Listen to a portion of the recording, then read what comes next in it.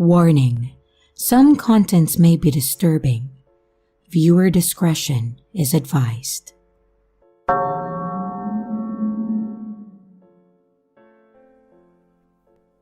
Every year, my family would have a big 4th of July party. My grandparents would come over, my aunts, uncles, cousins, and even some close friends and neighbors. All the kids would line up their fireworks, and we'd decide in what order we wanted to shoot everything. The adults always prepared the food and would sit around and talk. It was always a blast.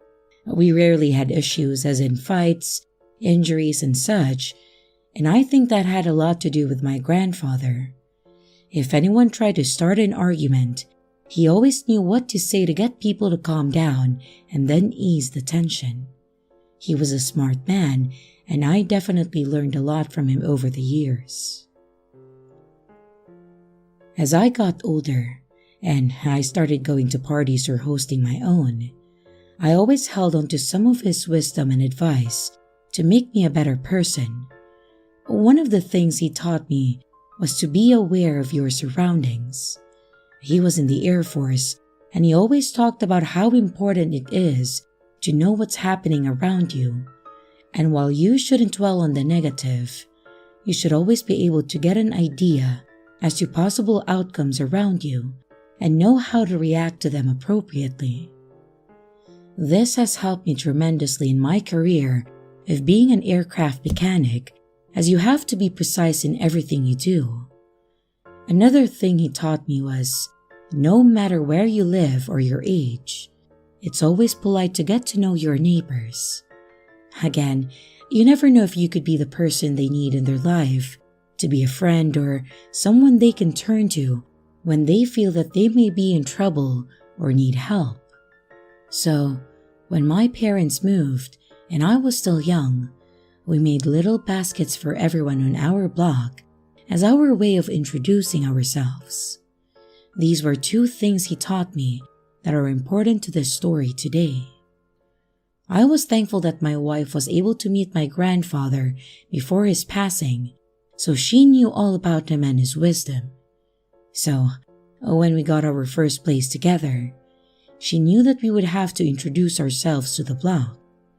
We moved in early June and decided that we wanted to have a housewarming party and a 4th of July party all in one. Because of this, we agreed that we would let the neighborhood know, as well as a warning, in case we got too loud, or if they wanted to join and get to know each other better. We prepared our gifts that week and over the weekend, and we went off to start handing them out. Everything went as I would expect. Some people were happy to meet us, some were surprised that people still introduced themselves, and some even wanted to show my wife her jewelry collection. There were 2 houses, though, that we did not get an answer, so we left our gift with a card at the door so they still get the introduction and the invite. One of our neighbors, Kathy, seemed to be the cliché neighbor that knows everything about everyone, so we got the short version of everyone's history from her. I appreciated this, since I wasn't able to meet everyone and I had mentioned this to her. She explained that one house was someone's winter house and that they wouldn't be back for a few months, and the other, she said to give up on trying to meet them. Curious, I asked her about this. She said that it was a middle-aged couple living there, and they rarely went outside. She thinks the guy worked overnights, as she always saw him coming home late at night and not leaving till evening, while the woman always left midday looking her best and coming home before he left for the night. She tried talking to them on a few occasions, and the guy tended to ignore her, while the woman seemed to rush the conversation and did not want to get too close. She said she gave up trying to get to know them, but she had her door camera, so she always saw them coming and going since they live across from her. I kept this in the back of my mind to process it later. We said our goodbyes, finished by going back to the winter house to pick up the gift that we had left and agreed to try again in the winter, being assured by Kathy that she would let us know when they got back. The following morning, as we left to get coffee, I noticed the gift from the mysterious couple's home was gone, so hopefully they got it and at least enjoyed it. The next couple of weeks went by as normal. We unpacked and prepared ourselves for the party. This whole time, never seeing this couple. Kathy was certainly right. It was going to make for a difficult time if we ever wanted to try meeting them. Then came the night of the party. Both of our parents showed up and a few of our siblings, because some couldn't make it, as well as some old friends and new neighbors. Kathy came over, brought us a cake, I believe, but said that since her dog was afraid of fireworks, that she would watch ours from her home, so he wasn't alone. A few people had kids with them, so we kept it appropriate for the time being. After the kids finished off their fireworks, and those families left as well as our parents, we started getting a little more rowdy. There was more drinking, a little more stupidity with fireworks, but everyone was having a good time. And at one point, I was fetching more rounds for everyone, asking who all wanted one, when I noticed a guy that was talking to my wife's friend over towards the side of the patio that I didn't recognize at first.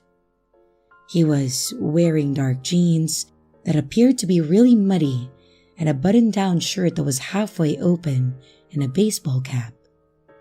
Thinking it was someone her friend brought along, I asked if they wanted anything and made my way to the kitchen to grab the drinks. I gave her friend and the guy their drinks, and they both said thanks, and I carried on passing out the other drinks. As the night went on, I saw the same guy talking to other people, including my wife. He was still carrying around the same bottle that I got him, and when I would ask if he wanted another or if I could take it from him, he always refused, saying that he was still drinking it. I kept an eye on him just because I didn't recognize him and no one had introduced him to me yet. We still enjoyed our night, taking pictures and recording our stupid antics, until it was time for people to start dispersing.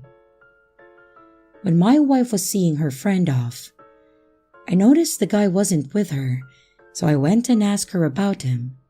She said that she had come alone, but the guy was talking to her for quite a bit. She said that she didn't recognize him either and thought that it was one of my friends from work since I was talking to him quite a bit. I let it go, thinking maybe he was someone from work that I didn't know too well, or maybe he came with someone else and I didn't notice. I did drink a lot that night, so I was also not fully there, I'm sure. We cleaned up a bit and then headed to bed, and thankfully, we were off the next day so we could recover. But still, we were never able to determine who our mystery guest was. As I was coming home from work sometime that same week, I saw several cop cars at the non-social neighbor's house. Like anyone would, I tried looking to see if I could tell what was going on, but I couldn't see much more than a crime scene tape going across the house. I got home to be greeted with my wife and Kathy in the living room. They told me that they didn't know what was going on yet either, but Kathy was already visiting when the police started showing up. Shortly I got home, Kathy mentioned going back home so she could try to find out more when we actually had someone else knocking on our door. It was another officer wanting to ask us questions about our neighbor and if we had seen him. I explained that I didn't even know what they looked like, but Kathy began describing them more and said that she hadn't seen them in a few days. The officer pulled out a picture to show us and asked if we'd seen him, when my wife and I realized that he was the guy That was at our party." Kathy and the officer both looked shocked, and the officer began asking us what he was wearing, how long he was there, wanted to know when he got there and when he left, if he said anything to us or was acting suspicious at all. We tried to answer the best we could about his whereabouts and explained that he was technically invited, but since we never actually met them, we didn't know if they would show up or not. Kathy finally started asking the questions that we were all wondering to find out what was going on, when the officer tried being vague but still informed us. He said that they were called there on a welfare check by someone. They had a reason to enter the property, where they found a female's body in a tub, and the man that lived there was nowhere to be found. Kathy's description confirmed that it was the woman that lived there, and we were all in shock. They said that they were looking for him, for questioning, and asked us to call if we saw him, but to avoid letting him in as he might be dangerous. So, we were obviously a bit on the edge at this point, not really knowing what to do. We offered to let Kathy and her dog stay in our spare room so she wasn't alone, but was insistent that she would be okay alone. We walked her back home, and when we returned, we made sure all the windows and doors were locked to make sure that there was no chance of someone getting in. And thankfully, we also had security cameras that we could watch as well. That day came and went without them finding the guy. The news vans started showing up, and we were seeing it on TV now. That's when it started getting worse. They said that he was wanted for the murder of his girlfriend, who most likely died on the 4th. And that's when I started thinking, this guy was definitely at my place on the 4th. He wasn't talking about himself much, but made sure to talk to a few people to make it obvious that he was there. I began feeling that we were being used as an alibi. I felt sick. This girl was either dead or dying in a house a few down from ours while we were there covering for him, a murderer. Our families were there, and it was a terrifying thought. And while it was bittersweet as a woman lost her life, they did finally catch the guy. He was trying to flee the country, but only got as far as Texas when they finally caught him. Now, this was coming from Kathy. She said her husband was a cop, so she knew some of the detectives. They told her that the woman's sister hadn't heard from her, and the guy had a record and was worried that something had happened. She was most likely killed that night of the 4th, so that confirmed my suspicion that we were definitely used. I'm glad that they caught the guy, but since this incident, I monitor a hell of a lot better as to who comes over to my place, or just who I'm around in general. My grandfather was definitely right. You really can't be too careful.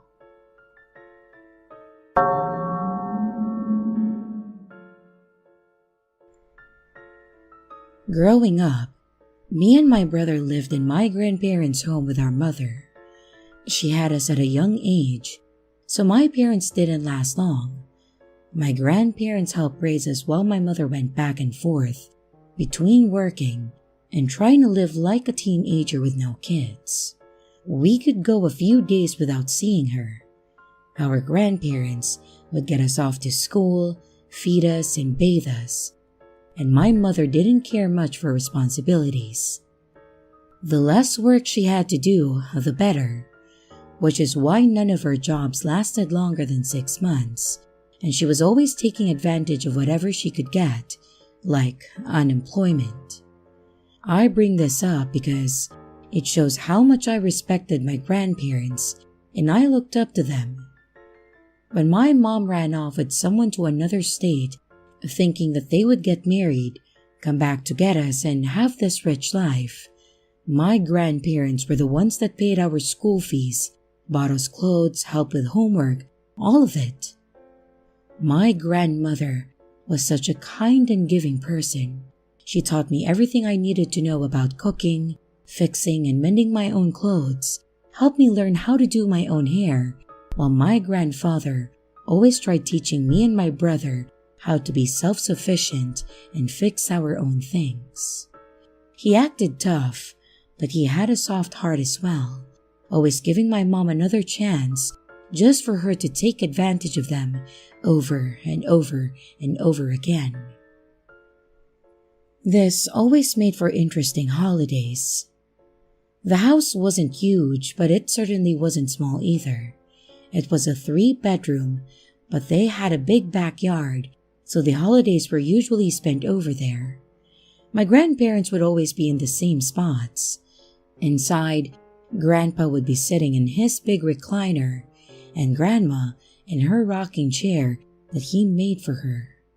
Outside, they had 2 rocking lawn chairs that they always sat in, while everyone else had to decide where they wanted to be. It was a perfect view of the whole yard, so they could see everyone coming and going. And on the 4th of July, it was a perfect view of the fireworks, going straight up. My grandmother loved the fountains. She didn't care much for the huge mortars that went in the sky, but the little ones that always had a story to them and different colors that she loved. As we grew up, my mom continued being the same person that she was, so she became more of a distant relative. However, when my grandfather passed away a few years after I graduated high school, she was around more often, trying to care for my grandmother. I ended up getting an apartment nearby to help out as well. And when I would come over, we would begin to hear weird sounds or have weird events occur. And my grandmother always says that it was Grandpa watching over us. I used to just shrug it off, thinking that it was just something people said to help cope with the loss. I'm sure feeling like someone is close to you that you've lost can somewhat ease the pain. But I began to believe it more when I would personally experience things. My nickname that my grandpa gave me was Buttons because I started collecting them. I have bought many clothing items, purses, and bags just because I like the way they look, and I would cut out the button and use the item for something else. My grandfather worked at a junkyard, and if he ever found any, he'd always bring them home for me too. So when I started finding buttons that I'd never seen before in places that they shouldn't be, I really felt like it was him giving them to me as gifts. I became a little more open to the possibility from then on. So continuing with tradition, we would always keep Grandpa's seat open for the 4th of July so he could still be there with my grandma. Over the years, I ended up getting married and my husband moved in with me. My mom also started losing interest in helping my grandma. She would begin disappearing for days again, so I would have to go over there to make sure that she had enough food and toiletries, and just to make sure that she was okay. My brother also moved out of state, so there was little that he could do to help. I'm thankful my husband was always understanding when I would have to go over there after work, or when he was willing to help me to get groceries for her. Well, sadly, my grandmother passed away too, due to heart complications, and once again, that meant my mother would be back around. She wanted to help as much as possible with the funeral arrangements, and she spent time with me and my husband too, and actually seemed like a normal person for once. However, I would learn that it was more so to find out about her will. My grandpa of course left everything to my grandmother if she survived, so now she gets to actually get something out of them. It turns out they actually left her their house, but most of the money they had saved, they gave it to me and my brother. I could tell that this angered my mom because she wanted the opposite. She threw many hints at us about it too, but we always ignored it or changed the subject. She actually moved into the house and we stopped talking to her for the most part and we went about our lives. I ended up putting the money I got into savings to hold on to it as we were planning on getting our own home and starting a family. To speed this along, it was less than 2 years since my grandmother's passing for my mom to destroy that home. I went over there a few times and she had tried to sell almost everything she could in that house. She tried selling their lawn chairs and I actually paid her for them and begged her to keep them there until I had a place. Since she started running out of money and she couldn't pay for the repairs, she was actually trying to find someone to sell it to. She tried letting her friends live there, but quickly learned that much like her, they didn't want to pay rent. I couldn't stand to see this house go to someone else or take any more damage, so after talking to my husband, we agreed to try and buy it from my mom. After many discussions and her asking for ridiculous amounts, she finally agreed to let us have it. We made very strict rules about her not being able to show up uninvited, and the locks would be changed to prevent this too, and she agreed. Of course, saying one thing and following through are two different things. Throughout the next year or so, we made the necessary repairs and moved in. But I noticed that unlike my grandfather was in the past, there seemed to be no presence of either of them. I would notice this on those bad days where I just wished that they were still around to see everything that I have achieved. This made it even harder when I was pregnant and I had my first child. I wanted them to be able to meet her and show her that kind of grandparent love that I got. Before I continue, I will say that shortly before my daughter was born, I cut all ties with my mother. We found out that she was involved in some really shady and dangerous things as well as people. She brought someone to my baby shower uninvited and they tried doing coke in my bathroom. I told them to leave before I called the cops and to never come back. She has never met my daughter and tries calling to see her in between, asking for money, so I blocked her number and tried to move on without her in my life. My daughter was born healthy and happy in April. Other than my husband's birthday in June, the next big holiday coming up was going to be 4th of July. So, we wanted to have a small party with a few friends. As we started setting up the yard, I remember the lawn chairs, and I dug around the shed to find them. They weren't taken care of like I would have liked, but they were still there. So I cleaned them up and I put them right back where they belonged. When we went and got our fireworks, I saw a huge fountain called the Beautiful Rose. My grandmother's name was Rose, and I just knew that she would love it, so I happily brought it home with me. The party was going great as expected. At one point, I went and laid my daughter down to sleep. I turned on her monitor and clipped the other one onto my shirt so I could hear if she woke up.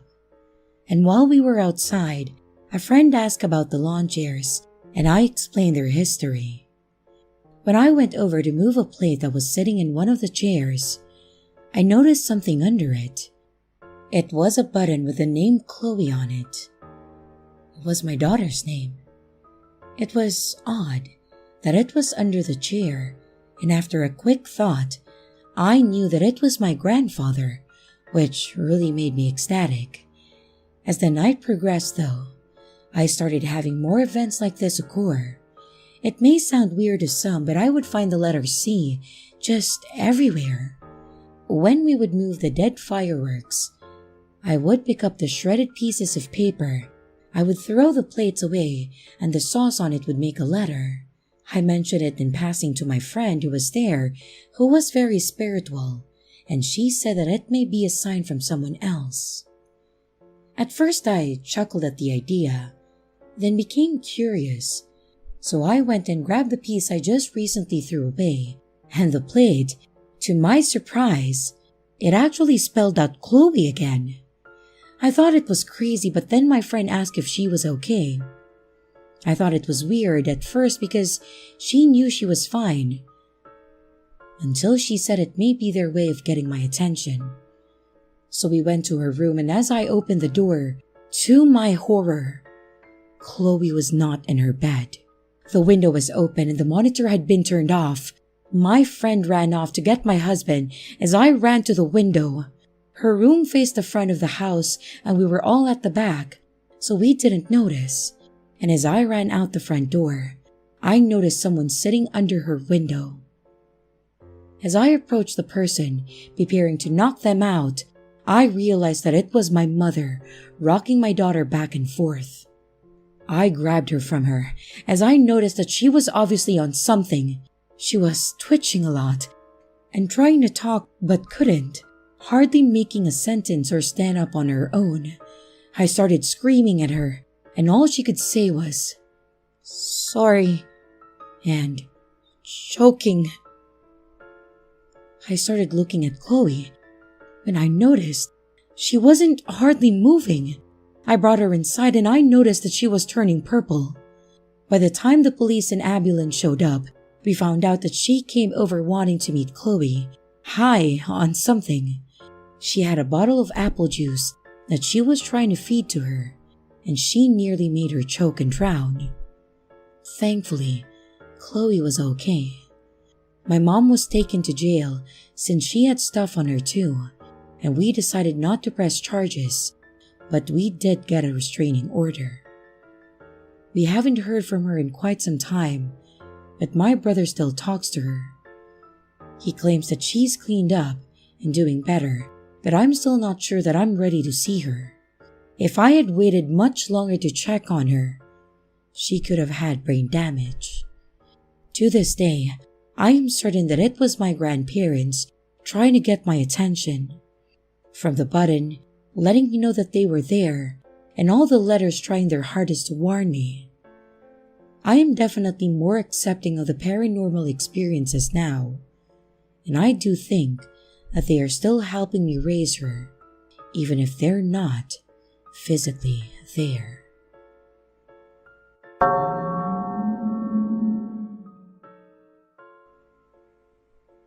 I live in a cozy little home with my son and husband. Since our home is on the smaller side, we usually go to other people's homes for holidays or parties.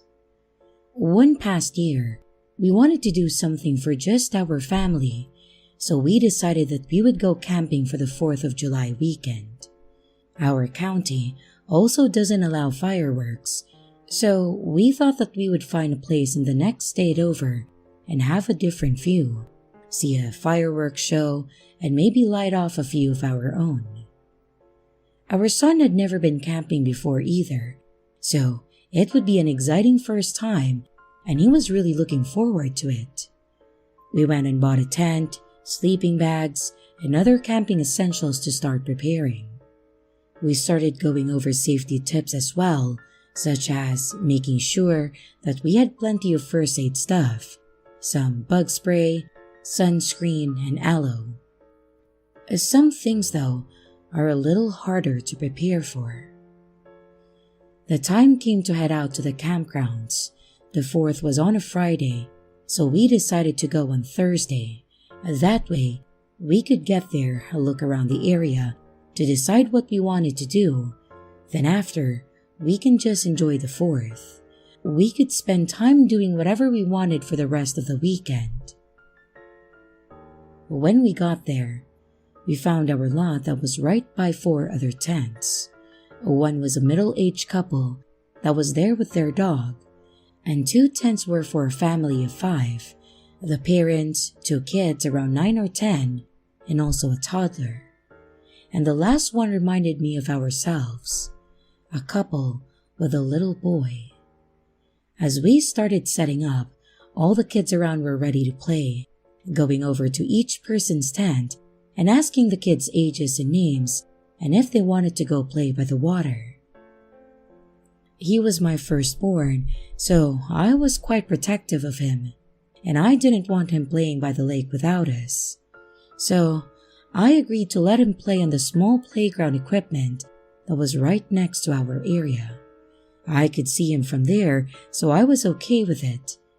And the 4 kids were playing and talking about whatever kids talk about, and the parents of the single boy, I'll call him Kyle, came over and introduced themselves.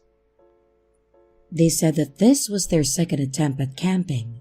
They tried last summer, but they were forced to evacuate after someone caught part of the campgrounds on fire. They said it was most likely caused by a fire pit that wasn't allowed that got out of control. They said it was fairly close to them because they could see the flames and they had to pack up in a rush, which scared Kyle. From what they explained, the poor kid was pretty scared for a while to do anything close to fires or anything camping related. They mentioned how they eased them into it though, by camping in their backyard, which made me think we should have tried that first to see how our kid would react. But overall though, they wanted to say thanks and for letting Kyle play with our son, Nathan, and then complimented on how well-mannered he was and being willing to pull Kyle in with the other kids. It was a very proud parent moment for myself. That night and the 4th itself were both great, since everyone was so kind and welcoming. We had a cookout together and we put all of our food into it. The kids were having a blast and we gave some of our little firework stuff like smoke bombs to the larger family since they didn't have any, which kept them occupied. I will say those older 2 were a little more on the daredevil side. They were trying to throw smoke bombs in the air and catch them, hold them in their mouths, tried to throw rocks from the gravel road at the birds, things like that. And thankfully, Kyle and Nathan stepped back from those activities. Saturday, we decided to have a little more time relaxing. After sleeping in a bit and having breakfast, we decided to go for a little walk through the trees.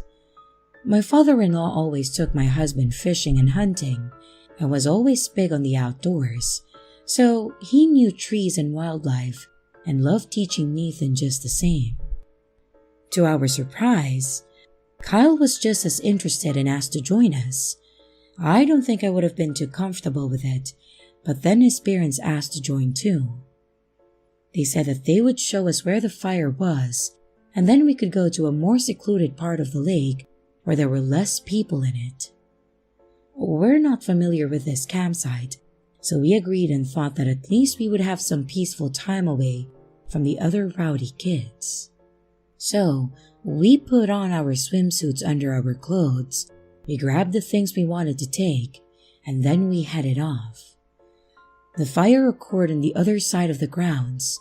There were several trees that were still standing, but obviously dead from the fire.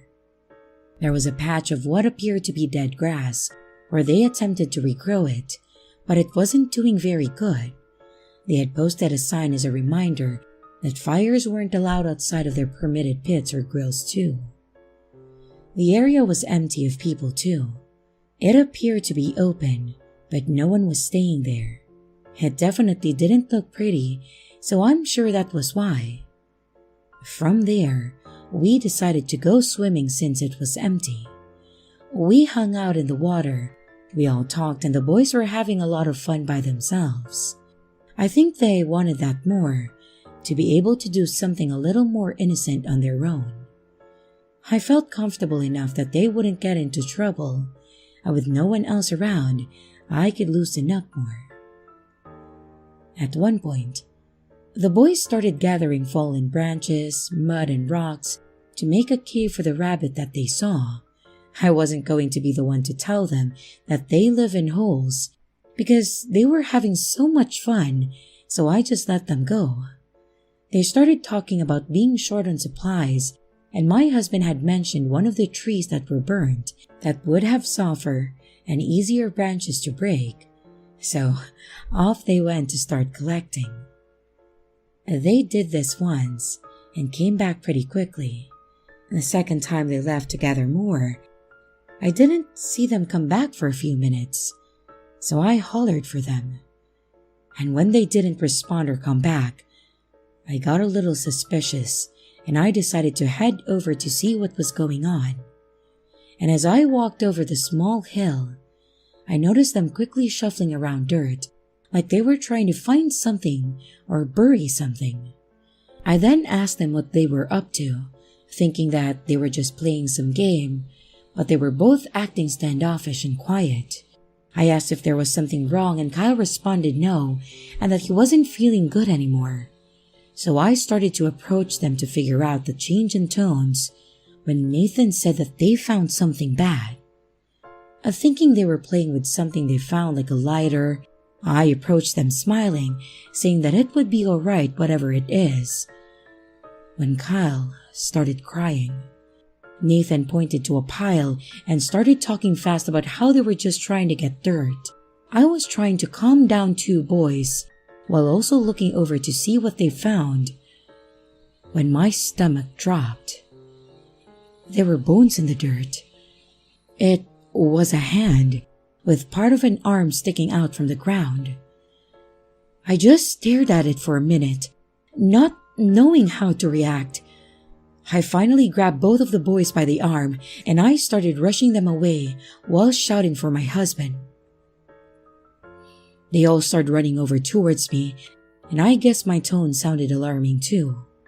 I explained to them what I saw and the guys went to look. My husband agreed to stay nearby just in case, and the rest of us hurried over to the campsite nearby to ask someone to call a park ranger. From there it became a blur. The rangers came out and they looked, and they had to call the police and tape everything off. We were obviously on edge. After being interviewed by the police and the poor boys being questioned, we were finally cleared to go back to our campsite. At this point, we were ready to go. This definitely wasn't going away, so we decided to just leave. We spoke to law enforcement, gave them our contact info, as well as Kyle's family, because they still seemed like a great little family, and then we left. Later on, Keith and Marissa, Kyle's parents, contacted us and told us that they identified the body as a little girl that had gone missing about a year back. It was then assumed that the fire was likely used to cover up the murder, though the body wasn't found at that time. It was hard to have that conversation with Nathan to explain that there are some evil people out there, and that's why we are so picky about who he's with, where he goes, and that we want to make sure that we know where he is. He was too young to have witnessed something like that. It was a terrifying thing to witness, and I don't even know if they ever found the person who did it. But I hope that no one I know ever has to witness or go through something like that.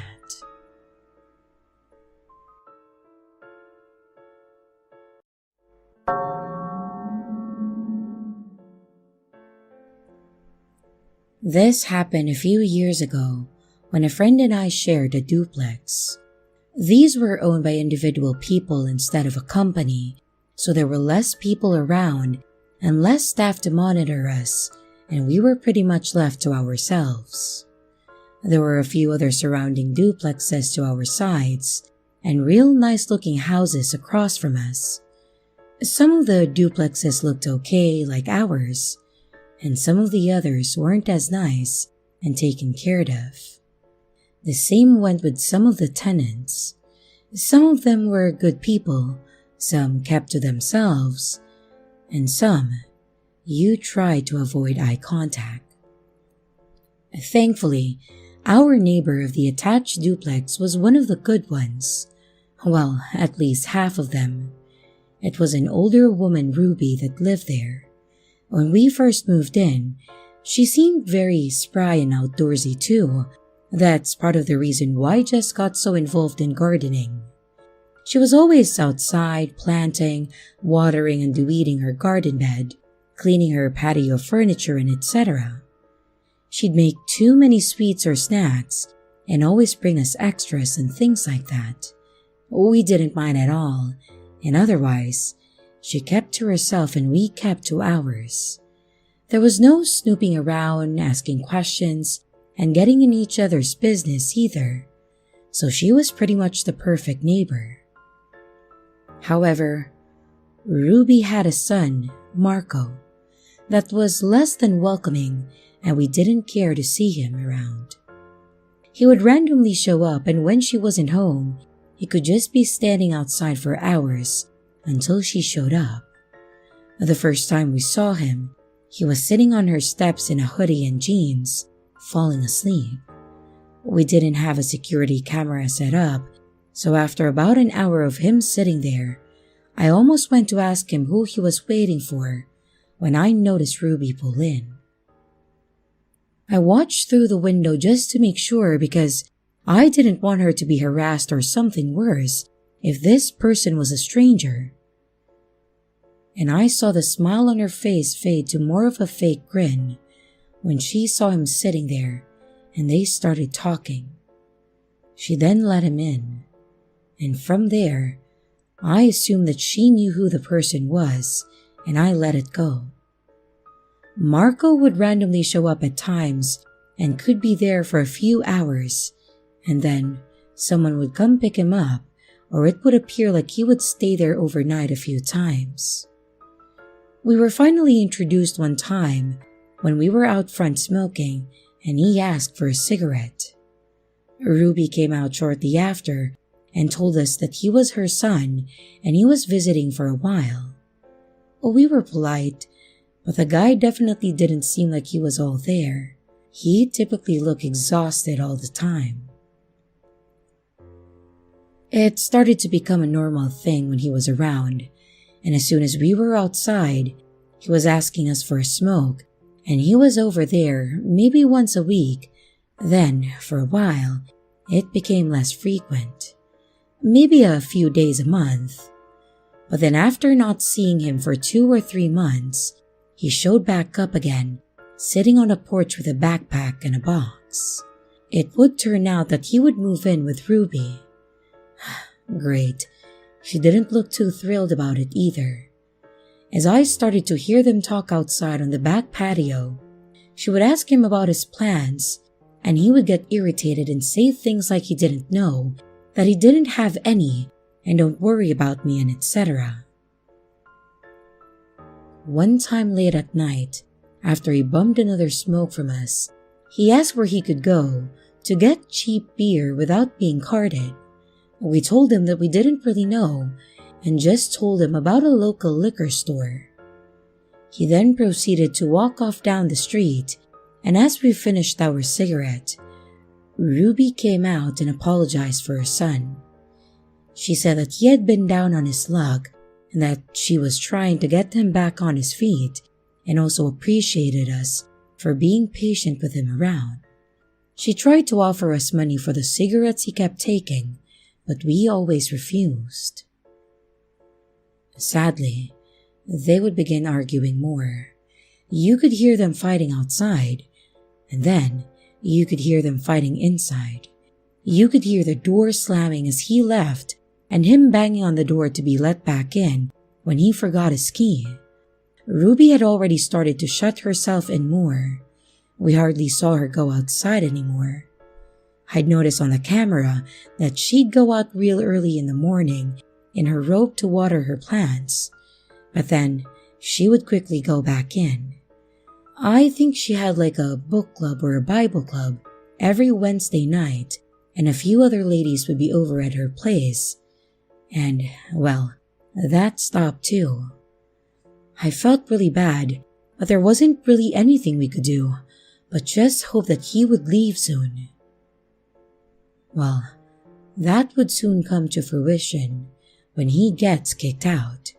They were arguing again, and after someone else equally shady showed up at her place, Marco went outside and brazenly, with a camera right on them, made a drug deal. I now understood why Ruby had been so upset. I can't imagine it was for her or that she used it at all.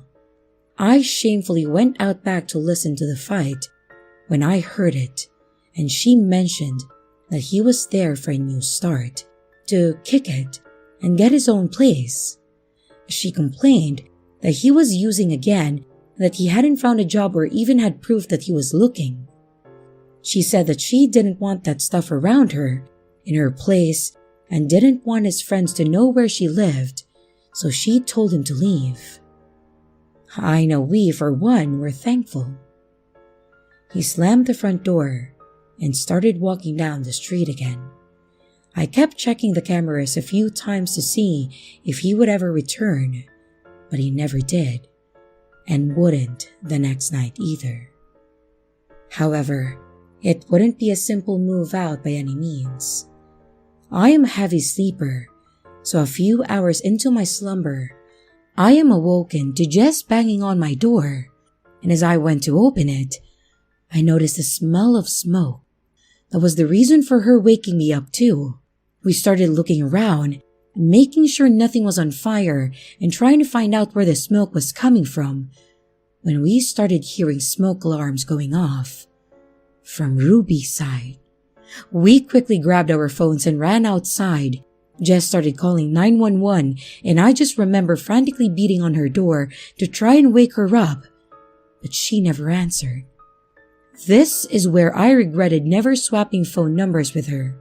When the fire truck showed up, we told them that we thought Ruby was still inside and went to the end of our driveway to wait to see what happened. Unfortunately, Ruby was still inside, but they were able to get her out, barely alive. Not only was she in there, but she didn't answer because she had been beaten on the back of her head, causing her to pass out on the living room floor. Of course, the fire was intentionally set as well, and we had a feeling that we knew by who. Thankfully, we didn't have to point the finger, as we learned Ruby identified Marco as the one that did it. Jess ended up helping her out a lot when she was at the hospital and told her what had happened. She locked Marco out, so he ended up breaking in through the back door. They had gotten into a fight when he hit her in the back of the head, and the next thing she knew, she was at the hospital. But don't worry, she talked to him when he got arrested, and he admitted that he was high when this took place, but thought only his mom's side would burn down and was sorry for hurting us. Charmer, right? She had damage in the living room, and they had to repair the wall separating our units, so we both got put in a hotel for a while. Jess still keeps in touch with Ruby and tells me how she's doing, but I don't care for attached units anymore, and I moved into my own place as soon as I could.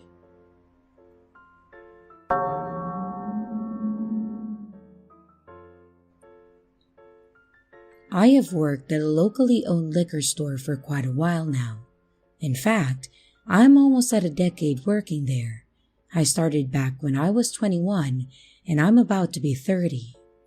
If there's something I can tell you about working at a liquor store, they are crazy people magnets, and those crazy people like to come out at night.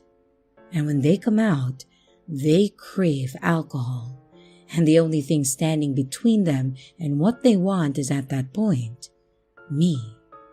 So that said, I could probably fill out an entire novel with the weird people that I've encountered and the crazy situations that I've been in. However, just for the sake of brevity, I'll just talk about one customer in particular. He was a decent guy. There was just one instance that genuinely freaked me out. A bit of a backstory to how he came to be a customer. About 2 years ago into my working there, the store actually changed its hours to be open later because the state or county, not sure which one, had approved extended hours for liquor stores. Because of this, we went from closing at 9 p.m. to closing at midnight. I was cool with working the late shifts, so I got put on the closing, and for the most part, everything was okay. That was until the new hours attracted a very particular man. We are going to call this man Daryl. Daryl was a very strange guy that was very, very open about the things in his life to people that he barely knew. The first night that he came in, he grabbed a large handle off the shelf, came up to the register, and looked me dead in the eyes. And when I said dead in the eyes, I meant that he seriously looked dead, and he stared at me with a seriously cold and aggressive glare. I was taught from a young age that you should be nice to people you don't know because you never know what they're going through. So I looked him back and asked how he was doing on that fine evening. As soon as I said that, he said back in practically a whisper, "Don't talk." After about 10 or 20 agonizingly silent and awkward seconds, he smiled and said something to the effect of, "Alright, you're pure." And at first, I thought this "don't talk" statement was the start of a robbery, like he was about to pull a gun or something. But then he gave me his half-toothless grin and kind of put my mind at ease. I rang him up and we moved on. Then the next time he came in, I asked him about the whole "you're pure" thing was about. He smiled at me and said that he had a gift that he stared into your eyes long enough, he could tell if you were a good person or not. I jokingly asked him what he would have done if his gift had told him that I wasn't a good person. And he said, "Oh, well, I'd probably would have killed you." And this may sound like something that would be said by someone that's making a joke or something to that effect, but the tone he had sent chills down my spine. I could tell that this man was not joking. He shrugged and then followed up with, "But we don't have to worry about that because you're pure. I can tell you won't be a problem for me." After this night, he came in several times over a few months, and for the most part of the conversations were normal. Well, as normal as they could be with him. He would talk about his job as a janitor, though he wouldn't tell me where he worked and said that it was top secret. He told me about his friends, that he went to Iraq with them, and he would tell me about the ones that didn't make it back. Every once in a while, the short conversations would be broken by him making a really hard grimace and then looking away, which told me that he had some internal issues that he was facing. Because of this, I was always polite to him, and I made it to a point to keep the conversations as light as I could. But there was one night where he came into the store in his underwear and paid in cash. You can guess where he was keeping it. Honestly, that was the night that I almost checked out of this whole thing, but he was incredibly apologetic and he told me that he forgot his pants. And that's it. He had apparently simply forgotten to put his pants on. Like I said, it was weird, but I let it go and we moved forward.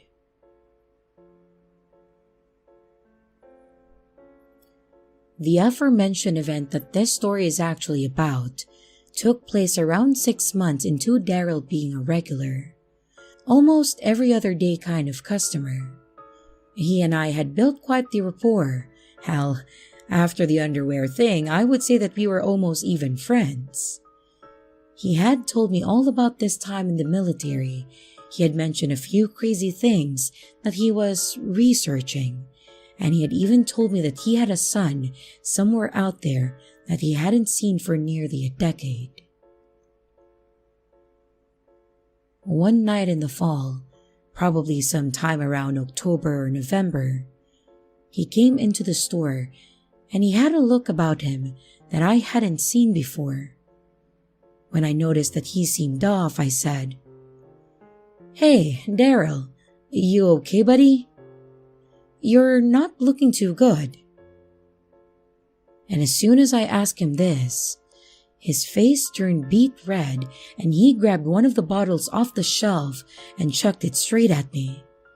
It hit the shelf and shattered, knocking several things down in the process.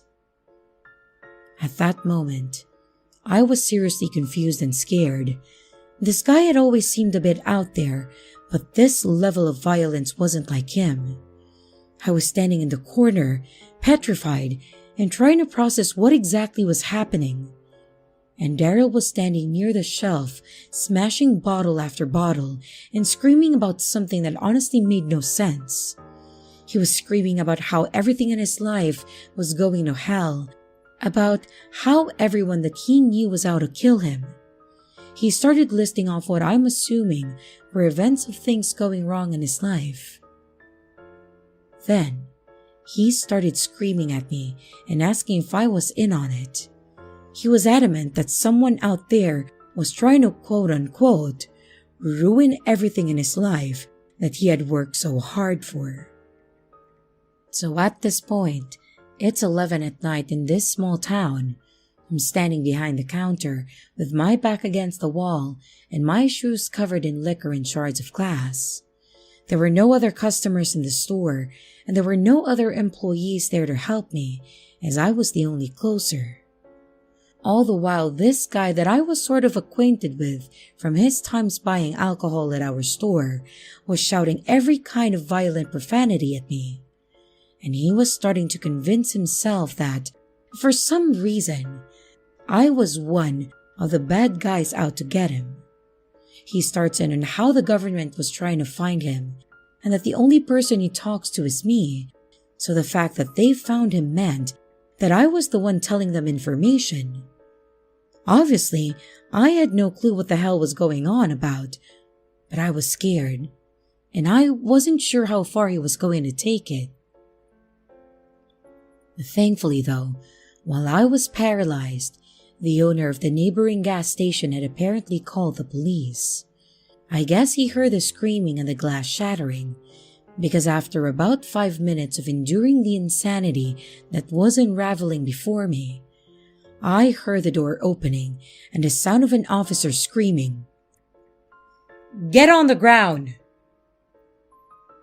And Daryl actually started to turn his anger toward them for a moment.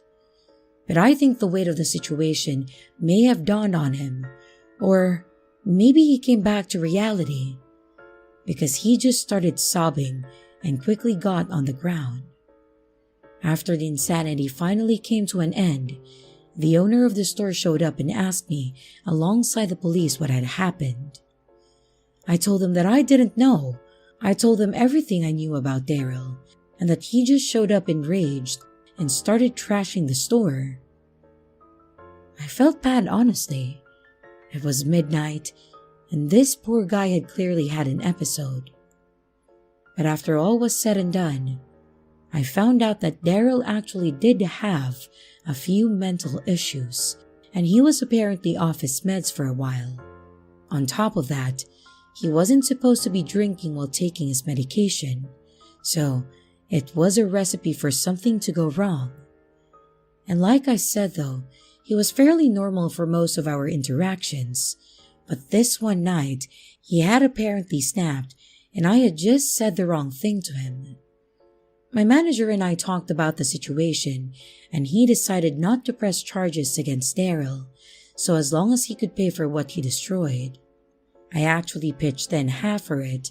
I think it was something like $150. And sadly, Daryl only came in one more time, and he actually did so to apologize to me personally. He said that he had issues and that he didn't mean to scare me. I told him that I understood. I shook his hand, and that was the last time he and I ever interacted. I personally just hope that he's doing all right.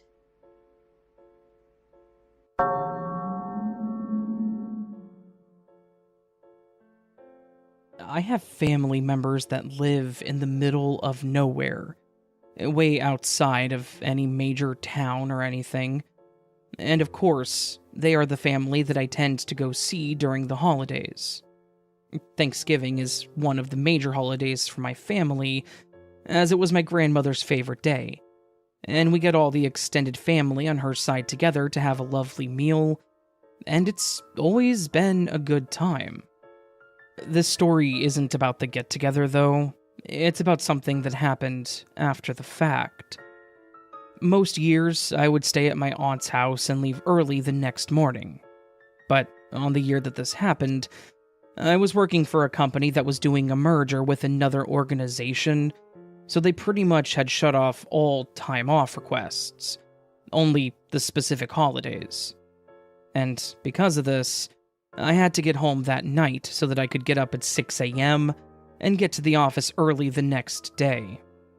If nothing else, it was a pain in my ass, as I hate driving late at night, especially for the full hour that I have to drive to the north to get home. And the fact that they live out in the middle of nowhere means that there are literally no streetlights. I tried to leave at a good time, but it was hard to leave my family that night as they wanted to continue talking and spending time together. So, by the time I got out of there, it was around 10:30 at night. I get out of the driveway and out onto the really dark roads, trying to keep my eyes open and my mind focused on the trip. I was definitely struggling, like, really struggling, to keep myself awake. I think that digesting all that food and the hard spike in my blood sugar had really started to take its toll on me. I could feel my eyelids starting to drop as I was going. The longer I went, the harder it was to keep myself going, so I figured that the best course of action for me was to put on some music. Unfortunately, I do have an older car that doesn't have any sort of wireless connectivity, so when I listen to music, it has to be on a CD. The disc that I had in was not going to be enough to keep me awake. I needed something heavy and aggressive. So I ejected the CD and slowed down a bit so that I could reach down onto my floor to grab my CD folder, which is something that I will say was incredibly stupid. I was taking my eyes off the road and focusing on reaching down to grab my CD holder. Like I said, stupid. But it's what I did. I reached down, grabbed my folder, and grabbed the disc for some metal band. And when I looked back up at the road, I noticed a figure standing there in the middle of the road. I panicked, and I slammed my brakes to do my best to avoid hitting whatever or whoever this was. Thankfully, despite the car being old, it did have a good braking system, and I was able to stop pretty quickly without flipping my car or driving into the trees in the shoulder. When I came to the screeching halt, I was gripping the wheel and just trying to breathe through my excruciatingly painful heartbeat that was pulsing in my head. I honestly thought that I was about to have a heart attack, considering how high my blood pressure was over those couple of seconds.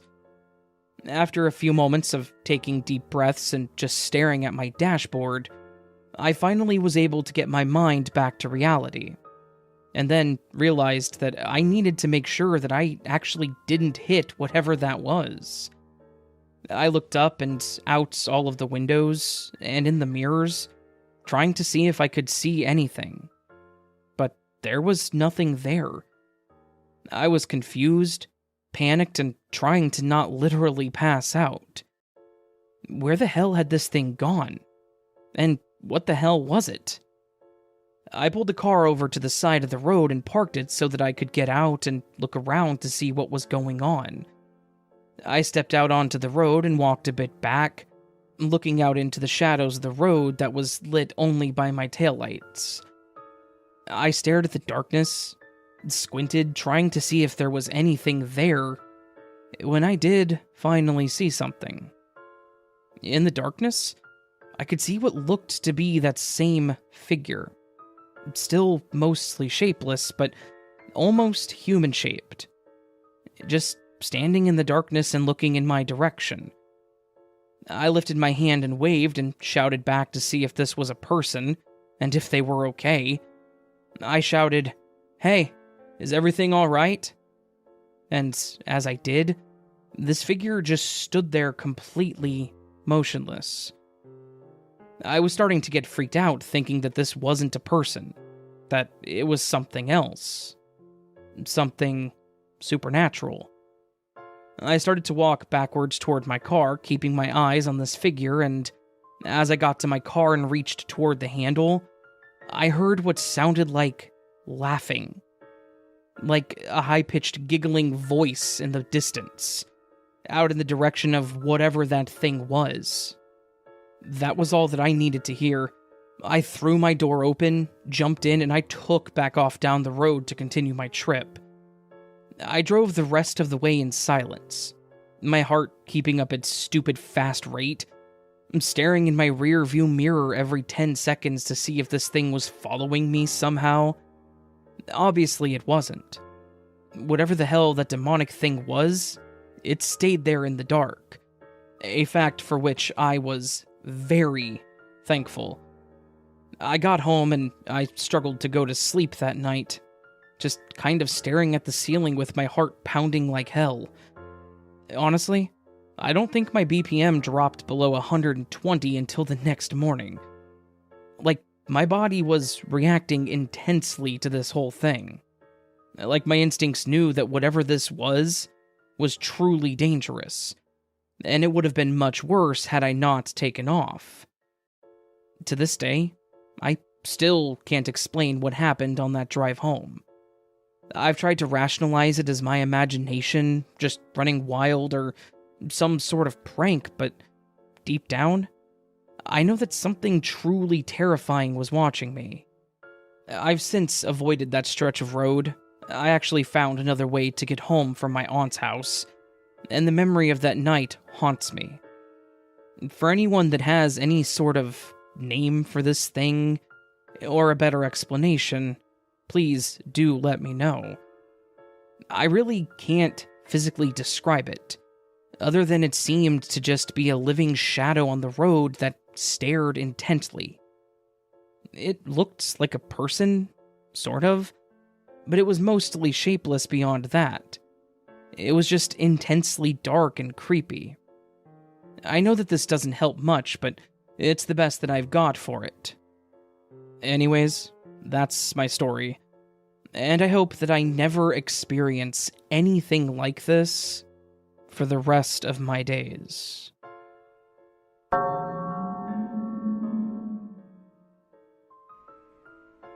I was recently having a conversation with my mom about some things from my childhood, and during this conversation, she asked me if I remember the time that I was obsessed with aliens. When she mentioned it, at first I couldn't really remember any of it at all. But then, after she started talking me through the things that I used to say, do, and the games that I would play with myself and my toys, it slowly started to trickle back into my memory. This was around when I was 6 at the oldest. At some point during that year, I started telling my mom that I was no longer a person, and that I was one of them. I would refuse to elaborate on what or who that them was, but soon after I told her this, I started asking her questions about space. I would ask her random questions about what existed in space, as if I expected her to know, and when she would tell me what she thought, I would just tell her that she was wrong, but then would refuse to elaborate. Not long after that, I started showing a major interest in anything that was space-related or alien-related when it came to toys. I would ask her for a toy rocket ship, spaceships, and I even asked her to paint my ceiling black and put stars on it so it looked like the night sky. I'll give her credit on that one. She actually did paint it black and then put those little glow-in-the-dark stars and planets on it. I remember that my ceiling looked like that when I was young, but I didn't recall that I asked for it to be like that. I thought it was just a cool thing that they had done for me when I was a kid. She said that I would play with my action figures, and every time that I would play with them, there would always be some sort of planned space adventure for them to go on. They would always be saying goodbye to their friends because they knew that they wouldn't be coming back, and would always load into their ships and would fly off into space. There were even times where the captain of the ships would give speeches to the rest of them, talking about how important these trips were for the future of the world. Of course, with all this, my mom would always call me her little astronaut, and I would tell her that I couldn't be an astronaut. She asked me why, and I told her that I wasn't allowed to go back to space unless they came and got me again. And no elaboration on who they were or why I wasn't allowed back in space. Of course, all of this sounds like a fun and kind of cute thing that a child would come up with. But after she told me about all of this, the reason why I had this sudden interest in this came back to me. I believe I was abducted when I was a child, and I remember a significant portion of all of that happened. That night, I recall that I was lying in bed, trying to sleep, but I couldn't. Now, I was 6, so I had no real understanding of insomnia or reasons as to why I wouldn't be able to sleep. I just remember that I would close my eyes and feel like I needed to open them. At one point, I got out of the bed, and I remember feeling like I needed to look outside, out into the backyard. I walked over to my window, and I moved the curtain to look out back. And I remember getting hit with the weirdest feeling. To explain it would be difficult, but I'll say that it felt like the time around me became a solid object, like everything had slowed down to a stop. But it wasn't as if it had just slowed down. It felt like it was being held down by something that was pliable, like an actual force. I know it sounds really weird, but it's the only way that I could think to truly explain it. I was also affected by this weird force, and I couldn't move, breathe, blink, or even really think. All I could do was stare out into the yard, and my brain struggled to process what I saw. I know that there was a weird shadow that was moving toward me, and a bright light that was above the yard. And while it was bright, it was more like it was glowing than shining. It wasn't lighting up the entire yard, but it was emanating a very bright and discernible light. I just stood there, staring at it for an indiscernible amount of time, but nothing moved. I really don't know how long I stood there, staring at the light, but by the time everything came to an end, I just remember blinking and standing in the hallway of my house. For however long I was standing in my bedroom, staring outside at this light and this moving shadow thing. Then, the next moment, I'm in the hallway of my house, nowhere near my bedroom. I ended up confused and terrified, and I didn't know what to do. So I ended up going to the living room and crying myself to sleep. I remember that much. A lot of the time after that is a bit of a blur, but my mom told me that this is when my obsession with aliens all started. I am fully convinced that I was abducted, and I have to assume this was some kind of alien abduction, obviously. But thinking back on it, the fact that I cannot remember anything between seeing the light and waking up in the hallway tells me that they may have done something so that I cannot remember what happened while I was with them. They clearly told me things based on what I told her, like the fact that I couldn't go back to space, but I genuinely cannot remember anything past that. Obviously, I have nothing in ways of evidence to back any of this up beyond my own memories. But I know what happened, and now that I remember it all, I cannot stop thinking about it. I know that a lot of people will disregard this story as they do, but that's okay.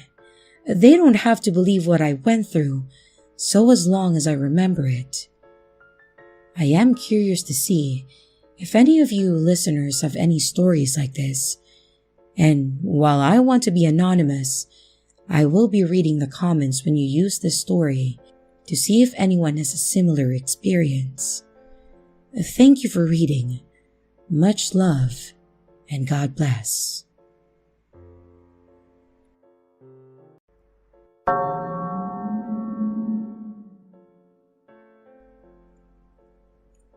This is something that I have never really told anyone about, but I've been thinking about it a lot lately, so here it is.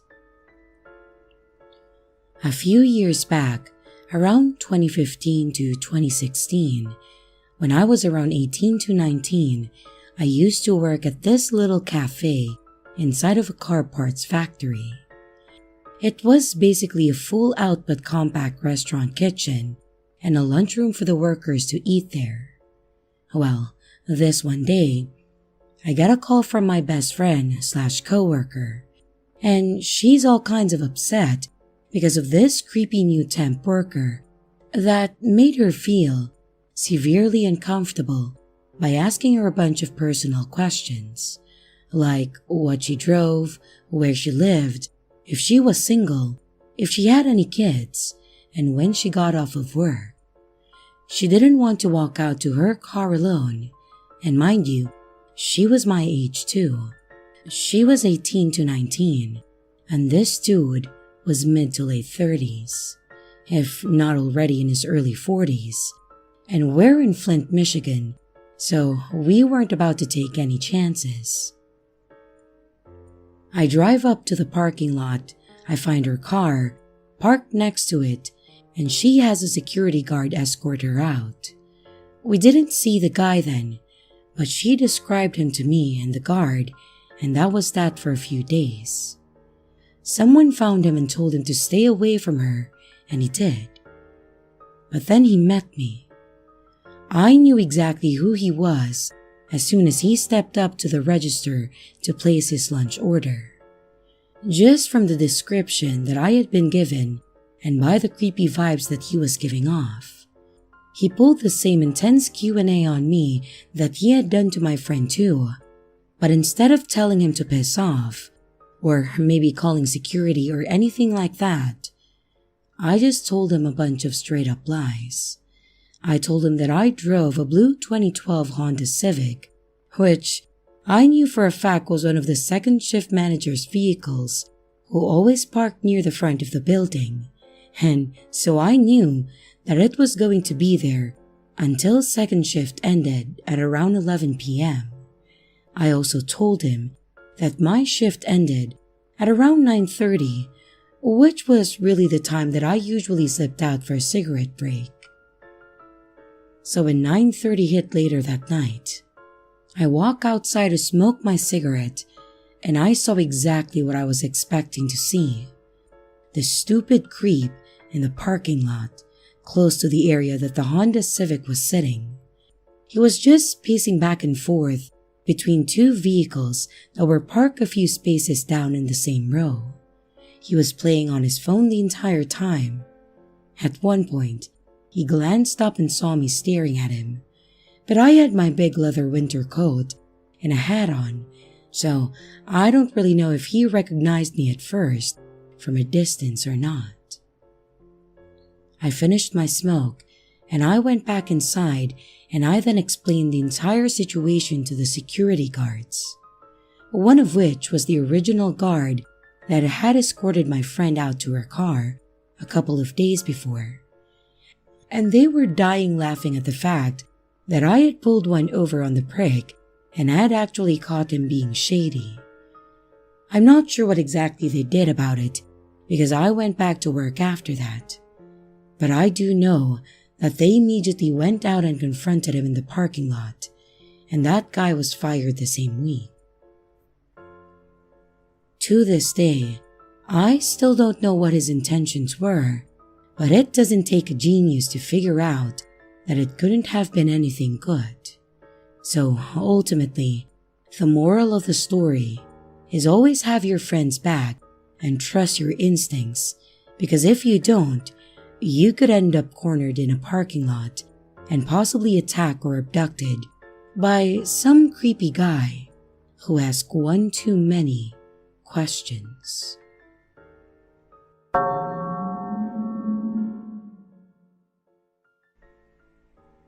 I originally shared this last night, but I deleted it on accident while trying to delete a different post. I ended up removing some specific details from the story this time around, so if you happen to catch it last night, then you got the uncensored version. I used to live in a 3-story house with my parents, my younger sibling, and our dog. We moved into this house a few months before my younger sibling was born, and that was when we first met the neighbors across the street. Lucas, who was the oldest child in their family, was always a bit strange, but there were some aspects of his personality that were more than just strange. They were straight up disturbing. It would take hours to cover everything, so I'm just going to get straight to the point. I'm almost positive that Lucas has been inside of our house in the middle of the night. Our house was built on a hill, so it looked like it was only 2 stories from the front, and the basement was connected to the backyard. The yards in this neighborhood were much larger than they were in newer housing developments, so it would have been very easy for someone to enter our backyard unnoticed. Despite this, my family was terrible at making sure that all the basement doors were locked. My younger sibling and I would always go in and out when we were playing in the backyard, or someone would go down to let the dog out, and we would end up forgetting to lock one of the doors before bed. We also lived in a safe area where it was common for people to leave their doors unlocked. However, my family did always lock the door leading down to the basement every night, along with all of the other doors on the main level of the house. I had a messed up sleep schedule back then, so I would usually still be awake at 3 or 4 in the morning. There were 2 specific instances that happened very late at night, which make me think that Lucas has been inside of our house without our knowledge. One night, I was in my bedroom on the upper level of the house. It was probably around 2:30 in the morning when I suddenly heard the sound of an angry growl coming from downstairs. Thinking that my dog had spotted a cat in the front yard, I quickly rushed downstairs to stop him from barking and waking up my entire family. This kind of thing would happen every now and then, so I wasn't thinking too much of it at that time. But instead of going downstairs and finding my dog by the front window, I found him by the locked door that leads down to the basement. The fur on the back of his neck was standing up, and his nose was pressed to the bottom of the door. I instantly froze when I realized what was happening. There was something or someone on the other side of the basement door. I was barely a teenager at the time, so I began to panic and started making my way upstairs as quietly as possible. I woke both of my parents, but neither of them took me very seriously. My dad just assumed that my dog was hearing random noises coming from outside, but he did eventually go down to check things out. He said that everything downstairs looked normal, but he also mentioned that we forgot to lock one of the basement doors that night. Then, there was another time that I was up late in my room, but this time, instead of hearing my dog growling, I heard a loud bark that echoed throughout the entire house. The sound was sudden and intense, similar to a gunshot, and it almost made me jump out of my chair. Assuming again that my dog had seen a cat outside, I quickly looked out of my bedroom window and tried to spot whatever he was barking at. But my heart suddenly dropped when instead of seeing a cat, I saw Lucas running out of our front yard in pitch black. I watched him run across the street and back towards his own house. And before I rushed to close the curtains and duck out of sight, I remember sitting there struggling to process what I had just seen and questioning why Lucas would be in our yard in the middle of the night. I told my mom about it the very next morning, and she said that she would bring it up to his mom. Because of these two instances, and because of the other details that I can't include, I'm 99.9% sure that Lucas has been inside of our house in the middle of the night. If you knew the entire story behind this family, then you would also find the thought of this to be extremely disturbing. I do want to mention that this all happened years ago. My family no longer lives in that house, and those neighbors across the street are doing fine. But looking back on everything now, I'm realizing just how creepy the situation truly was.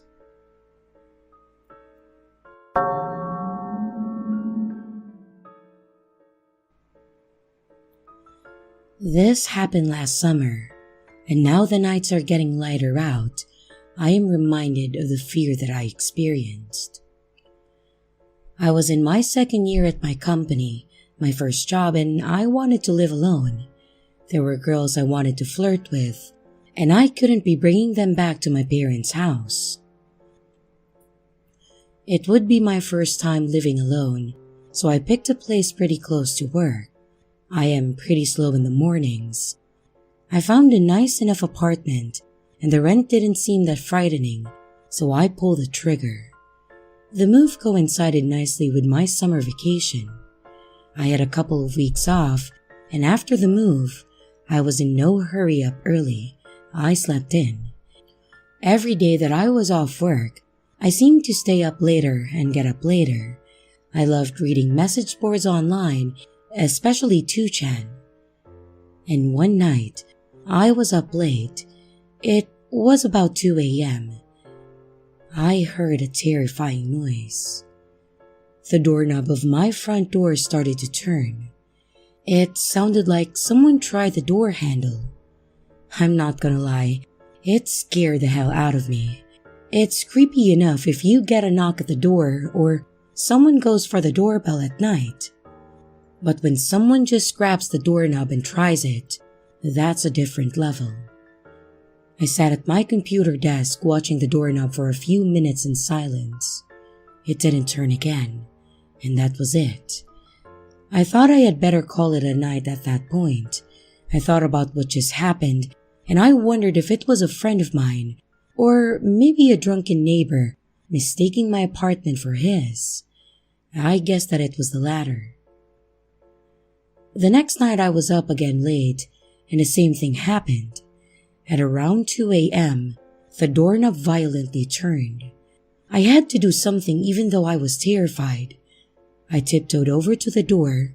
I put my eye to the peephole. However, when I looked, whoever was out there was already gone. The mysterious person who was trying my door handle continued to harass me for another 2 nights. And on a 5th night, I invited my friend over to drink with me. I was pretty stressed by it, so having my friend over for some beers was exactly what I needed. He ended up bringing a friend too, so there were 3 of us drinking. We ran out of booze and snacks at around 2 a.m., and luckily for me, there was a 7-Eleven about 30 seconds walk from my new place. I decided or forgot to lock the door, and I just headed to the shop. I mean, 2 of my friends were in there, so I thought that it would just be fine. I left my apartment, and a couple of seconds went by. I was in the hallway making sure that I had my wallet on me and my phone. Suddenly, my apartment door opened and then slammed shut. I instantly thought that whatever had been trying to get in had finally found its chance. I pushed thoughts of the paranormal aside and I ran in to speak with my friends. I asked, "Hey, did one of you guys just open the door?" They looked at me puzzled, and my friend's friend replied, "Wasn't that you opening the door just now?" To be honest, I was more than buzzed. I had a fair few beers, and that recent incident made me desire more. On the way to the store, I mulled things over in my head, and I decided that I might just be imagining things or making mountains out of molehills. I went back to my apartment with a new attitude. I felt like telling my friends about the spooky things going on with the doorknob, and we had a heck of a laugh over it. Well, it really took the edge off of the situation, you know?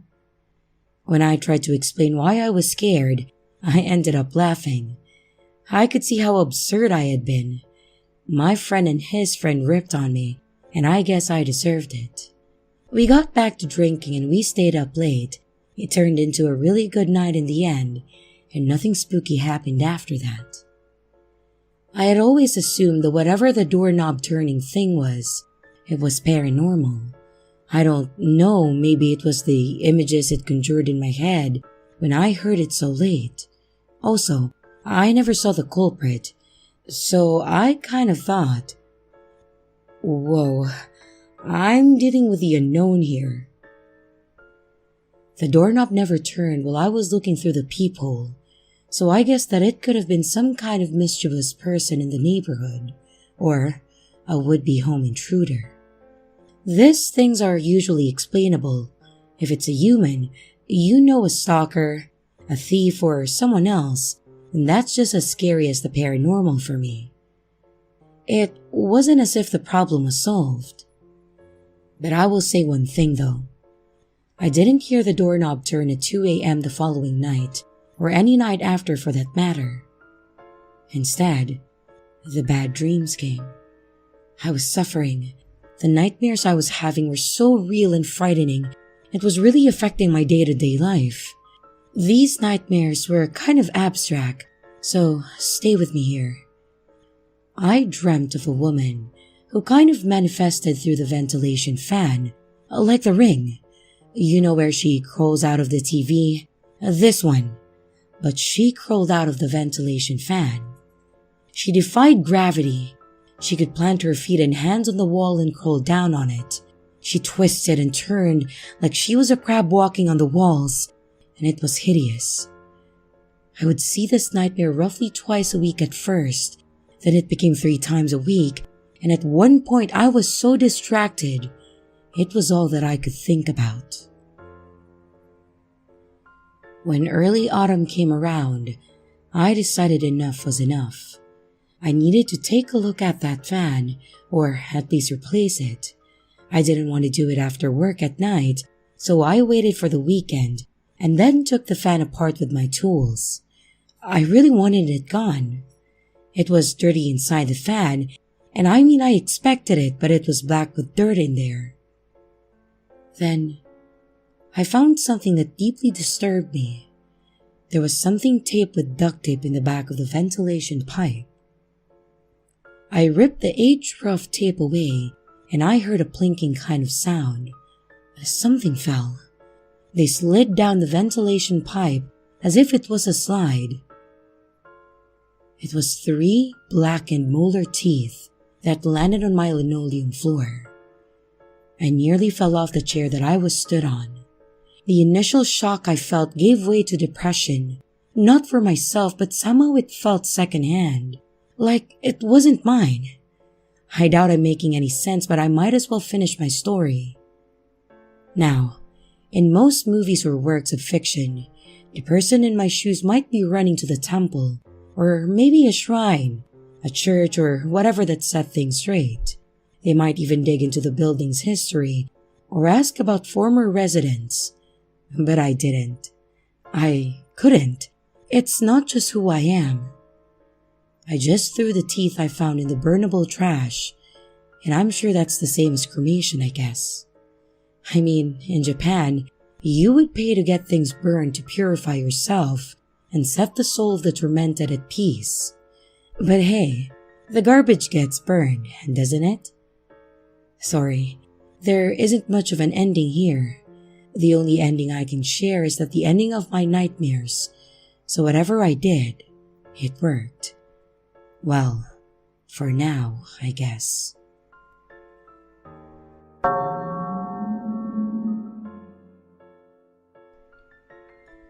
This was a weird experience that I had when I was in high school. It happened when my friends and I went to play with our airsoft guns. A survival game is what we call it. There were about 10 of us in all. We used to use this abandoned hotel. It was completely dilapidated and falling apart in places. There were loads of debris in there, making it perfect to pop up and shoot one another. The best thing about it was that it was so far away. There were literally no houses or anything like that nearby, and if we played at night, there would be no chance of us being disturbed. Because some of the kids from our school thought that it was haunted, they didn't even go anywhere near it, not even the bullies. So it was perfect. We really felt like it was just ours, you know? I would sometimes get a bit freaked out in there. I mean, it was a creepy abandoned hotel. On top of that, it was said to be haunted. So, who wouldn't be a bit on edge, right? My friends would make fun of me every time I got freaked out though. I usually got swept up in the excitement of it all, and then forgot about that nagging eerie feeling that the abandoned hotel produced. But not this time. There was something off that night. After playing intensely for a while, we went up to the 5th floor, and there was a big open room pretty much rid of any debris.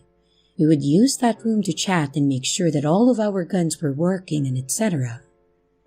And while everyone was gathered, I asked, "Did any of you feel anything was a bit off in the hotel today? Like, do you sense anything with us?" They said that since what we do when we play airsoft is aim our guns at one another, we are bound to have our senses heightened, but some did agree that something felt different that night. Just as we were discussing this, we heard some footsteps on the stairs below, and they resounded through the hotel. We hadn't heard any cars or motorbikes approaching, and like I said before, we were in the sticks.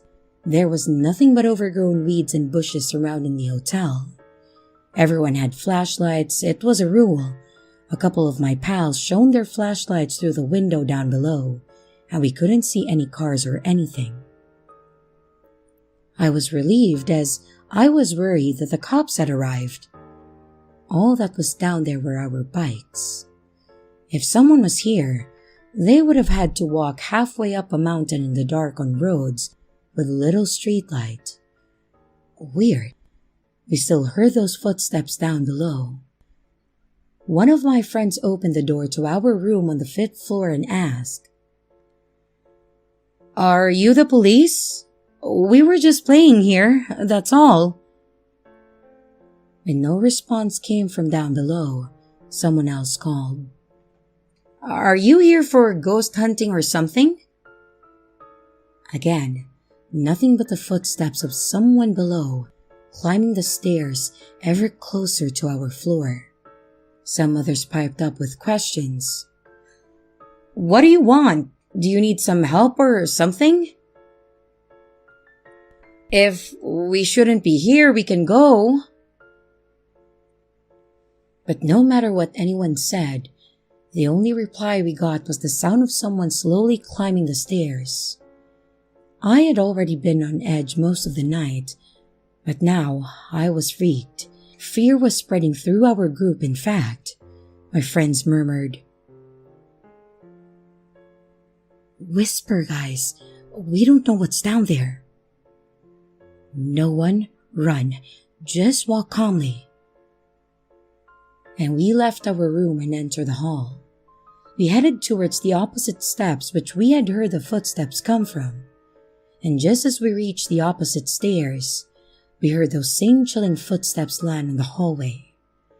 We couldn't see anyone. It was terrifying. Then something completely unexplainable happened. It looked for a second as if someone was pointing a light at us. A light, not like that of a flashlight. It was there shining in front of us. It was circular and it swayed and bobbed, and it scared the hell out of us. We bolted. We all burst past one another in an effort to get out as soon as possible. We heard a terrible noise from above, like something had turned the whole 5th floor upside down. We could still hear the sound of someone pacing around on the stairs and in the lobby up there. I cannot describe to you how terrified I was. We were all shouting and cussing as we ran to our bikes outside. One of my friends was having engine trouble with his bike and it wouldn't start. We were screaming at him to get it going while all our eyes were fixed on the hotel. Finally, he got it working and we all sped out of there. We all pulled into a convenience store's parking lot at the bottom of the mountain and we felt safe there. After we calmed down a little, we spoke about what had happened. I can't speak for my friends because I didn't witness this, but more than a couple of them said that they had seen some faces peering out at us from the windows above while we tried to get our pal's bike started. We stared towards the mountain in the direction of the hotel, and I think we all knew at that point that none of us would ever go back there again.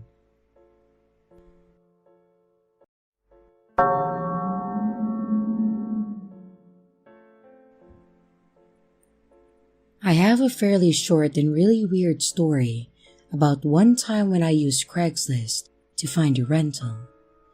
At the time I was living with my aunt and uncle, and I was working to find a new place.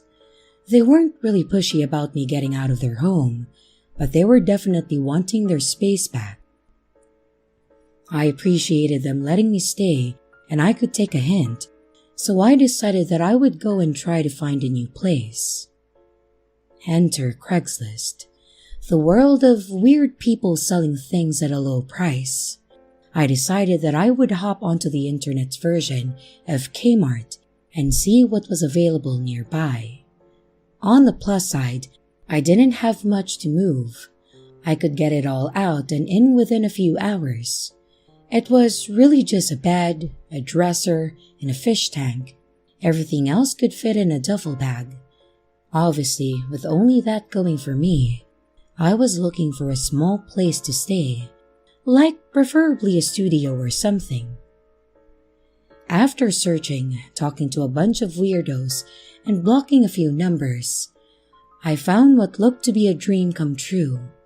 A fully furnished, ready-to-move studio apartment that was in a decent part of town. I contacted the owner and after a quick chat on the phone, we had set up the time for me to move in that following Monday, so long as I could wire him the deposit money by the Friday before. At that time, it was Wednesday, so I had 2 days to get him the money. Thankfully, I had this plan for a little while, so I did have some cash set aside to get this done, and he only wanted $500 for the deposit, which was going to be a bit more than half the rent per month. After discussing it with him and sending him the money via whichever money transfer app we used, he had mentioned that the deposit would cover the first month. It was the middle of the month, so it was good with me, and that on the first month, I would owe my normal $750. I was perfectly fine with this arrangement, and Monday came around, and I showed up with my truck filled with my few items and my clothes. When I got there, he was standing outside the studio, and we chatted about the location as he gave me a quick tour. It was a nice little place, perfect for me, and it had everything that I could have wanted. I actually asked him about the furnishings, why he was renting it out with everything in it, and by everything, I mean everything.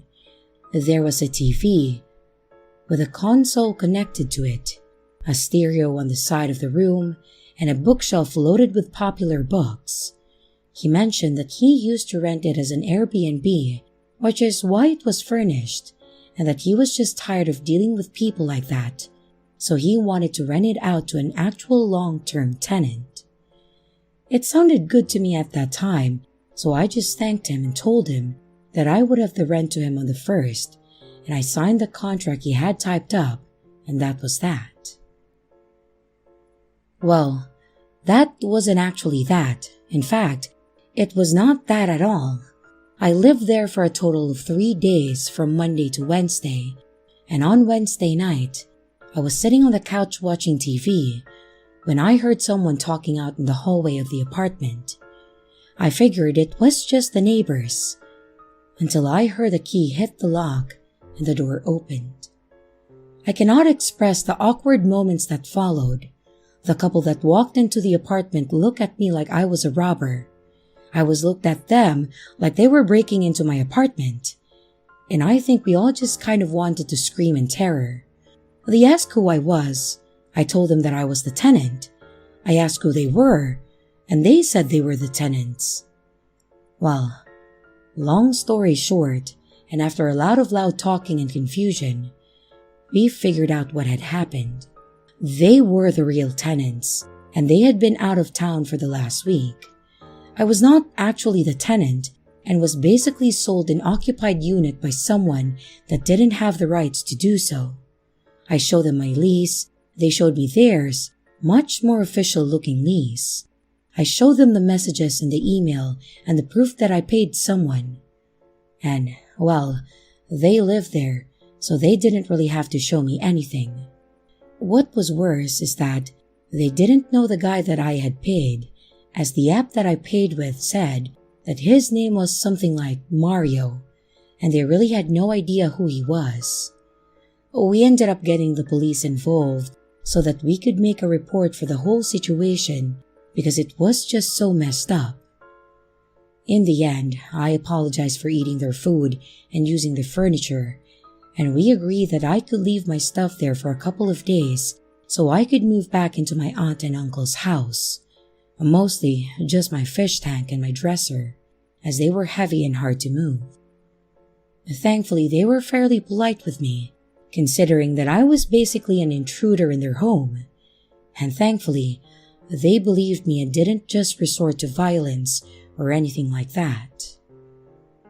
Unfortunately, I was never able to get a hold of the landlord, or supposed landlord, to give him a piece of my mind and was out of $500. I did keep in touch with a couple that actually lived there, and they never figured out how the guy got the key to their apartment, and they had the actual owner change the locks immediately. So, that's my weird story about the time that I rented a unit that wasn't for rent. I ended up finding a place that was legit on Craigslist, and then I moved in. And thankfully, there were no more late night surprises.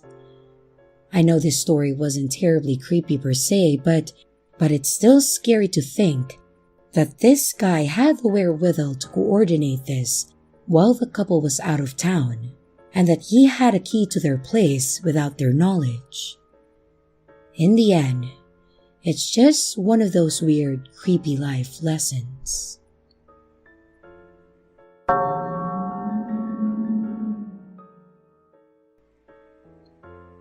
Sometime after getting my job at Walmart in 2008, I was looking for ways to make some extra money, so I started to list some things on Craigslist to sell. I listed my first generation iPhone for sale, and I received quite a bit of calls about it. One girl offered me a little more than I asked for if I would meet with her that day to sell it to her.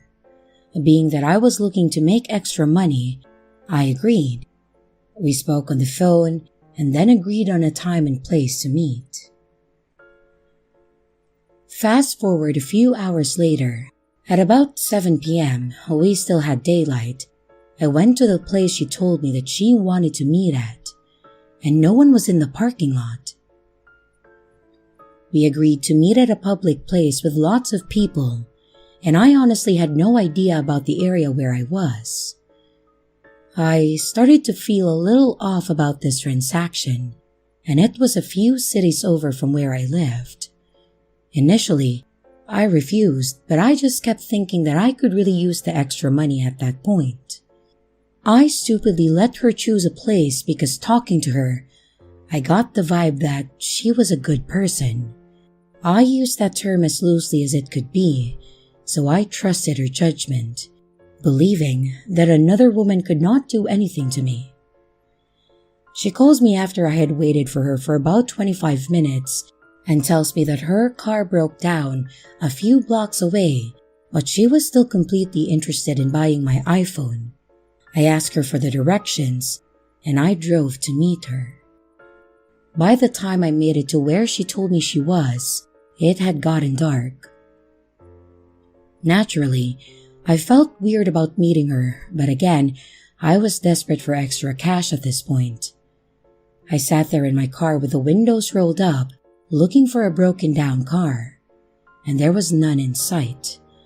I got scared and said, to hell with this, I'm leaving. And up walks this tall, skinny tan girl and a short and stocky girl. "Hey, are you Hannah?" I said. "Yes, hey BB," she says. "And yes, this is my friend Margot. Can I see the phone?" "Sure," I said. I take the phone and show it to her and tell her that it works great and that I'm only selling it because of an emergency. But all of a sudden, someone hits me in the face and I was disoriented for a moment and confused to what happened. Then I see both of them running away with my phone. I was pissed, to the highest level of positivity, but not because they stole the phone, but because she hit me. To give you a background about me, I am a former kickboxer and I'm a pretty thick girl, but I take no shit, especially if you hit me. So I ran after those bitches and ended up catching the thicker girl, Margot. I grabbed her by her hair and rammed her head into my knee, and then proceeded to beat the hell out of her. The other one comes back as I am on top of Margot, and she's trying to pull me off, but being that I was kickboxing heavily at this time, I was able to keep Margot beneath me by kicking her under her arms and ribs with my knees to keep her down. The other one screams, "Get up, you bitch!" and starts to wail on me with the most weakest punches ever. Blood is literally everywhere. Margot's face was nearly unrecognizable when I was done with her. She had already dropped my phone, but I was highly pissed because she hit me. I get up off of her, and they start to run off, basically with their tails in their ass. I got my phone back along with a headache from the punch. I called the police to report what happened and found out that it was actually a rock she hit me with. A 10-pound rock to be exact. I went to the emergency room to treat my wound, but nothing has become of it to this day. After that, I ended up getting robbed at gunpoint for my iPhone on Craigslist. You would think after the first incident that I would be done with Craigslist, but hell, what can I say? I just hope that it wouldn't be as bad as the first. Well, obviously, I was wrong.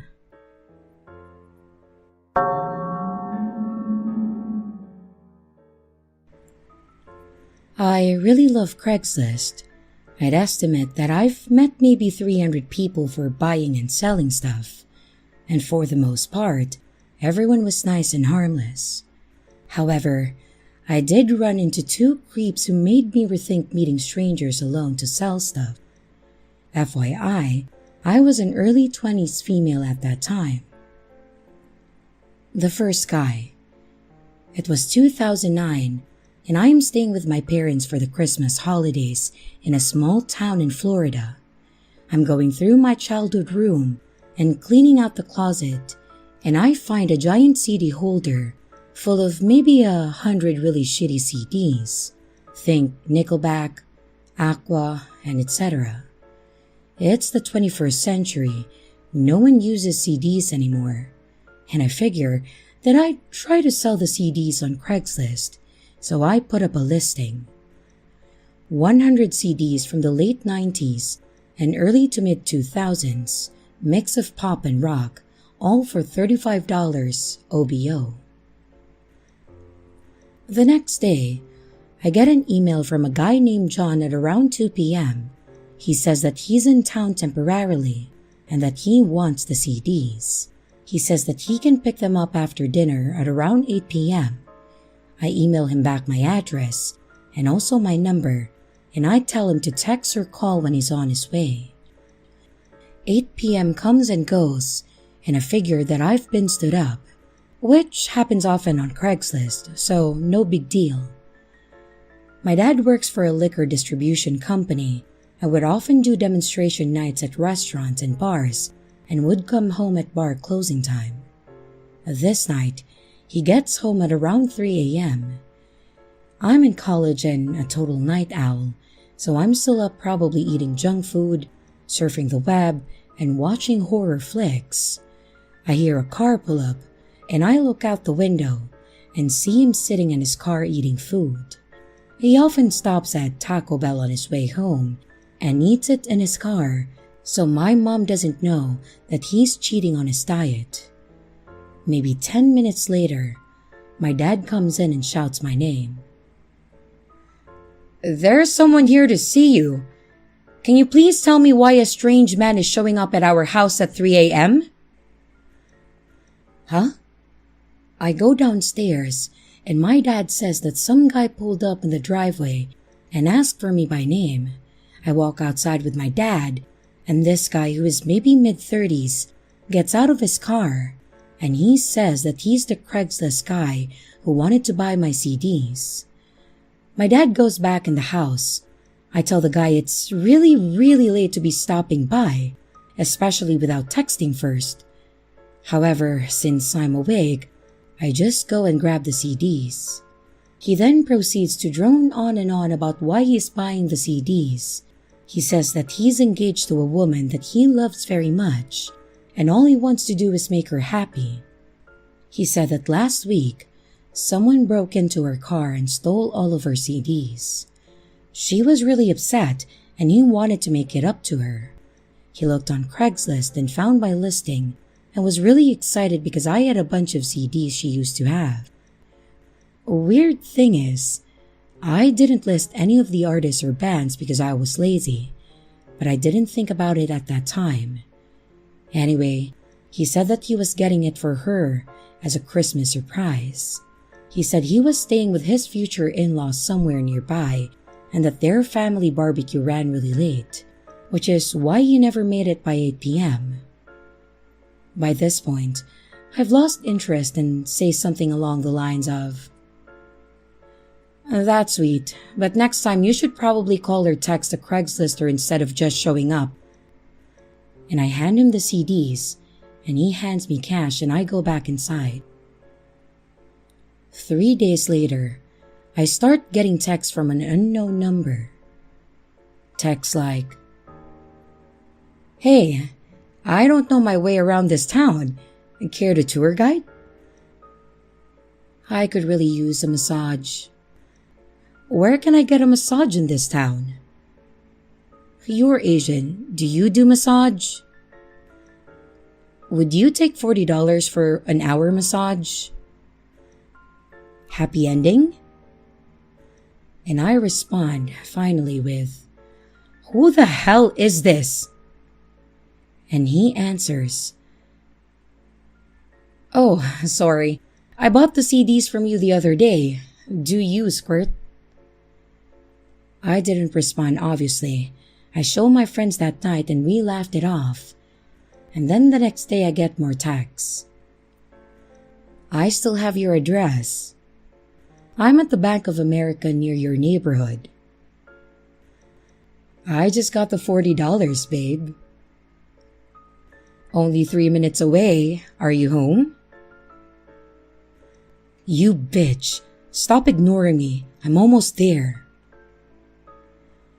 I immediately ran downstairs to tell my dad and mom. It was nighttime, so we shut off all of the lights outside and inside my house. My mom, little brother, and I went in my parents' room in the back of the house. My dad hid behind the curtains of the front bay window with a shovel in his hand. And a few minutes later, I heard him run down the front hallway, fling the front door open and run outside. We heard some faint shouting, so we all walked out of the bedroom. And by the time my dad came back in with a shovel, his face red and his hair all disheveled. Apparently, the guy came driving down our street really slow. My dad recognized the car and went running outside with a shovel, yelling obscenities at the guy. And the guy peeled off and never came back or texted me again. The second guy. I was moving from Florida to DC and I was going to load up my car as much as I could with stuff.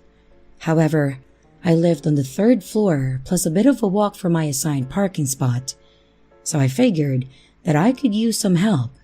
I posted an ad on Craigslist Gigs and I said that I was looking for someone to help me load some heavy items like TV, desk, and etc. in my car. And less than an hour's worth of work, I'd pay $45 or whatever. I give the very first responder my number and address, and he shows up. He was probably 5'8" and 350 pounds of pure fat. The sweat and smell coming off this guy in the Florida heat was pretty nauseating, but I didn't care as long as he did the job right. While he was carting heavy stuff, I was loading lighter things. Whenever I'd go upstairs to grab another load, he'd hurry after me so he could walk back up the stairs behind me. I had the door propped open, so he didn't have to worry about me needing to unlock the door for him or anything. And when he'd follow me up the stairs, he made this weird grunting noises, but I assumed that it was because he was out of shape. Eventually, everything's loaded properly, save for some sweat smears on my stuff. I pay him and then he drives off.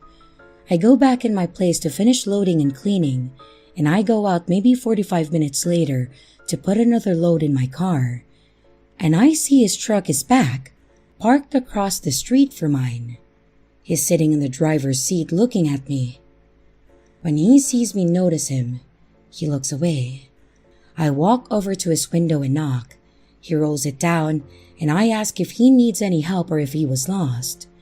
I was really confused as to why he had come back, and I knew he didn't live near me. He didn't say anything, and just rolled his window back up and then drove off. Okay, whatever. Of course, 5 minutes later, my phone starts blowing up. I don't recognize the number, so I don't answer the calls. Then the texts start rolling in. It says, "I bet you taste salty and sweet." I answered, "Who is this?" And he replies, "Your pussy. What are you up to tonight? I can come back over." I get the sinking feeling that it's the Craigslist guy. He had never called me about the job when I gave him my number, so I didn't know what his number was. He sent me another text. "I like your pink panties." Then I realized that he was looking up my dress when I was walking up the stairs, and I immediately felt like a total idiot for wearing a dress that day. He then started dialing my number over and over again. I didn't know how to do the block number thing through Sprint, so I just had to turn my phone off. Later, I was with my guy friend grabbing a bite, and I turned my phone back on. I got another text from the guy about how he wanted to toss me around like a rag doll and tie me up and make me beg for it. I show the text to my friend and tell him the story. The Craigslist creep then proceeds to start blowing up my phone again. So my friend answers and says that he's going to cut his dick off and feed it to his dog if he ever contacts me again. I moved the next day, so I never had to worry about him randomly showing up in his truck again. Since then, I've bought and sold stuff on Craigslist, but I always make people meet me at a public place. I also stalk people's email addresses, their Google Plus accounts, and etc.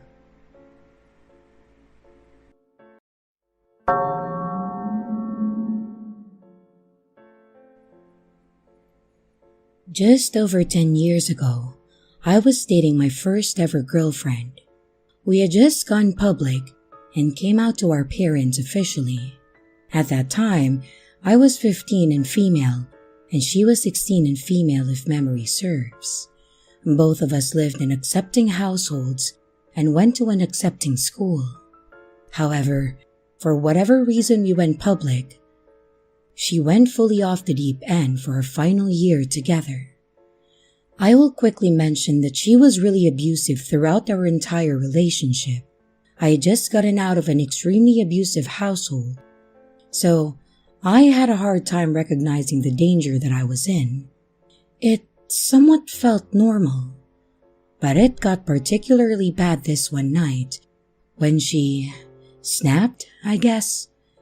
I'm hesitant to attribute her behavior solely to a psychotic breakdown. I think she was an evil person genuinely. To summarize the lead up to this quickly, she had recently, within about 5 months leading up to this, told me that she had 7 souls living within her, all of which hated me. They were all men from the Victorian era, more or less. She lost herself to these men as each one emerged, so she would abuse me in a unique way. I'm going to give them aliases, even though they're not really real. And I'm still afraid of her, or them, I guess. Duke. Duke liked to choke me in my sleep. Harold hit me. Han would try to cut me with knives when I was sleeping. Theo would ignore me or give me silent treatment. Gerald would force himself on me while sleeping, and Tim would pick apart my appearance and bully me. But Alex was the worst, and the entity that I had to deal with the most towards the end. Alex was the present one this evening. He'd play Paranormal Activity and torment me with the creepiest shit you've ever seen. He would sing in the corner of the room in the dark. He would mutter to himself constantly. He would smile at me while saying things like, "You'll die soon," or "You don't have to fear me when I'm unarmed." He was into knives and sharp things. He never self-harmed, but would try to harm me regularly. He also convinced me that if I ever left him, he would kill me. I was 15, so I believed it. You may be wondering at this point where our parents were in all of this. My parents had just freshly divorced and custody was being settled, so I stayed at my partner's place on the weekends and during some weekdays due to it being safer. Things were so messed up in my own household that it genuinely seemed safer at that time. This is also where my hesitancy comes in with the legitimacy of their psychosis. Whenever their parents were around, they would snap out of it, like literally a light switch. They could turn the crazy off and on like it was nothing, which made me think that they did this with the intention of harming me, not as a cry for help. Fast forward to the afternoon it happened, my final straw. We were downstairs, Alex/my girlfriend and myself were watching TV. Their parents were going to be out for the whole day, and upstairs was their older sibling, who was a complete hermit. They kept to their room with soundproof headphones on. Well, Alex also hated this person for no real reason. I was sitting at the downstairs kitchen table, working on some homework, when I hear Alex start humming in the corner. I turn around and ask if they're okay. They do the creepy smile and nod thing. I went into freeze mode, and then I just went back to my homework while keeping a close but discreet eye on them. It always got bad for me when I reacted, but I had a feeling that they were about to have a violent outburst. They started walking over to the kitchen, still humming, but there was a shake in their voice that I hadn't heard before. I looked up slowly and saw that they were taking a large paring knife out of the knife block, and I remember my adrenaline started to kick in, and I looked around for ways to defend myself. To my surprise, they started walking away from me, not towards me. I watched them walk down the hallway and towards the stairs before they exclaimed, "I'm going to freaking kill you," I presumed to their sibling. Something came over me, and before I knew it, I was booking up the stairs trying to stop them as they started running, knife in hand, up the stairs. I grabbed their pant leg and pulled them down a few steps. We both collapsed as their sibling opened their bedroom door and asked what was going on.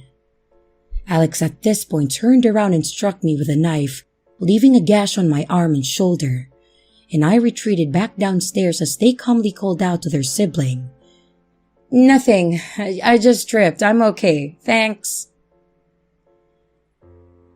I ran to the kitchen downstairs, texted my parent to come and get me, and started cleaning and bandaging my arm. Alex returned at this point, and as soon as we made eye contact, they dropped the knife. They walked into the kitchen and sat on the floor and started singing to themselves while rocking back and forth. I was stunned, literally going into shock, and I stared at them, bloody tissues in hand, and informed them that I was done with this bullshit and I was going to wait outside for my parent. They began crying through the song they were singing and still smiling like a maniac. I never went back after that. I broke up with them over the phone about a week later. They sobbed and told me that they'd get rid of their souls and that she still loved me. I didn't listen. I just hung up and that was that. She even dropped out of school, and I literally never saw her again after that. Years later, I found out that she started dating this friend of hers that I was also familiar with as a teenager. Then found out that she was cheating on me with them for the entire time that her and I dated. I tried to feel bad for her for years, but honestly, I'm still healing from the several attempts at my life.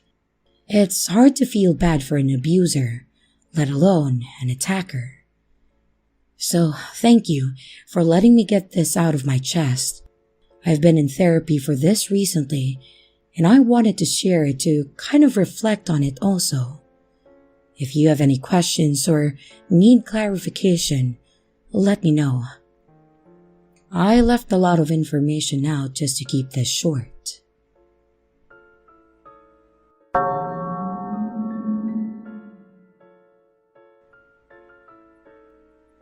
Back when I was single and I used some online dating pages, I had a few dates that were probably in the category of awful and painful, but only one that was really creepy. There was one time that I had matched with a girl named Cindy, and we talked for a bit, hit it off, the basic start to a good thing when it comes to dating. And after chatting it up, we decided that we would want to meet for dinner the next night.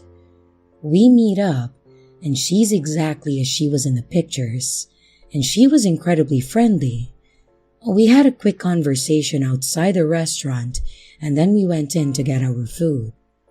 The dinner started out as perfect as it could have, and about 20 minutes in, after we had gotten our drinks and put in our food order, I noticed that there was a woman sitting at a table a few spots down that was glaring at me.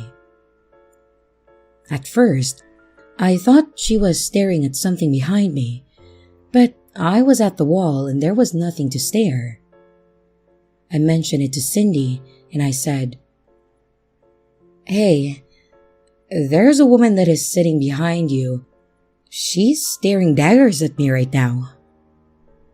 She put her hands over her face and said, "Oh God, blonde, long hair, glasses?" While this was a vague description, it was exact. This woman was blonde, had long hair, and thick glasses on her face. I told her that she was right and asked if she knew her. Come to find out, this woman that was murdering me with her eyes was Cindy's ex-girlfriend. I had no problem that Cindy was for both teams. What I had a problem with was the fact that I thought that this woman was going to legit murder me at a moment's notice. I asked if I should be concerned, and she said probably not, which was not at all convincing. And after a few moments, our waiter brings over our food. We thank him and then he walks away.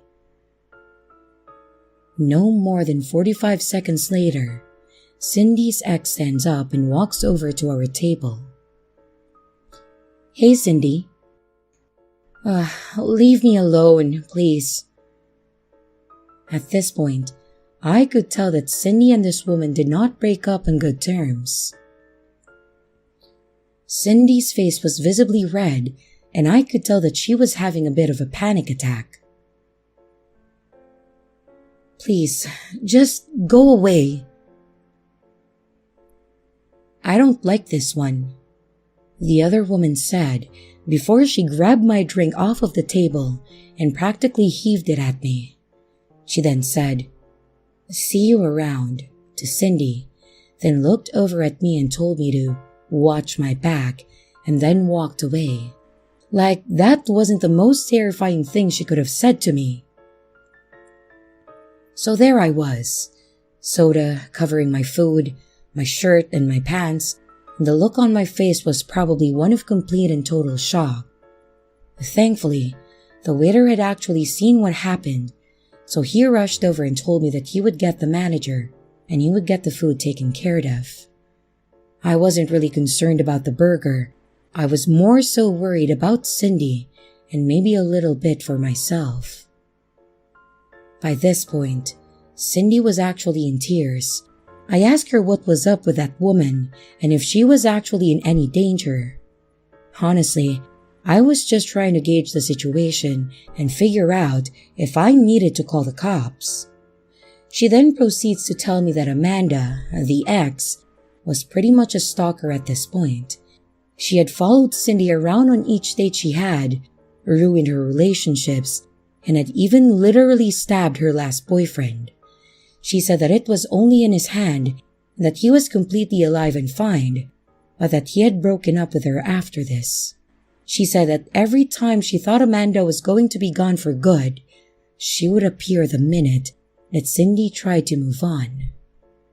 The worst part, this has been going on for 2 full years at this point. She said that she'd filed a restraining order, she contacted the police, and nothing was ever being done about it. She said that for some reason, the authorities were taking it lightly and that they weren't really doing much to keep Amanda away. She told me that the stabbing incident had happened over 3 months ago and that she waited this long to see if maybe it would work to get rid of Amanda. Well, it didn't. Amanda was very much there and very angry. At the end of the date, after we had dinner and talked more about this Amanda, Cindy told me that it was best that we didn't see each other again. She apologized and said that if Amanda ever disappeared entirely, she would give me a call and then maybe we could try again. I agreed and we went our separate ways. On my way home, I called my brother to tell him what had happened, and he honestly laughed at me. He then told me that I was played, and that Cindy was just trying to get free food, and that Amanda was her wing woman. I started to believe him, and I was actually a bit upset that I had fallen for it, and that they were such good actors. That is, until the next morning. I got up and got my coffee, then went to take my dog for a walk when I saw the end result of Amanda's anger. My windshield was smashed and all 4 of my tires had been slashed. On top of that, the phrase, "She's mine," was spray painted on the hood. Obviously, I called the police, got the report and made the insurance claim. Thankfully, I had good coverage. I also sent pictures to my brother and asked if he still thought that I was being played. In the end, I never spoke to Cindy again, and I didn't message her to tell her about the damage to my car. I told the police about the night before, but they didn't really seem interested. Every now and then, I start to think about Cindy and I wonder if she's out there, if she's doing okay. I really do worry that Amanda may lose her mind and attack her one day. I guess my final thought: to Amanda, the absolute psychotic ex-girlfriend of Cindy, I hope you and I never meet again.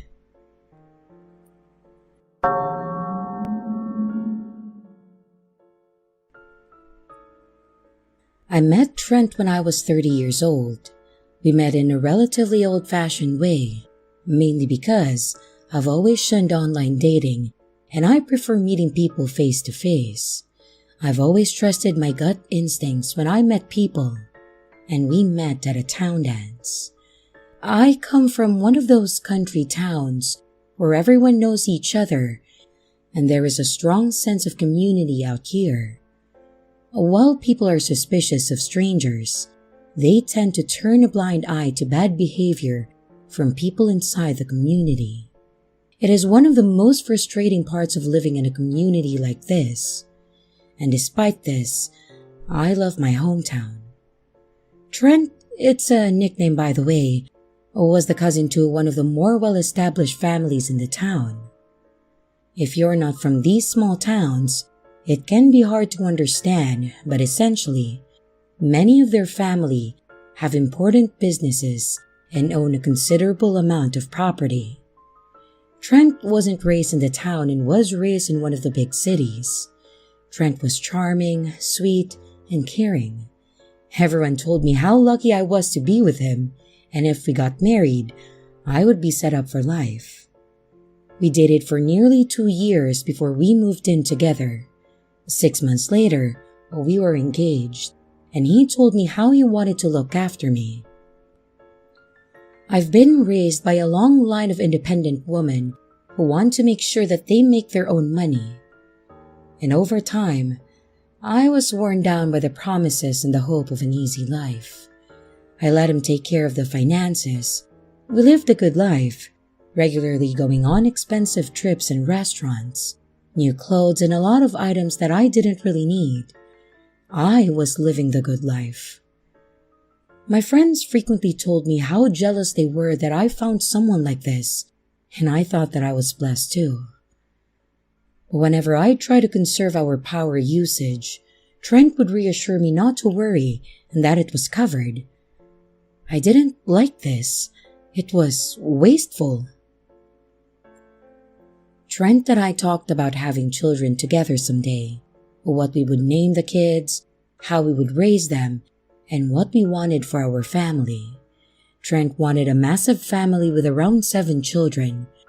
I'm not young by any means, and didn't really think that I could have that many. I told him this, and he was okay with it. I had 3 kids with him who are my world, and I love each of them. And over time, my focus changed from us having a lifestyle around going out and socializing to raising our children. I don't think he liked this as much and went out of his way to spoil our kids, buying them whatever they wanted whenever they wanted it. I told him that it was bad to spoil the kids, and so in the children's eyes, I was the big and mean mummy. He told me one day that he wanted to leave the quiet country town that we had called home, a place that I lived all my life. We talked about it and looked for places that we could go. He seemed really panicked for some reason, but wouldn't tell me what was wrong. I kept asking him if I could help, and he got really snappy at me one day and even punched the wall when he got so worked up. This wasn't the same man that I married. I woke up one day and all of his things were gone. He took a bag, left an apology note, and I called everyone, his family, his friends, the police, and there were no signs of this coming. Our children were so scared for their father and missed him terribly. It was when I found out the stash of bills and credit cards that had been taken out using my name. I stared in shock at them. He hadn't been paying the bills, and there were final notices approaching. I had my first panic attack and woke up on the floor. I thought it was a nightmare, but it was reality. I called up the bank and utilities company and anyone who would listen to me. I called my mom and my friends. I was terrified about what would happen. I was scared that I would lose my house, and I called my husband's number, begging him to come home and to sort all of this out. It turns out that Trent had been in debt and had done this sort of thing before. There is a police investigation, and I couldn't believe how stupid I was. It was taking years to properly clear my name and my credit. Financially, he destroyed me, and I wish I kept working to keep up my skills in the job market. But luckily for me, a family friend heard of my situation and gave me a job, advice, and also a place to stay while things were being sorted. It was hard on the kids. They were used to getting whatever they wanted, and then they had to make do with whatever they had. They asked where their daddy was all this time, and I'd lie to them telling them that he loves them and he would come home someday. I try to look for him on social media when I have spare time. One time I found him, and he was already with another woman. As the investigation went on, I discovered that I wasn't the only woman that he conned, and if he isn't stopped, I won't be the last. Ever since, I have been trying to repair my life. I'm trying to get a divorce, and at first, his family tried to brush it off or blame me for whatever happened. I'm not going to be silenced over this. Some of the friends I had when I was living the high life disappeared when I needed them. Here is the advice that I have for any young woman or young man or whatever out there. Don't blindly trust someone to manage your finances. Always at least be involved in the process and keep an eye on your money. If possible, also keep up with your skills in case something happens where you need to rejoin the workforce. 'Cause I really wish that I did.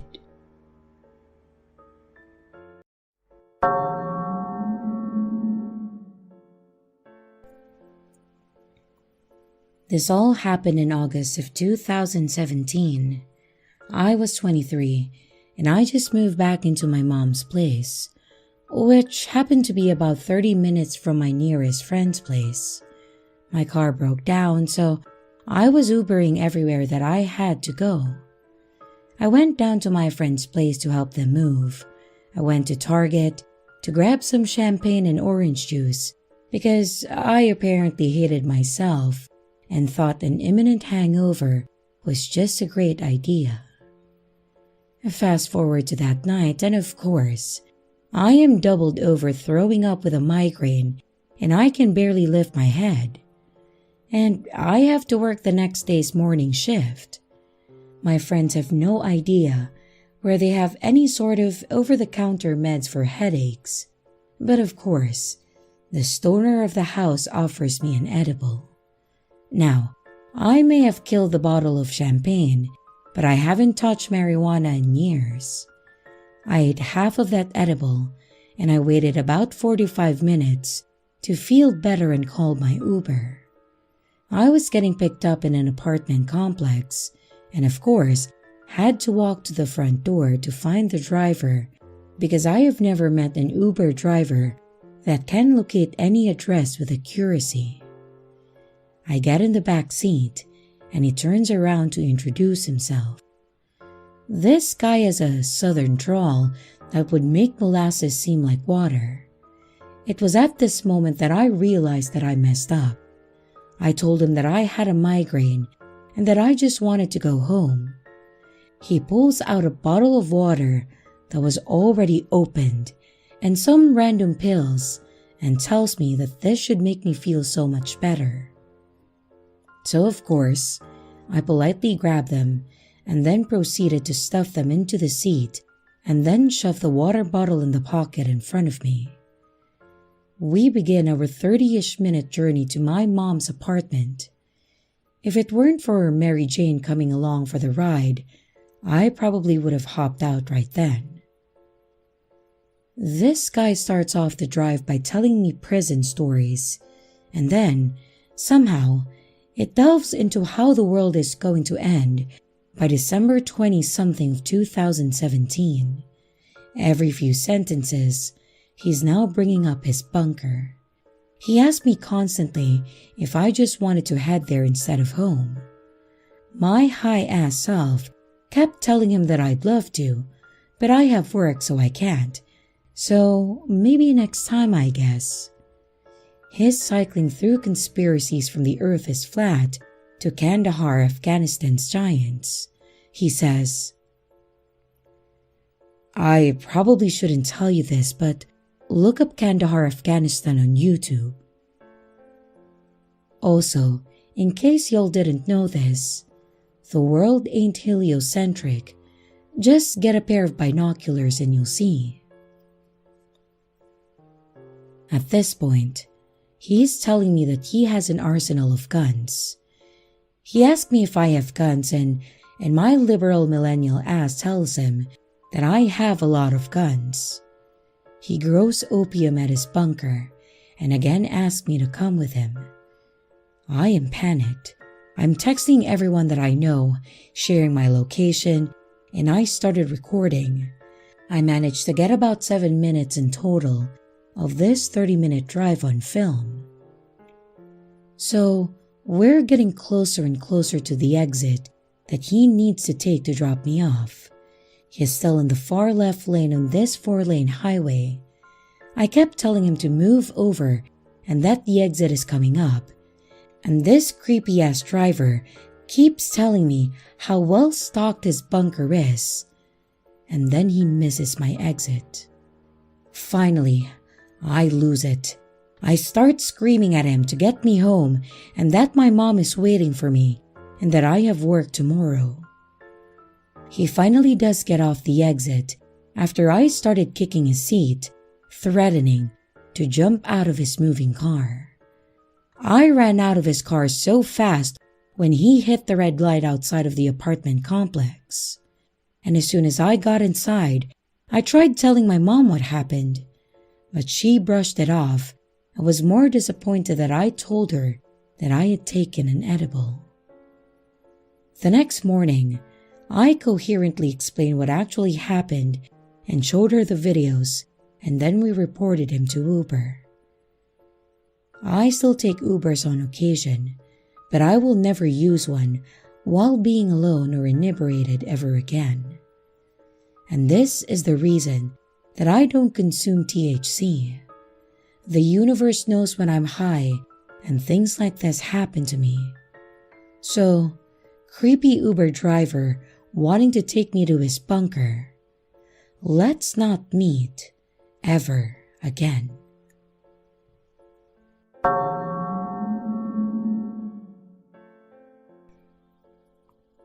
I, a 21-year-old female, had just started applying for a college in my area, and I needed to go on campus to take my test for my classes.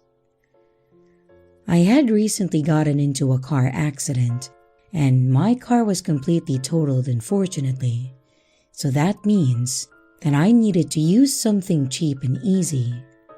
Uber and Lyft are my go-tos in this sort of situation. However, unfortunately, Uber is the more expensive one between the two. In both apps, you're able to put up a profile photo to help the drivers identify you easier. So I use this feature. This is important to remember as I am white, but in the photo, I looked a little tan because of the lighting. Growing up, I was always told to be wary and safe when I went out in public. With that in mind, I can remember the driver was an older gentleman in his 60s around, I think. My apartment complex can be difficult to navigate since the GPS doesn't like to take you to the right building. I opted to use the text feature on the app just to help my driver find my building easier. And he read it. Keep this in mind. Once he found me, I got in, and he began the usual niceties that you have when you meet a stranger. He asked me if I was Hispanic, to which I replied no and that I'm white. He suddenly became quite talkative and started complimenting me a lot for not getting upset. The ride was about 10 minutes, and within that time span, he asked me if I was married or had any kids, if I had a boyfriend, whether or not that I lived alone, and if I had any pets. I'm typically very alert when I'm alone with someone, and this started setting off some bells in my head. I was vague and honest with my answers, which could have gotten me in trouble. And once our ride ends, he told me that since I was such a nice girl that he would buy my lunch. He gave me $20 and tried to continue talking to me while I was getting out of the car. I took the $20 because I truly needed it and I was afraid to make him angry, but I wasn't interested in continuing this conversation with this older guy. After I finished my test, my proctor pulled me aside and gave me a piece of paper with my phone number on it. Turns out, it was my Lyft driver's phone number.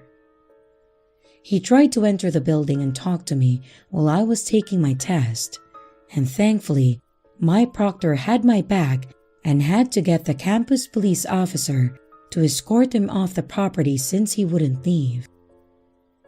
I never saw him again, and fortunately, I had already given him a good rating, so I continued to get him on occasion. I always canceled that ride as soon as I realized that it was him. I never reported it because I was afraid of causing waves, but if I get him again, I'll be sure to report him. I'm not sure if that would hold up anymore, since it was already a few months ago.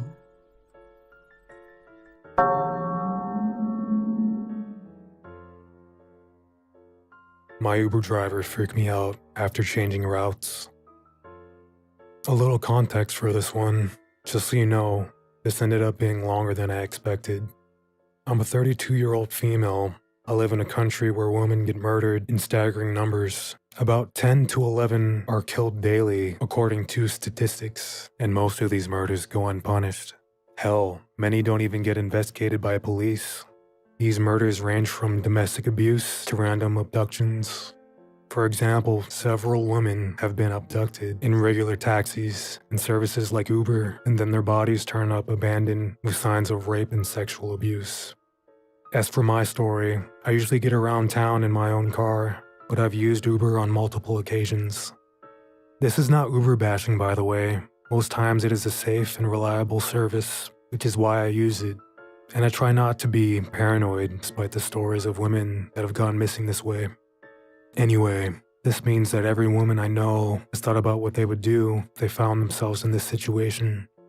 Stuff like being on the phone with someone the whole ride, not falling asleep no matter how tired/drunk you are, sharing your location through another app, assessing whether jumping out of a moving car is worth the risk, and even carrying weapons. I carry a pocket knife, and I learned how to use it. Survivors have told stories of their driver going quiet, turning off the app, and changing routes to streets they don't recognize. They try to pass it off as just taking shortcuts.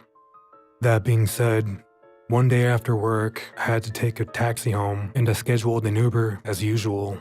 The car rolled up, the make and model matched, the plates matched, and the driver looked like the photo. So far, so good. I climbed inside the car, greeted the driver, and immediately shared my live location with my hubby, letting him know I was on the way. As an extra precaution, I always check the locks can be disengaged by hand, and bonus points to cars with windows that can be cranked down manually. The drive started out normal. The driver was an older guy, friendly. We struck up a conversation, small talk. We found a lot of traffic, and the driver asked if I wanted to take an alternate route. I pointed at an access road that I normally use to skip traffic, and he switched lanes. We were going down the access road, and this is when things started getting sketchy. He said that he made a wrong turn, and we kept driving farther and farther away from the main road, supposedly looking for a way to get back on track.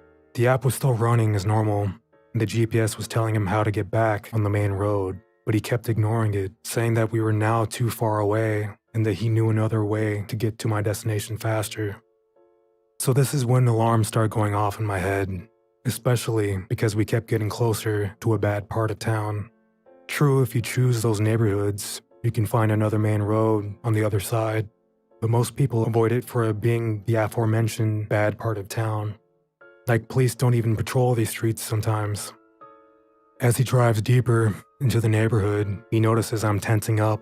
Truth is, I was debating whether I should reach for my knife or if I was being super paranoid, and the driver was honestly just trying to get to the other main road. So he starts telling me about the neighborhood, that I shouldn't be scared, that it was dangerous, but that good people live there. Honestly, I wasn't so worried about the people living in the neighborhood as it was about this guy taking the scenic route. So I started talking to about how I was aware there was a road that crossed to the other side and that I knew exactly where I was. The conversation at some point turned to his daughter, who was college-aged, and I kept making as many parallels as I could between that girl and myself, hand on my pocket knife by this point, the other hand ready to unbuckle the seatbelt, while I kept an eye on the map to make sure we were getting closer to the other main road. And thankfully, we were. I did not begin to relax until I started recognizing where we were. We did eventually make it to my own neighborhood, and I made him stop a block before reaching my house. Didn't want the guy to know where I actually lived, and I skipped out of there as fast as I could. I really hope I was just being paranoid and that I was never actually in any danger. But damn, that was an intense ride.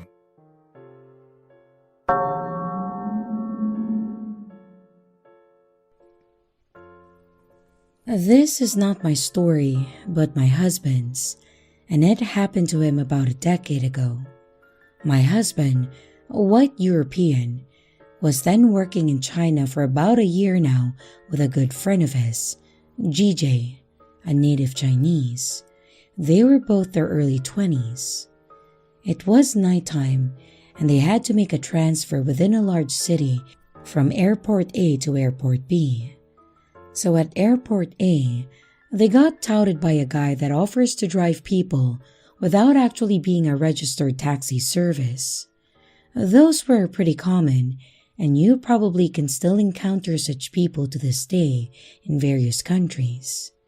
And seeing as it was a pretty ordinary thing, they had no qualms in taking him up after agreeing on a fare. They loaded up their bags, got in the back seat, and away they went. It was all going fine for the first bit of the drive. But then, they went into an industrial sort of area, and my husband and GJ were like, "What?" They demanded to know what was going on. The driver said something about needing to pick up a friend, and after a while, they stopped to pick up another guy who sat up in front with him. They didn't speak and were really quiet and shifty, and the driver seemed to drift a little aimlessly around the area.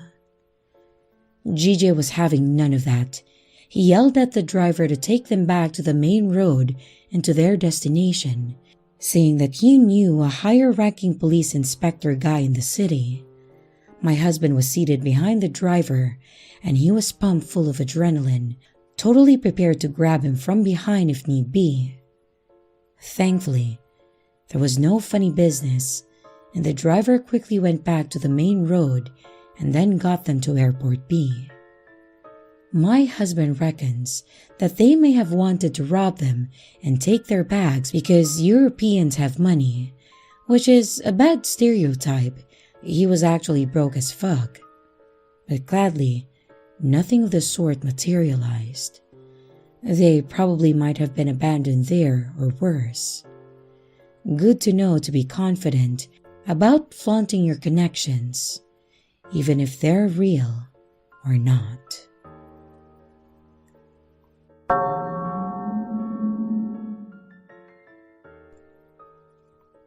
I've worked in restaurants for almost 10 years, so I'm accustomed to getting out late. One night, after finishing a double shift at a ramen spot, I had my usual beer and I decided to Uber home. My Uber arrived and I checked the plate and all, and the gentleman confirmed my name. I spent half of the ride almost dozing off, As the ride progressed, I noticed the driver kept staring at me through the mirror. Never said a single word, no expression, just a blank stare. I figured exhaustion and the beer had gotten the best of me, and he was probably staring because he thought that I was drunk. And later on, I also noticed that he had taken a different highway and that we were making our way through Rikers Island. It was a route that I wasn't accustomed to, but he had his ways open, and I figured that he was trying to take some sort of shortcut. We kept getting further into Rikers Island, and the area had become full of trees and construction machines, neon cones, and also cracked cement. And then he came to a sudden stop. "My car just broke. Get out and call a new Uber." I was confused. There hadn't been any indication that a tire had popped or it had ran out of gas or etc. I go out, and before I ask anything, he stepped on the gas and then sped off, with the car perfectly fine. Alone by a construction zone, I started freaking out, and then I called another Uber. When he arrives, his first question was why I was in the middle of nowhere, especially that it was so late. It was around 1 a.m. at this point. I told him about the Uber driver, and he urged me to report it. I reported it. I checked the profile. It had 4.8 stars, the same license plate, but it was not the same man in the picture. The report never really got anywhere, but I can't help but feel that I encountered a possible murderer or rapist.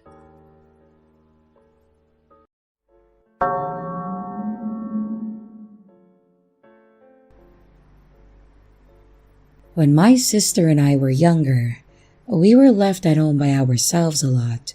My parents split up, and my mom had custody of us. She worked a lot, so she would get us off to school in the morning. Then, I had a key to the house to get in when we got home because she would be working till 6 or 7. I was in 8th grade and my sister Taylor was in the 6th. 6th through 8th was middle school, so we went to the same school and rode the same bus. It was a normal routine.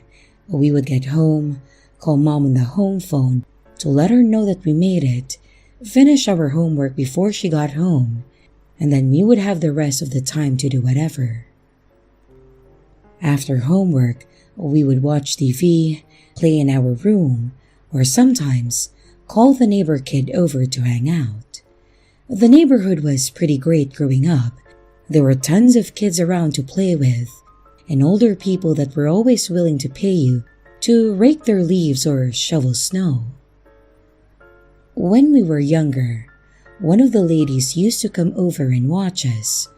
I told my mom that I was old enough to handle myself and Taylor, so she slowly let me do so. She'd let me stay home if she had to take Taylor to an appointment, or let us both stay home if she had to run to the store. This school year, though, she started letting us go home alone, which had been really great. She said that as long as she never heard us complaining about the other when she got home and our homework was done, then she would let us continue doing this. Taylor and I always made sure to work things out before she got home so we didn't lose such a privilege of being home alone. One day, after calling my mom, she told me that she was going to be running a little behind, but that she'd call when she was on her way home.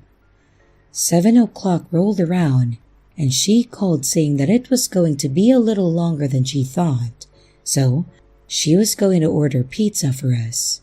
After discussing our options and arguing over toppings, the order was placed.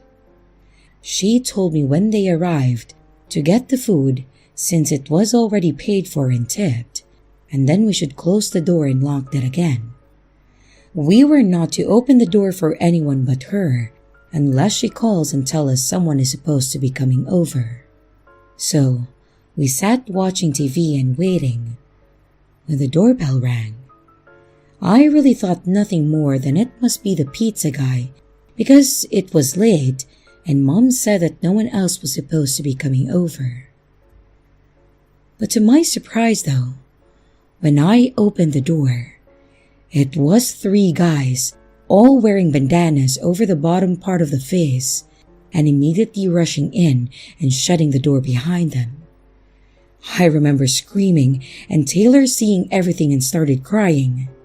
One of the guys tried putting his hand over my mouth and the other one ran to Taylor, shushing her as she tried to climb to the back of the couch. She wouldn't go towards the guy and I tried my best to keep the one by me off of me. When the 3rd guy pulled the gun out. He said that if we didn't keep quiet and do what he said, he would shoot us and wait for my mom to get home and shoot her too. Taylor started sobbing and I tried to quiet her from the door. And once the gun guy was satisfied, he asked us where the basement was and made me lead them to it. The gun guy told the other 2 to take us downstairs and figure out how to secure us. We walked downstairs, Taylor still crying, as he led us over to a pole behind the stairs where water drained from. I think it came from a bathroom upstairs. The other guy went through a laundry basket that was nearby as our washer and dryer was down there and pulled out 2 shirts to use to tie us up. He tied us back to back to the pole and knelt down in front of Taylor and whispered something about staying quiet. He told her to count to 100 in her head and then they would be gone. Then he looked over to me asking if I knew if there was any jewelry or a safe in our home. I didn't know if my mom had a safe, but I did know that she had a jewelry box, but I told him no. He stared at me for what felt like forever with a raised eyebrow and stood up and motioned to the other guy. The guy that tied us up went back upstairs and we heard a lot of stuff being moved and loud thumps. It seemed to go on for quite some time, and I remember asking Taylor what number she was at, and she said that she stopped counting. I can't really blame her though. However, as we sat there waiting for eternity to end, the doorbell rang. I assume it was the pizza guy, but whoever it was, I was happy they were there. The guy downstairs looked like he just saw a ghost and didn't know what to do. He asked me if we were expecting someone, and I told him pizza. He took off upstairs, shutting the door, so then we were in a dark and quiet basement alone. I heard a lot of what sounded like running but no talking. We sat there for several seconds as I started to work on untying myself. Taylor had started crying again, so I was trying to quiet her so I could focus on what was happening upstairs and also the untying. I finally got loose and I untied her as well, but I told her to stay there so she looked like she was still bound. I walked up 2 or 3 stairs when I started hearing walking again, and then I paused. Then I heard someone shout, "Hello?" And I ran back over to Taylor and crouched. I heard the first steps get closer and the basement door was opened. Then I remember this next part because it was one of the best feelings ever. The voice said, "Pizza is here." And I ran up the stairs to be greeted by a younger, tall, less intimidating guy in a pizza uniform. And then I started crying. I yelled for Taylor to come up, and I remember unloading on the poor pizza guy. He actually got us to calm down and said that he had called the cops when he saw the guys running from the house. We called our mom, but apparently she was already on her way and almost home. She had tried calling and got a busy signal, so she tried to rush home knowing that something was wrong. And once she got there, the pizza guy was talking to her about what happened with us right by her. Apparently, when they opened the door, they knocked him to the ground while the one pointed a gun into his face telling him not to move until they left. He said that he decided to come in and check if someone was hurt since someone had to have ordered food. After the cops looked around, they determined that they had stolen our game console that was in my room and a couple necklaces that my mom had hanging in the bathroom. Sadly, the pizza was a casualty too, but we weren't too hungry that night.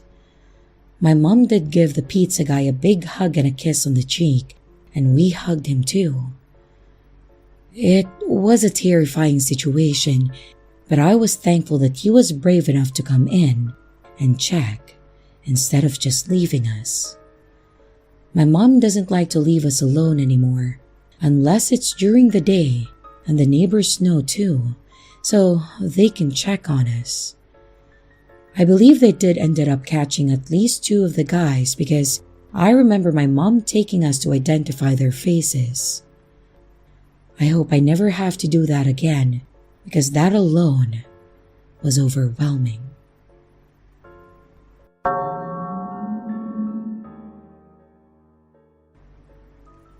Right after graduating high school, I dipped from my mom's place. I just couldn't stand the guy she dated or had around, and she didn't seem to care how much I felt, so I was done.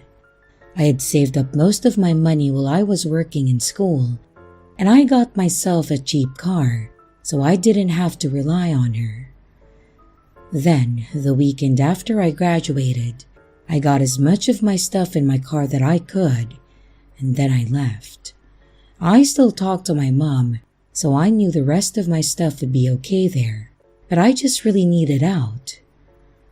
For the first few years, I lived with friends or cousins, and I just kept most of my stuff in my car.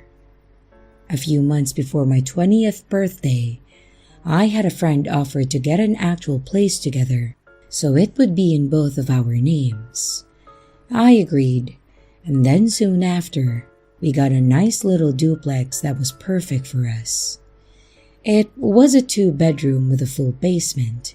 We ended up turning the basement into a party and gaming room. He had an Xbox set up down there, his computer, and even a stereo system. We ended up finding a foosball table that we brought home and put down there and made some makeshift ping pong table. It was a nice little place to hang out, and I really loved it. We got to know the neighbors, and a few of them were younger couples around us with kids. There was a guy that lived with his on and off again girlfriend across the street that had come over a few times that we got to know. Then, there was a guy in the duplex attached to us. It was a guy probably in his late 30s. He usually kept to himself. Like, he may nod or smile at us if we were outside, but that was it. However, he did have his share of guests. Most of them showed up with hats and sunglasses on and never acknowledged anyone. They always immediately went inside. There were other times where it would really be late at night and we would see a car's headlight pull in and sit there till our neighbor ran out to the car. They would exchange something and then run back in. We could piece things together after a few of his visitors, but nothing ever happened over there, and he also never bothered us. It just became more of a minding our own business and never thought much else about it. A little over a year later, we renewed our lease and were getting ready to have a party for my 21st birthday. I remember us going to get snacks and drinks. My friend was 22, so he bought the drinks, of course. And we were just having one hell of a party. We probably had a dozen people over. Downstairs, out back, in the living room. It was a great time. I know, I drank a lot, but I was home, so once I was done, I passed out in my room. Later that night, I started to hear a lot of thumping that sounded like it was coming from the next door.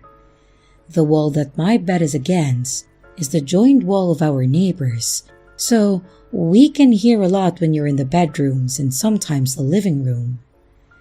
I was pretty out of it, of course, but I remember waking up to use the restroom.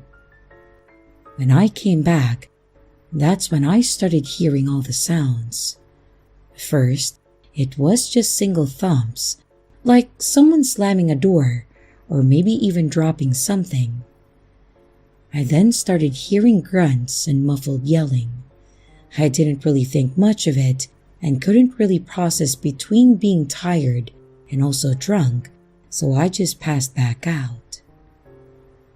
The next morning, though, I woke up to more pounding, but this time, it sounded like it was coming from our door. So I got up, groggy as hell, and I made my way to the front door. I thought maybe it was one of our friends coming back to get something that they left maybe, but unfortunately, it was not. I opened to see two cops standing at my door. They introduced themselves and vaguely explained at first that there was an ongoing investigation and said that they had some questions. I offered to let them in, but they stayed near the entry. They asked me if I was home last night, and when I told them that I was, as well as several others for a party, they asked if anyone else was in the house. I assumed my roommate was, and they told me to get him and anyone else inside. I quickly went and knocked on my roommate's door to get him up, asked if he knew if anyone else stayed over, and he mentioned someone being downstairs. I went down there and I woke up our friend and her boyfriend, and I got them upstairs with us. The cops then had us all go outside and asked to search the place. With our guests back at their car, my roommate and I asked what was going on. They said that they got a call for a welfare check on the man next to us and said that they found him dead. They said that it appeared that he had been robbed, so they wanted to check with us to see if we heard or saw anything and make sure that we could account for all of our guests. I certainly knew everyone that came over and didn't suspect any of them being the killer. The cop then said that they were more concerned if anyone was here that showed up unexpectedly or was acting suspiciously. I again said that I couldn't recall anyone like that, and we gave them permission to look over the place to make sure no one was hiding in there. That was terrifying enough that the thought that we could have been hiding a killer. I went ahead and let my friends that were there know that they could leave, of course with the permission of the other cop. I didn't feel like telling them what had happened, and they seemed like they just didn't want to be around the cops, so they left pretty quickly too. As I walked back to the door, I noticed the window of our neighbor's place had been broken and the screen door nearly ripped off the hinges. And after they searched, they told us that it looked like someone had nearly pulled off the back door handle, so they dusted for prints. They said they most likely saw all of the people and took off instead of targeting us, especially if the suspect was alone. They had a few more questions for us before finally leaving us to comprehend what all just happened. We were in a bit of a shock, and it was quite sobering, unfortunately. I think it was the following day we had a news fan drive by taking pictures and recording, which was weird till we saw it on the news that night. They were talking about our neighbor. They said that he had been strangled and found by police after his sister tried calling multiple times and not getting an answer. My friend thinks that since he was a seller or maybe a user, that he was targeted and probably robbed for whatever he may have had. The fact that they tried us did worry me a bit. Was their plan to make sure that we didn't talk or maybe see anything? Was it just a robbery gone bad? Did he think that he would hang out at our party and just blend in. It was a bit worrisome at night. Sometimes, wondering if they would come back till the news reported that they had arrested someone in relation to this case, so that definitely made me feel better. I think the place sat empty for several months before we got a new neighbor. It was an older couple, which put a damper on our parties, but at least we knew that they probably wouldn't have shady guests around.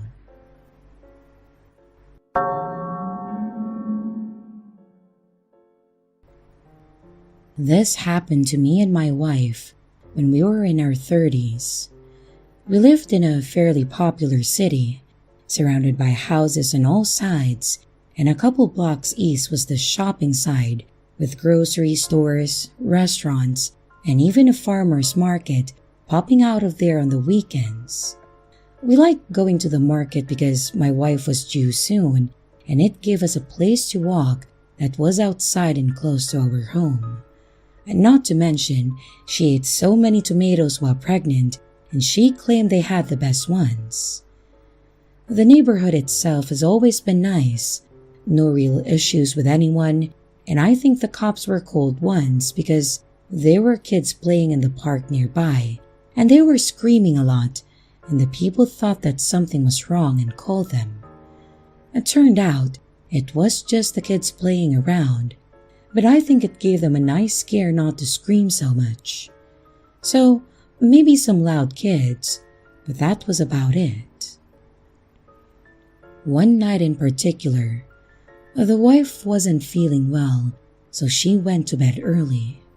I wasn't tired, so I stayed up for a bit longer to finish the show that I was watching. Just to get a better idea of the layout of our place, when you walk in the front door, you enter the living room. This is where I was watching TV. To the right is a hall with our bedroom, a bathroom, and also our nursery.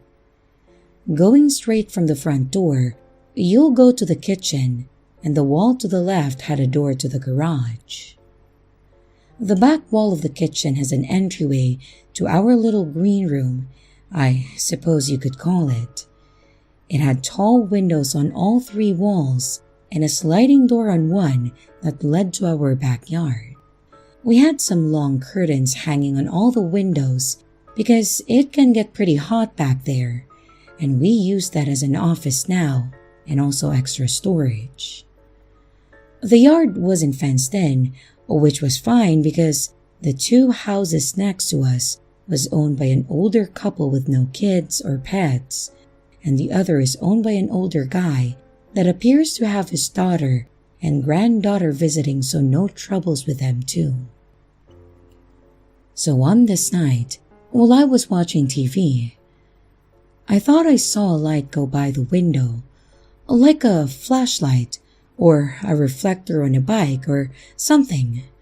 I didn't really think much of it at first because it also faced the road, so I thought it probably was a bike passing.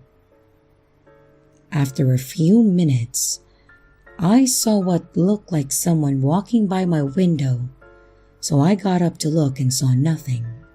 No cars, no one outside at our neighbors, so I made sure the door was locked and I went back to watching my show. At this point, it's probably been 20 to 30 minutes because the episode had finished, so before playing the next one, I went to the kitchen to refill my cup. Of course, we gotta have sweets in the house, so as my eyes met the chocolate chunk cookies, I went to open them when I heard a thumping sound coming from the green room.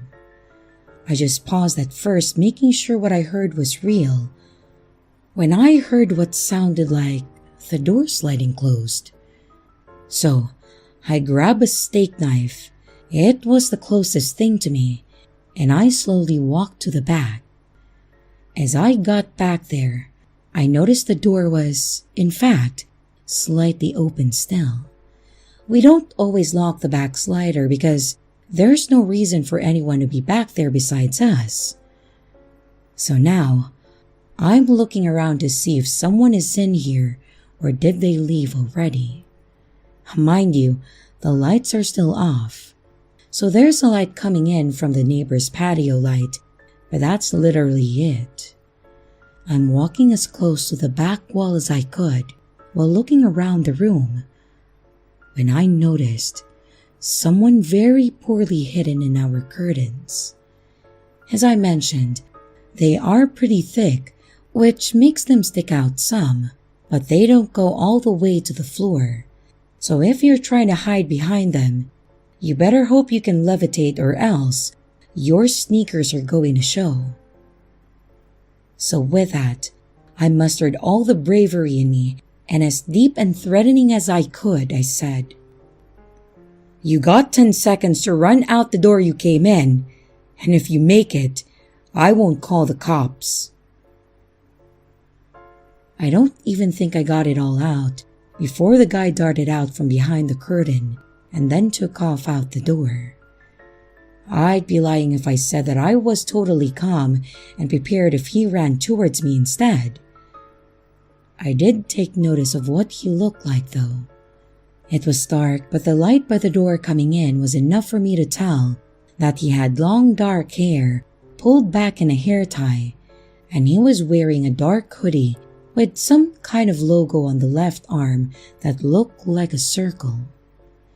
He also wasn't wearing anything to cover his face, so I could tell that he had a short beard. After a few seconds, I ran to the door. I locked it and looked around to see if he was anywhere nearby, but he must have taken off because he was nowhere to be seen. I did a quick look over of the room to see if he did take anything, but nothing looked like it had been touched except the pen holder that was on the floor. I assume that was probably the thump that I heard earlier. I don't think he had the time to even consider taking anything yet. I closed all the curtains in there in the living room. I checked any windows just to make sure they were closed and locked, and then I went to check on my wife, who, based on her snoring, had been out the whole time. I ended up going back to the living room because I was too freaked out and I was wired at this point to sleep. I ended up passing out a few hours later though. I never told my wife because I didn't want her to worry about it unless something came up again. I didn't want to add any stress to her. I told her that I must have passed out while watching TV though, and she believed it. From then on, I was more cautious of making sure all doors and windows are locked at night or when we leave. The following week, we went to the market one last time before she was going to the hospital. And while she was looking at the tomatoes and talking to the couple that sells them, I kept moving down to look at everything else. I came across a small table with lemonade set up and a little girl sitting at it. On the other side of the lemonade container was a crate of strawberries for sale. The girl looked really excited that I had stopped and offered some lemonade, for a price of course. I think it was like a quarter. I agreed, and the girl turned and yelled "Daddy" to the man that was doing something behind her. He stood up and started approaching the table when my stomach dropped. This guy had long dark hair pulled back and he was wearing a hoodie with the same logo that I noticed in my house a week ago. It was for a local community college by us. He had shaved recently though. The girl told her father that I wanted a lemonade, so he helped her begin pouring it. I asked how long they've been set up here, and I think that's when he recognized me too. The guy's voice began to crack and he was shaking. He said he was trying to make some money since his wife was pregnant with their second girl, and the people agreed to let him set up there. He had strawberries that he was selling and bought some lemons to make lemonade with them to entice people to buy them. He said that they were down on their luck with her not working and him losing his job recently.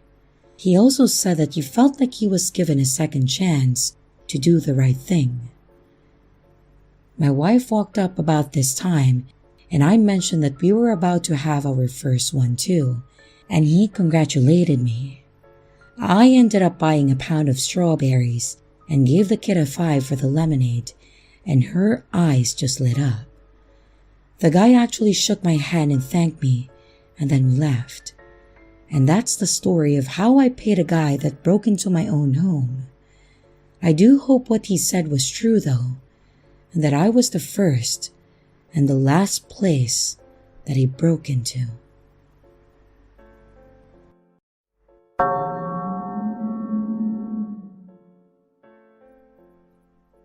My camping story comes from a time when I was actually still a child, probably around 12 years old at the absolute oldest. Back when I was young, my dad wanted me to get into hunting. He was a hunter, his dad was a hunter, and so on.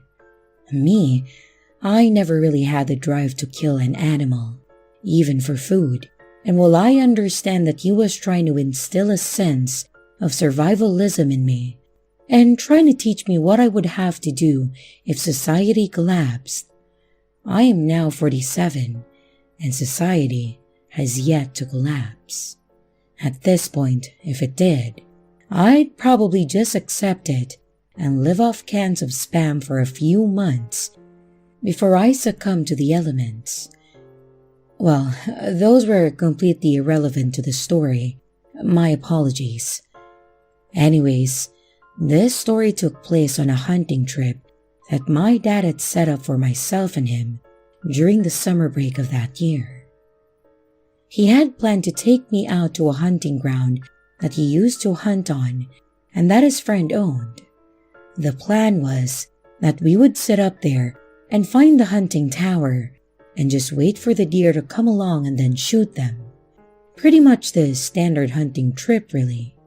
We got all of our gear together and we headed out early in the morning to get to the spot where he and I would be setting up the tents. I packed more than I needed, mostly because I was the kind of kid that would throw a fit about having to wear the same pants for days in a row, and we were supposed to be out for the whole weekend. After luggaging everything into the truck, double-checking to make sure that we had our tents and all our camping equipment, I got in the car, and to be completely honest with you, I fell asleep as soon as the tires hit the asphalt. I knew he drove for an hour or two, and then I woke up to the feeling of the truck going off the road and onto the gravel or dirt paths. He pulled up to the spot where we were supposed to be at, and he asked if I was excited. I told him that I was, and despite the fact that I was barely cognizant. We grabbed our tents and all of our gear and whatnot. Then I asked him where we were supposed to set up our tents. Well, much to my dismay, he tells me that we have to hike about 10 minutes to get close to the lookout tower. I remember the look on his face when I stared daggers at him. He laughed his ass off, and then we started our trek into the woods. After about 10 minutes or so, he pointed to where the tower was and told me that that was where we would be the next morning when we actually started hunting. Then he told me to set up the tents. Yes, plural. I asked what he was going to be doing, and he said that he was going to scout the area and see what was around. Then he dropped his tent and told me that he would be back in a little bit. At first, I was pissed that he was making me do all the work, but I went to it. I set up his tent first to be nice, and then I started struggling with mine. After having a difficult time with it and saying words that my dad would have swatted me for, I finally got them both set up and got our gear in their respective tents. After that, I actually got in mine and went back to sleep. I wasn't asleep that long, probably 15 minutes or so, and I was woken up by my dad shouting my name close by. I quietly responded saying, "Yeah, Dad, I'm in my tent," and then put my head back down. Then I was shaken awake by my dad opening my tent and telling me that I needed to get up now. I asked what was going on, thinking at first that he was just messing with me. But the look on his face quickly told me that he wasn't joking. I got up and I exited my tent, and he told me that we needed to leave immediately. I told him that we just got here and asked why we needed to go, and he told me to come with him to the truck so we could leave. I asked about our camping gear, and he basically told me to shut up and do what he told me to do. Being 12, I wasn't going to argue with him any more than I had. So at this point, my dad had dragged me away from the campground, left all of our gear out there, and was in a hurry to leave. So the only thing I could think to do was ask what was wrong. He didn't respond at first, but when I asked again, he once again told me to stop asking questions, and then he just kept driving. Obviously, I was annoyed, but I just sat there and stared out the window and pouted. I got even more confused when he pulled into a police station and then told me to stay in the car. I was going to ask why, but he was quick to get up and run up to the station before I could. I just continued to sit there and stare at nothing in particular. Then after about 10 minutes, he ran back out and we got back on the road. But this time, a cop cruiser was following us. And before I could ask anything, he literally told me to keep my mouth shut and not ask any more questions at all. He pulled back up to the spot where our gear was and told me to stay put. Then, he and the officer started off in the forest. Again, I was 12, and it was the late 80s, and I was not about to just sit there and do nothing bored out of my mind. Honestly, I kind of wish I had. I waited for a few minutes and then followed behind my dad and the officer, just far enough that I knew where they were, but was distant enough to have them probably not notice me. I followed them for a bit, and then they stopped, and my dad and the officer were standing by a broken fence line. Basically, it looked like someone had knocked down the post to a barbed wire fence and it hadn't been replaced yet. I just stood there, and I heard my dad explaining things to the officer. He told them that we were there to hunt over the weekend, that he knew the owner of the land, and that he was just walking the perimeter to check things out. Then he said that he noticed the damaged fence and went to check it out. Then he said, "I came over to check the damage so I could let him know. But that's when I saw her." I may have been young, but I was able to put two and two together. Him freaking out, wanting to leave, getting the police, and it's exactly what you're thinking it was. Apparently, when he went ahead and checked out the area, he saw a woman's body lying in the brush.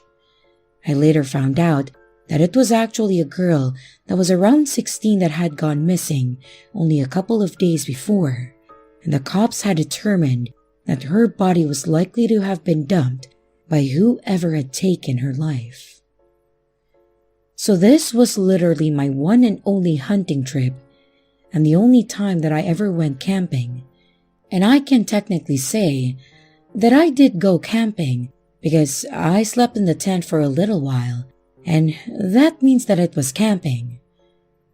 But jokes aside, this is the only time that my dad took me out for one of these trips. I don't think that he even got together with his buddies to hunt after this. Apparently, there is something about finding a dead body in the woods that ruins camping for you, no matter how long you've been doing it.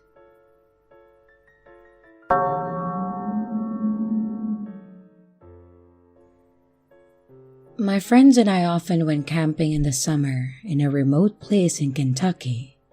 It was a small, unknown area that you could easily miss, especially if you're not looking for it. This was great for us because that meant there was never anyone around to bother us and throw off our fun.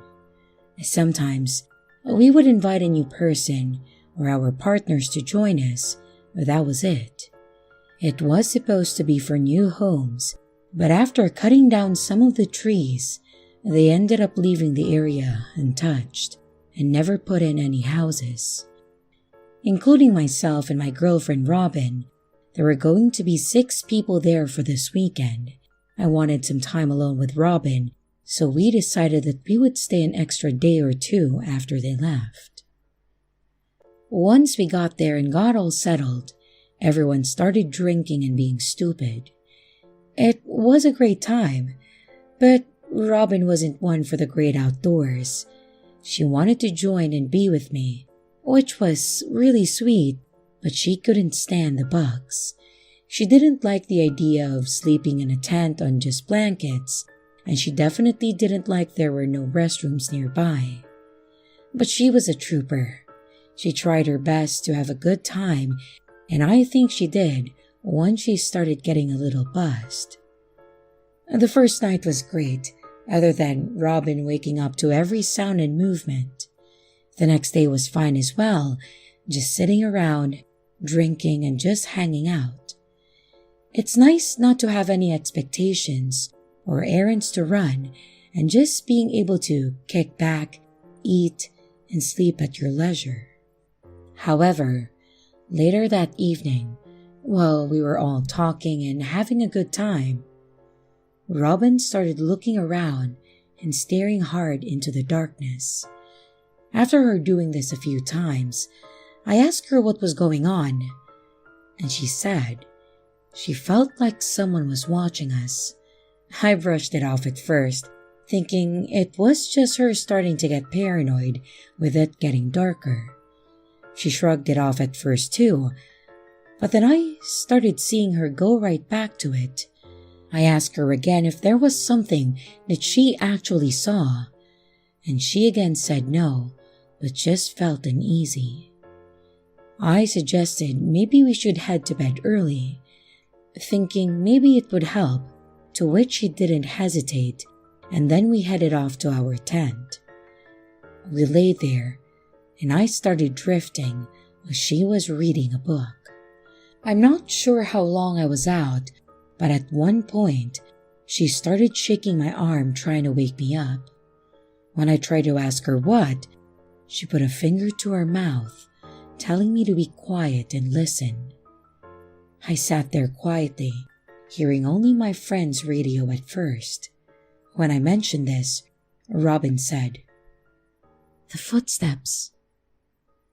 So I again listened, when I finally started hearing what sounded like slow and patterned footsteps. I tried telling her that it was probably one of the others, just walking around drunk or trying to go to the bathroom. So to calm her down and ease her tension, I made a comment out loud to the effect of, "Don't be going over here by our tent," and smirked, looking at Robin. She didn't find it very funny, and neither did the person by our tent by the sound of the groan that I heard. And before I could respond though, one of my friends hollered back asking what I was talking about. I asked who was by my tent, and they said that they were the only other ones awake. Seeing Robin's freaked out face, I got out of the tent to see who was messing with us. That's when I confirmed that my friend was right. He started getting out of his tent too, and we both looked over behind my tent. And to my shock, it was an older guy. He had long matted hair that looked like it hadn't been brushed in years. His face was covered in what looked like dirt and also scabs. He was wearing boxers, a t-shirt, and slippers. Again, This was a remote area, and there aren't any businesses or homes nearby, so I have no idea where this guy came from. Not knowing what to do, I just looked at him and said, hello? The man would not make direct eye contact. He always looked around me or at the ground. He also never responded, so instead I asked, how did you get here? And by now, Robin came out of the tent and gasped at the sight of this man.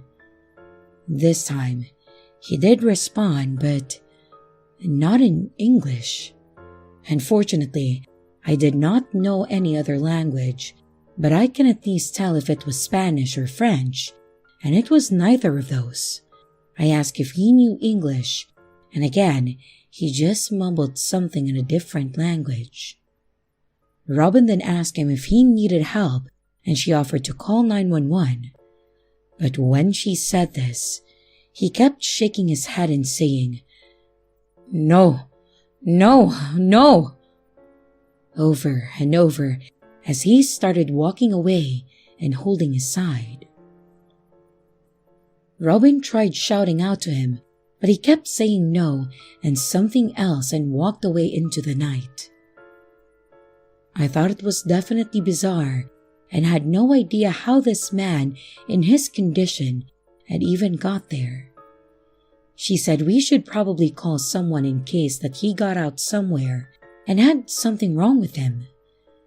My friend didn't like this idea since we could get in trouble for trespassing. We had all been drinking, so there was no way that we were safe to even drive. So I calmed Robin down and told her that we will just leave with them tomorrow instead of staying longer, and that we would just call the police on our way out so they can come and look for him, to which she agreed.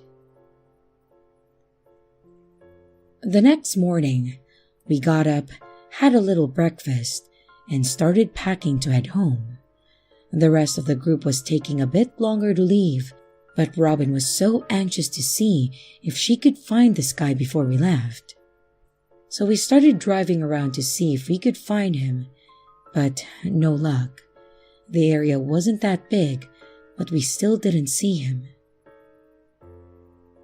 Thinking he probably wandered off somewhere else, Robin was upset, but she understood that there wasn't anything else that we could do. So we headed back over to our friends and helped as the last of them left. Nothing really came out of the situation until a few days later. Robin had come over to my place and immediately pulled up a news article. It was about a body that was found close to where we were camping. It was an older guy in his 60s that had been stabbed and bled out. I don't remember the name anymore, but what I do remember was that he was Swedish. Then, they also showed a picture of the victim. It was the same guy that we saw while we were camping, but just in better health. That also explained the different language that he was speaking. It was pretty heartbreaking. This guy was standing right in front of us, probably holding his side from the stabbing, and he didn't want us to call the police. But why? And to top it all off, the suspect was still wanted. Was the killer nearby? Did he walk by like this guy did while we were asleep? Robin ended up going to the police and talking to them. I couldn't blame her. She has too kind of a heart, which made it even worse on her, knowing that we didn't do anything. I don't know if they ever caught the suspect, but I sure hope so. For everyone's safety, and so that man can be at peace.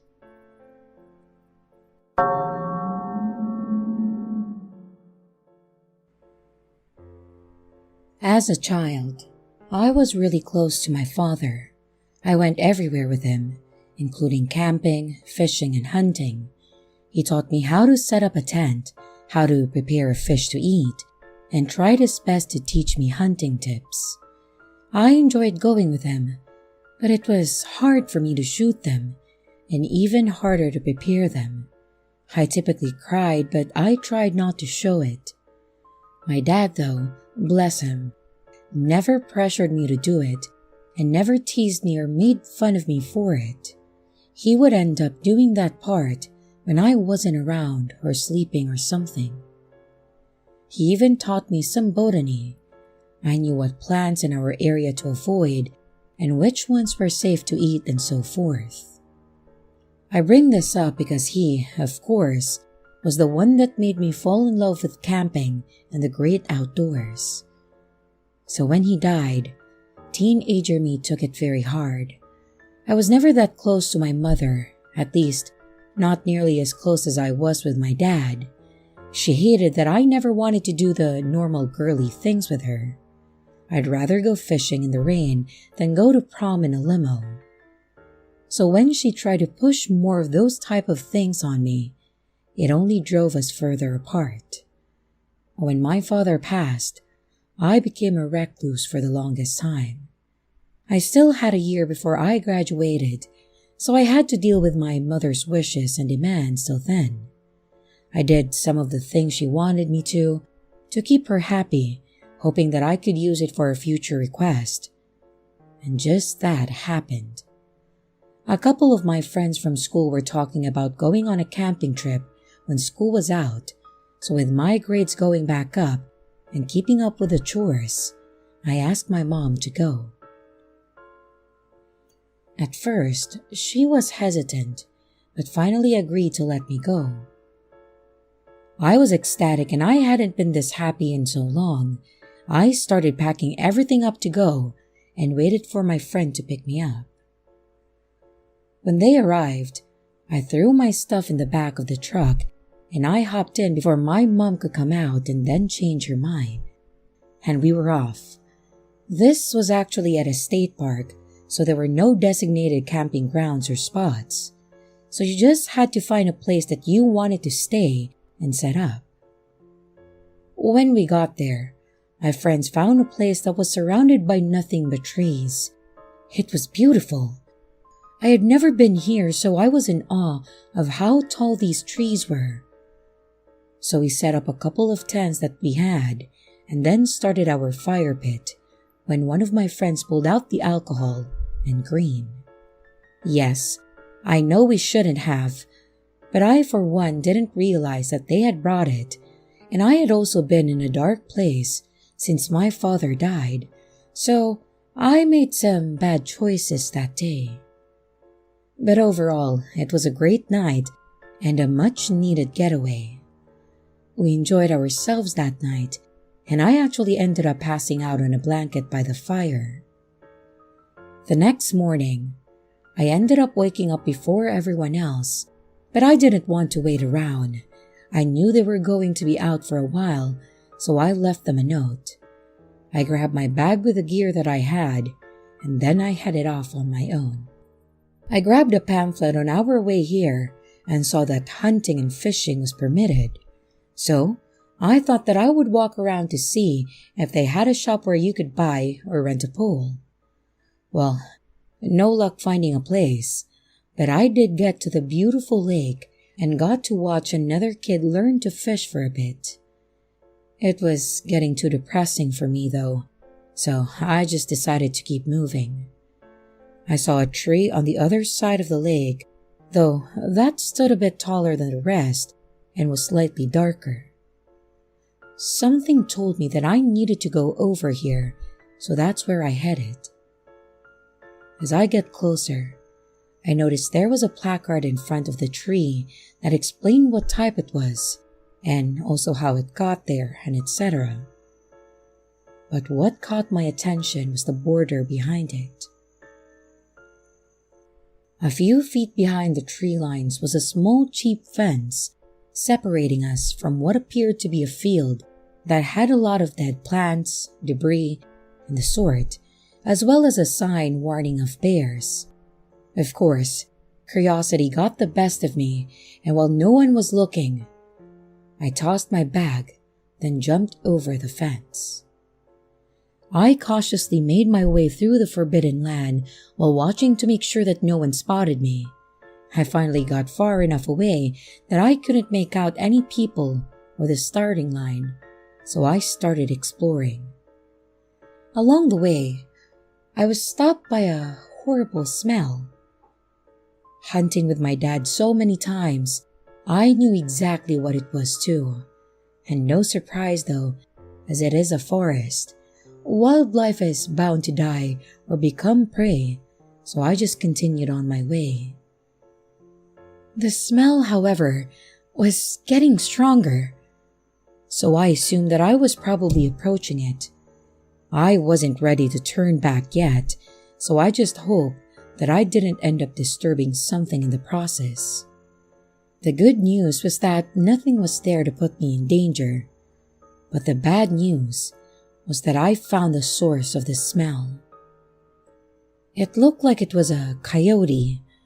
I know this may be too much for some, but it looked like it had been cut open, like it was being cleaned or prepped by a hunter. The problem was, it hadn't been touched, other than the cut on its abdomen. Who would hunt a coyote of all animals, and who would just leave it like this? I thought it was weird, but I just carried along the way. After several feet and the smell starting to dissipate, I lightened up a bit and I continued to explore. Not long after though, I came across a bunch of tree branches and rotten broken logs. I started looking through it to see if there was anything of interest in the pieces. When I noticed something of it was wet, I thought it was just sap or water maybe, until I got closer and wiped a piece along the ground with my shoe. It was blood, and as mentioned, it was still wet like it was fresh. This kind of put me on edge after seeing the coyote earlier. I had no idea what this was from or what caused it, but stupid me still wanted to continue on. Further along, I ended up smelling decay again, but this time, it was much worse. I ended up pulling my button up over my nose to try and mask the smell. With what I had already seen, I was determined to find out what was causing this. There was a small ditch that I had to pass over, and on the other side, the grass was even taller. I was about 5'5" at that time, and it went up to about my knees. As I started going over the ditch, I noticed another dead animal in the water. It again looked like a small coyote or a fox. This one was harder to tell by the condition it was in, so I quickly jumped over and walked along the side of the ditch. A few feet away, there was an opening in the grass like someone else had walked through it. What better time to pass through it, right? I could see in the distance, though, what looked like a very old tent, so I thought that I'd make my way toward it, cautiously. Along the way, I started to spot blood again. This time, it looked like a trail, like something was being dragged, and as I got closer to the tent, the smell almost became unbearable. I pulled myself together and made the final steps to this tent. However, it was not a tent. It looked like a tarp that was thrown over a low-hanging branch. I don't know if that was done on purpose or if someone was staying in it, but that was the least of my fears. In front of this tent was another tarp, spread out on the ground, being held down by 4 or 5 carcasses of coyotes, foxes, and a wild hog. These, however, were not looking like they were hunted, in the sense to take home. They were mutilated. There was also one that had been, attached to a tree.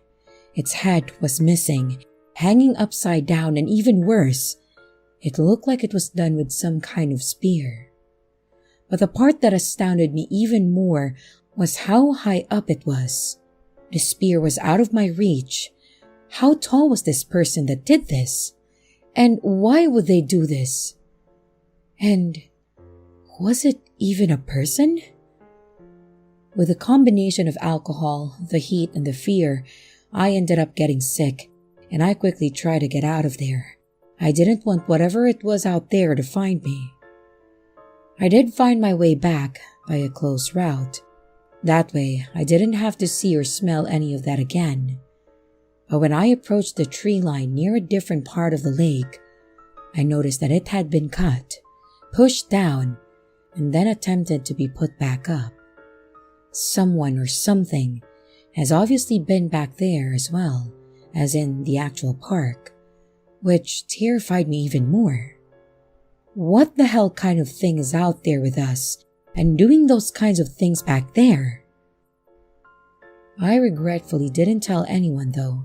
Hell, I didn't even know if it could have been someone that worked here, and I wasn't supposed to be back there anyways, so I couldn't even think about what I could say.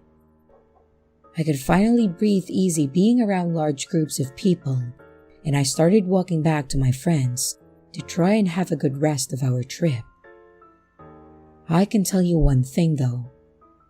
It wasn't easy, and I still haven't forgotten about it.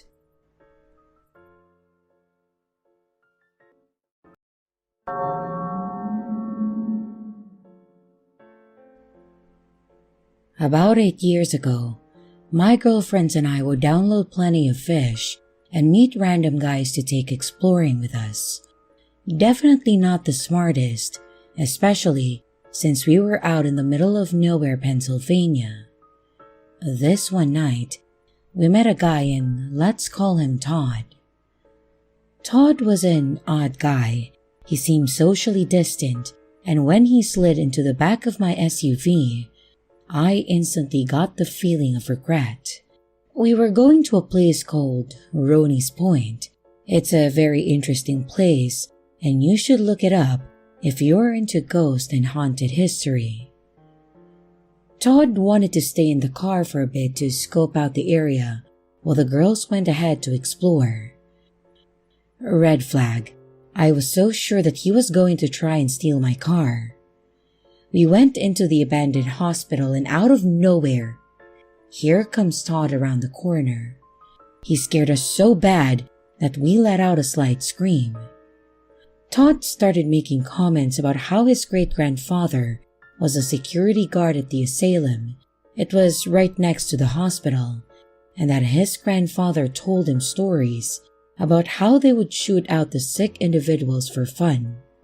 He laughed and said, "How much fun would that be?" And we continued to explore, and Todd just hung out in the background. We eventually left, and Todd insisted on sitting behind me in the car. I needed gas, so I started driving to the nearest gas station. And maybe 2 minutes up the winding road, I felt his slimy hands creep up and start massaging my shoulders while I'm driving. I kept leaning forward to give him the hint that I was not interested as he is massaging my shoulders. He's telling my friends and I how stupid we are for inviting random strangers out, how we never know who is getting in our car, and how they might hurt us, and etc. He started laughing again, and I will never forget the tone of his voice or the grip of his hands on my shoulders when he said,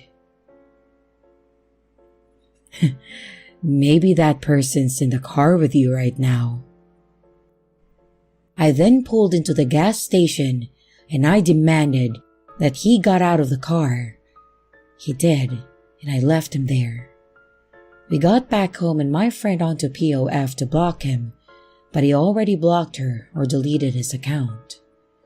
We never heard of him again, but we stopped inviting random people to urban explore and ghost hunt with us again.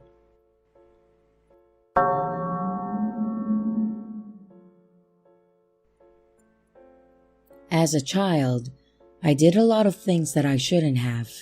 I skipped school, smoked, drank, argued with my parents, and I snuck out. I know what I did was wrong, and I don't have a reason for it either. I know now that my parents did their best though, And I understand that now, but at that time, I thought I knew what was best for me. Whenever I had fights with my parents, I would just leave. Sometimes, I would end up at my friend's house, maybe in a parking lot on a bench for a while, or even just sitting at the corner to calm down. But my favorite places to go were abandoned places. We had a lot of places that were abandoned, condemned, and left behind. Usually, my friends and I would find a place to call our own and smoke there and just hang out for several hours. This would turn out to be my plans one night after a fight with my dad. I got pissed off and I stormed off to my room.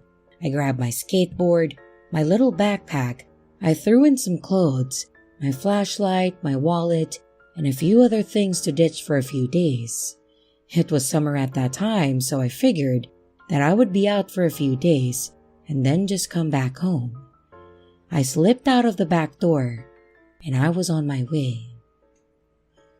I tried calling a few of my friends and they said they were busy and couldn't get out due to other family plans. One of my friends welcomed me over but said that it would be a few hours before they got home, so I was on my own for a few. So I decided to just start riding around, thinking that I could at least head in the direction of my friend's house and just enjoy the cooler evening breeze. While on the way, I decided to take a back road that basically went behind some apartments and out to the other side. And while back there, I remembered one of the complexes nearby had caught fire and I decided to look for it. It turns out I was off on the name and I found the property a few blocks over. It was obviously evacuated and had boards on the windows, but it was still standing. I decided, why not check it out and kill some time while I was at it? I was around 16 or 17 at that time and I was a petite girl, so I could easily fit into small places. But that means I also wasn't very strong and I couldn't break down boards, windows, or doors, so I had to find a more discreet way to get in.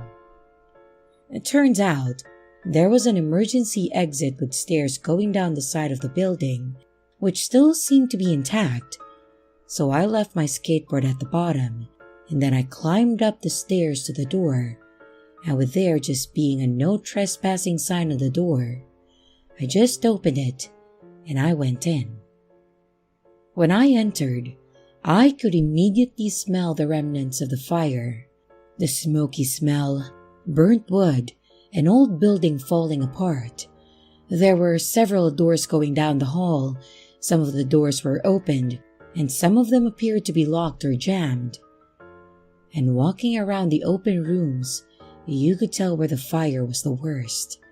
And seeing some of the items people left behind or couldn't take was really kind of sad. Old clothes, pictures, children's toys. I guess it almost worked on me, thinking back to my stuff and my family and things that I would have hated to lose too. I continued to walk through what I could until I got to the center stairs. I started walking down them, and when I swung around to go down the second set, I noticed a figure standing at the bottom of the stairs, and it scared the hell out of me, making me scream. When the person didn't even budge, it scared me even more, so I just slowly backed up when he said, "Wait." His voice alone was unsettling. It sounded like the guy from Sling Blade was losing his voice. Not a good story as is, so sounding like the guy did not make me any more comfortable. I stopped, with one foot on the stairs on the other side of the railing, and I looked at him. I waited for him to say something when he finally asked, "What are you doing on my property?" I told him that I was sorry, and I made up a story about how my friend used to live here and that she lost something, and I thought that I would look since I was in the area. He saw right through my lies and called me out on it too. I didn't know what else to do other than apologize, and I said that I didn't mean to disrupt you or disrespect your property and that I would leave now. However, he stopped me again and said, "I'll make a deal with you. If you do me a favor, I'll let you go and I won't call the cops on you for breaking in." A little curious and dumb, I asked him what the favor was. He let out a chuckle and slowly started unzipping his pants. I flipped out. I quickly ran back up the stairs as this guy ran after me. I got to the door, and as I was leaving, he managed to yank me back in by my backpack. At this point, the guy was in my face smiling and said, "So, should I call the cops?" I don't know what got over me, but I said something along the lines of, "Well, my friends are right outside with cameras, so if you'd like them to record what you're asking a minor to do, be my guest." And right as he started loosening his grip, my knee went straight up and he went straight down. I ran out of the door quickly, down the stairs, grabbed my skateboard, and I ran down the street. There was a 24-hour fitness center and a little further down, so I went in and I asked to sit in their lobby while I waited on my friend. They finally picked me up and I told them what happened. They were impressed at how I was able to get away, but I was still freaking out inside. I didn't tell anyone where I was, not my parents nor my friend that was picking me up, and if I wasn't so lucky, who knows what may have happened to me. From then on, I don't explore on my own, and I'm more aware of how much I take with me in those places as well. Travel light, pay attention to your surroundings, and tell someone where you're going to be at all times.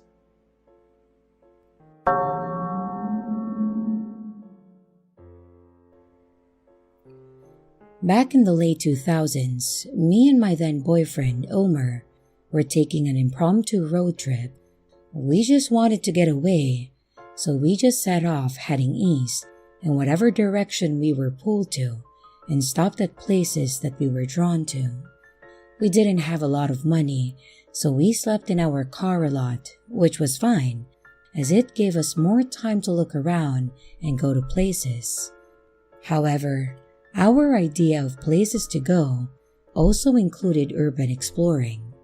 It was fun enough finding places local to explore, but even better when it's out of state, places you've never been to or heard of, and going in blind. We were driving through Mississippi at that time when our car started having issues and overheating. Thankfully, we were near an exit, so we got off the freeway, and with our hazards on, we slowly drove into the closest parking lot of a Sonic and turned the car off. We had to figure out what was wrong with our car, and most likely without moving it, so we got directions to a nearby gas station and started walking.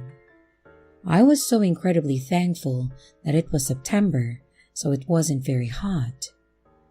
On our way there, we noticed what looked like this big old house with a fenced-in yard, till we started looking at it more. It was actually an old church that looked like it had been closed or abandoned for a while.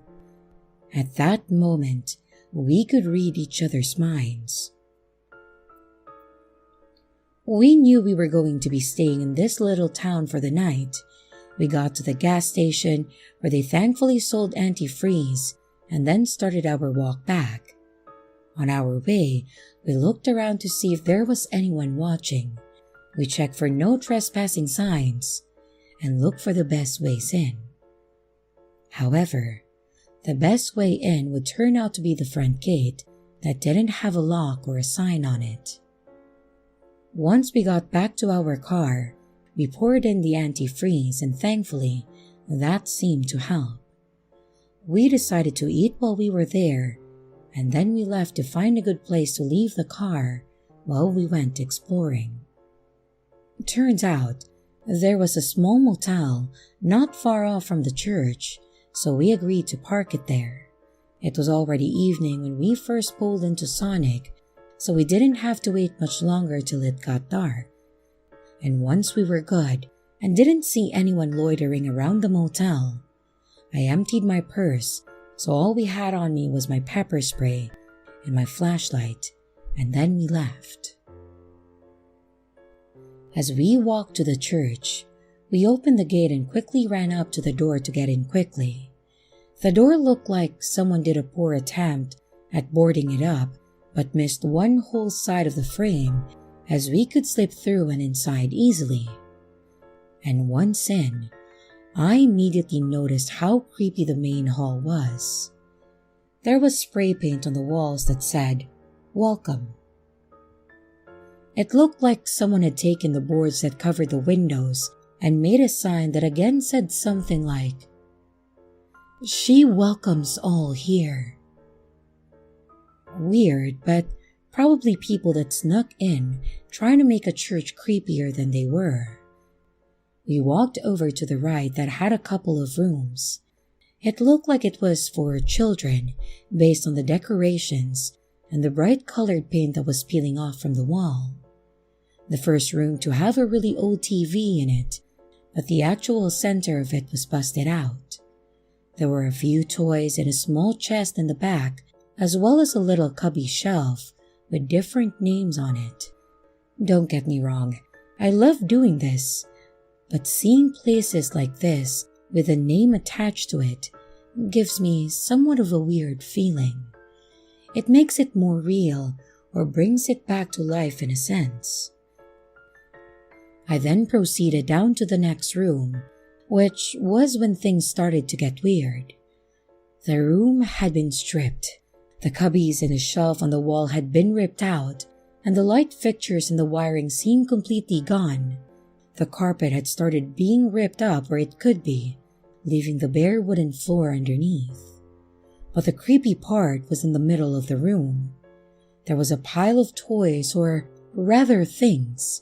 More specifically, it looked like anything with a face.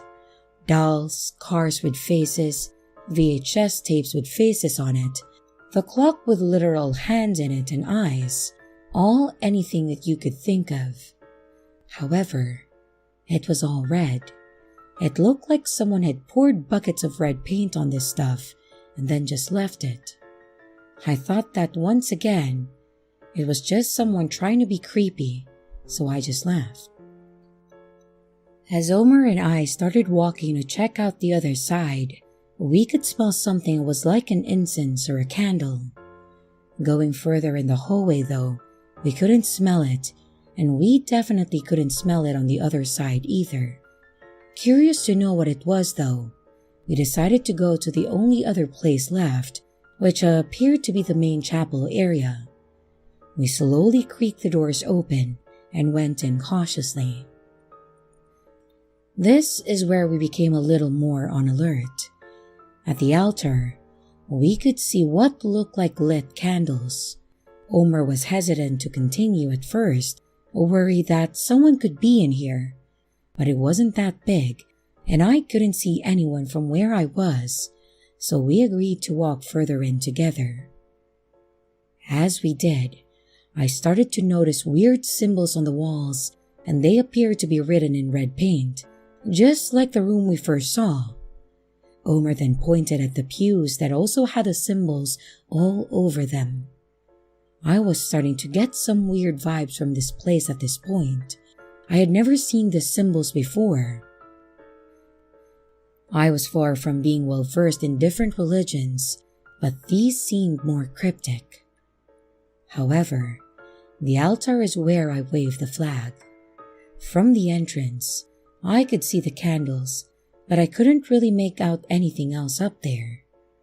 And once we approached it, there was a pew that was up there, but still facing the same way. I was startled at first because there was a tarp over it, and it looked like someone was under it. Omer softly kicked the pew to see if whatever was under there would budge. When nothing happened, he slowly pulled the tarp back, and I almost got sick. It looked like a pig that had been dead for a very long time, which explained why we couldn't really smell anything. The podium, though, had a disturbing framed picture on it. It was a naked woman that looked like she had a long cut from her neck to her belly button. She looked like she was sitting on one of these pews, legs straight down and crossed at the ankles, and arms stretched out across the backrest. However, she was alive and smiling. The podium also had what we were smelling. It wasn't incense that was almost out, and the candles we saw were those fake battery ones. At this point, we were on edge. This meant someone had to have been here, and recently. Omar didn't want to stick around anymore, and I certainly didn't want to get to know anyone that did this, so we bounced. We quickly, and as quietly as we could, went right back out the front door. Omar had me go out the door first, and when I turned back to hold the boards open some, I noticed he was looking to the left. I told him to come on when he finally walked out and pushed me towards the gate. And once we got out, we took off to our car. When I thought we were just going to chill for a bit, he actually drove off. He said that he would feel more comfortable if he got away from there. He didn't talk much while he was driving, so I did a lot of the talking, trying to make jokes about what we saw to lighten the mood. I think we went a few more exits before we ended up at another hotel. And after we slept that night and headed off the next morning, it was at that time that he finally told me what was wrong. He thought he had heard a noise when we were leaving, and when he looked over, he saw a man in a dark blue parka-looking thing, holding a huge knife, just watching us leave. He wasn't comfortable staying there in case they came looking for us, and that's why we left. He hadn't said anything to me because he didn't want me to worry. I was okay with that too, but I felt bad that he had to carry that on his own, but I am thankful that he was watching out for us. We still like to do this, and it hasn't stopped us since, but if we see something even remotely off, it's not worth the risk, so we leave. Thankfully, we haven't run into any more pigs since then.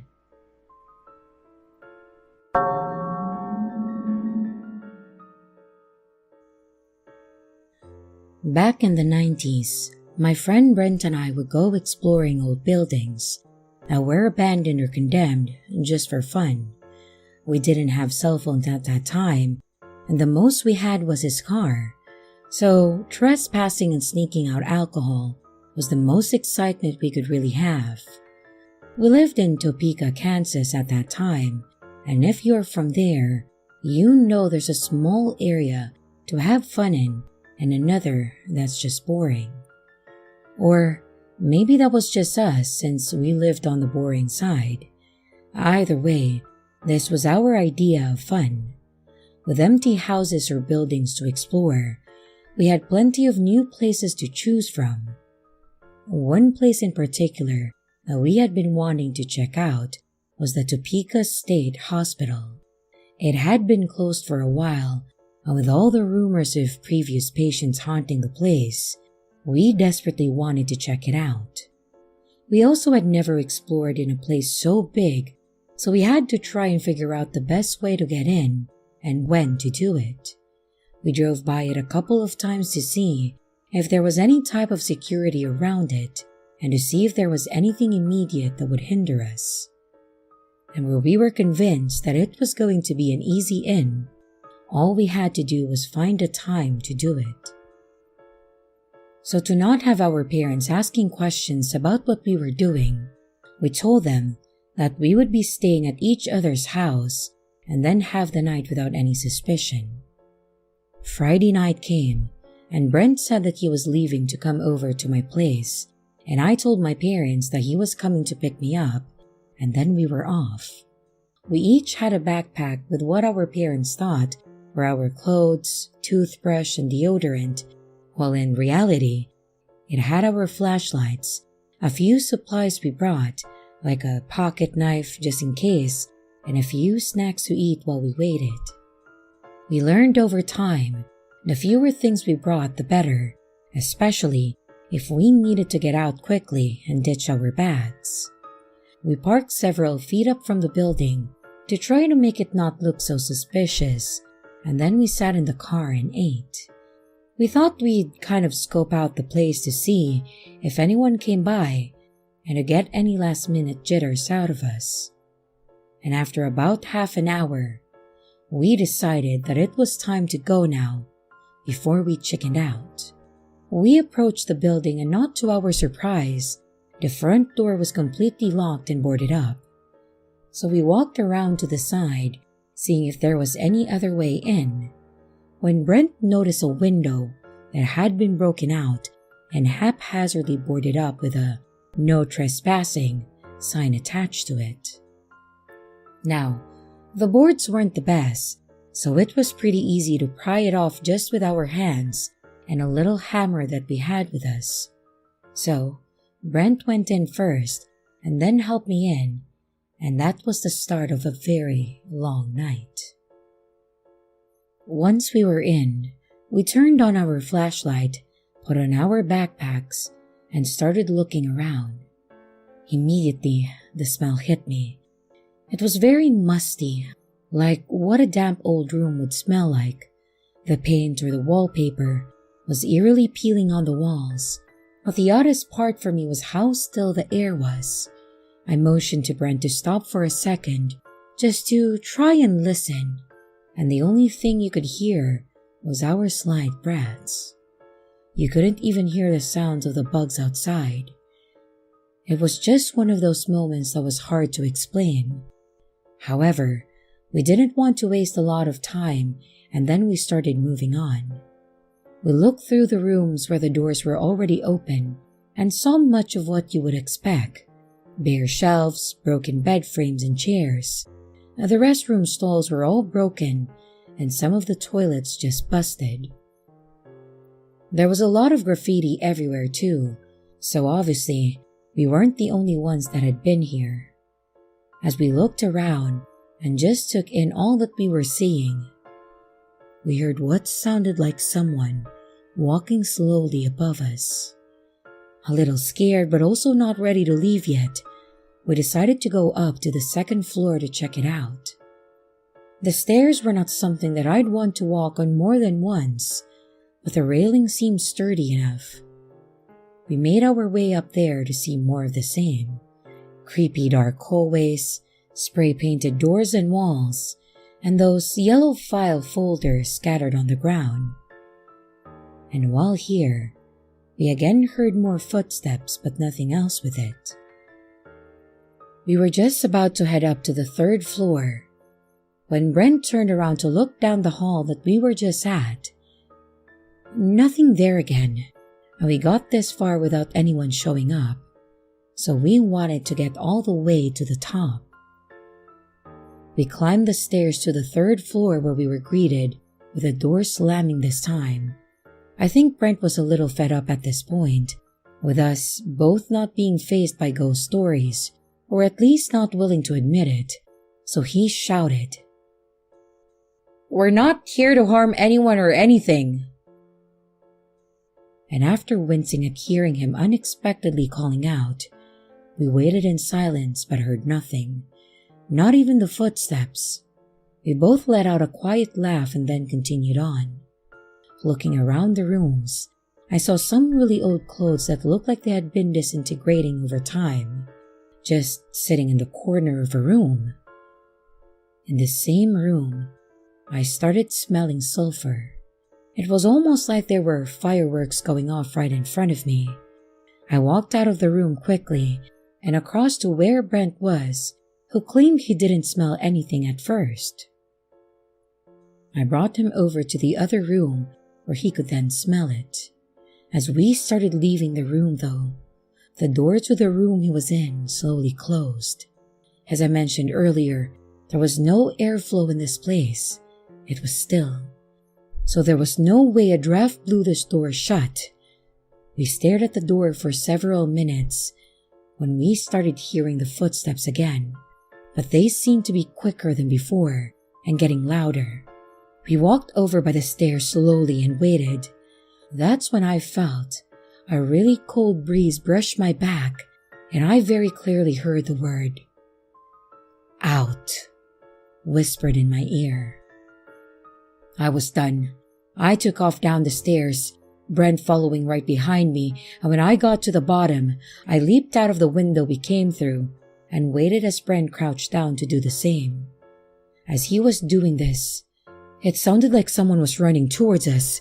I yelled at Brent to hurry up when he nearly dived out the window to get out, and we quickly took off to his car, not caring if anyone saw us, and just sat in the car, staring at this place for several more minutes to calm down. After a while, we both asked each other if we heard the voice, and that's why we both started running. So at least I know I wasn't the only one. As mentioned, I didn't really believe in the paranormal, but after that experience and reading more about what took place there, I can definitely believe former patients are sadly trapped in there. Brent and I still remember this, but we have not told a single person about it, but have kept this as a personal experience that we will never forget.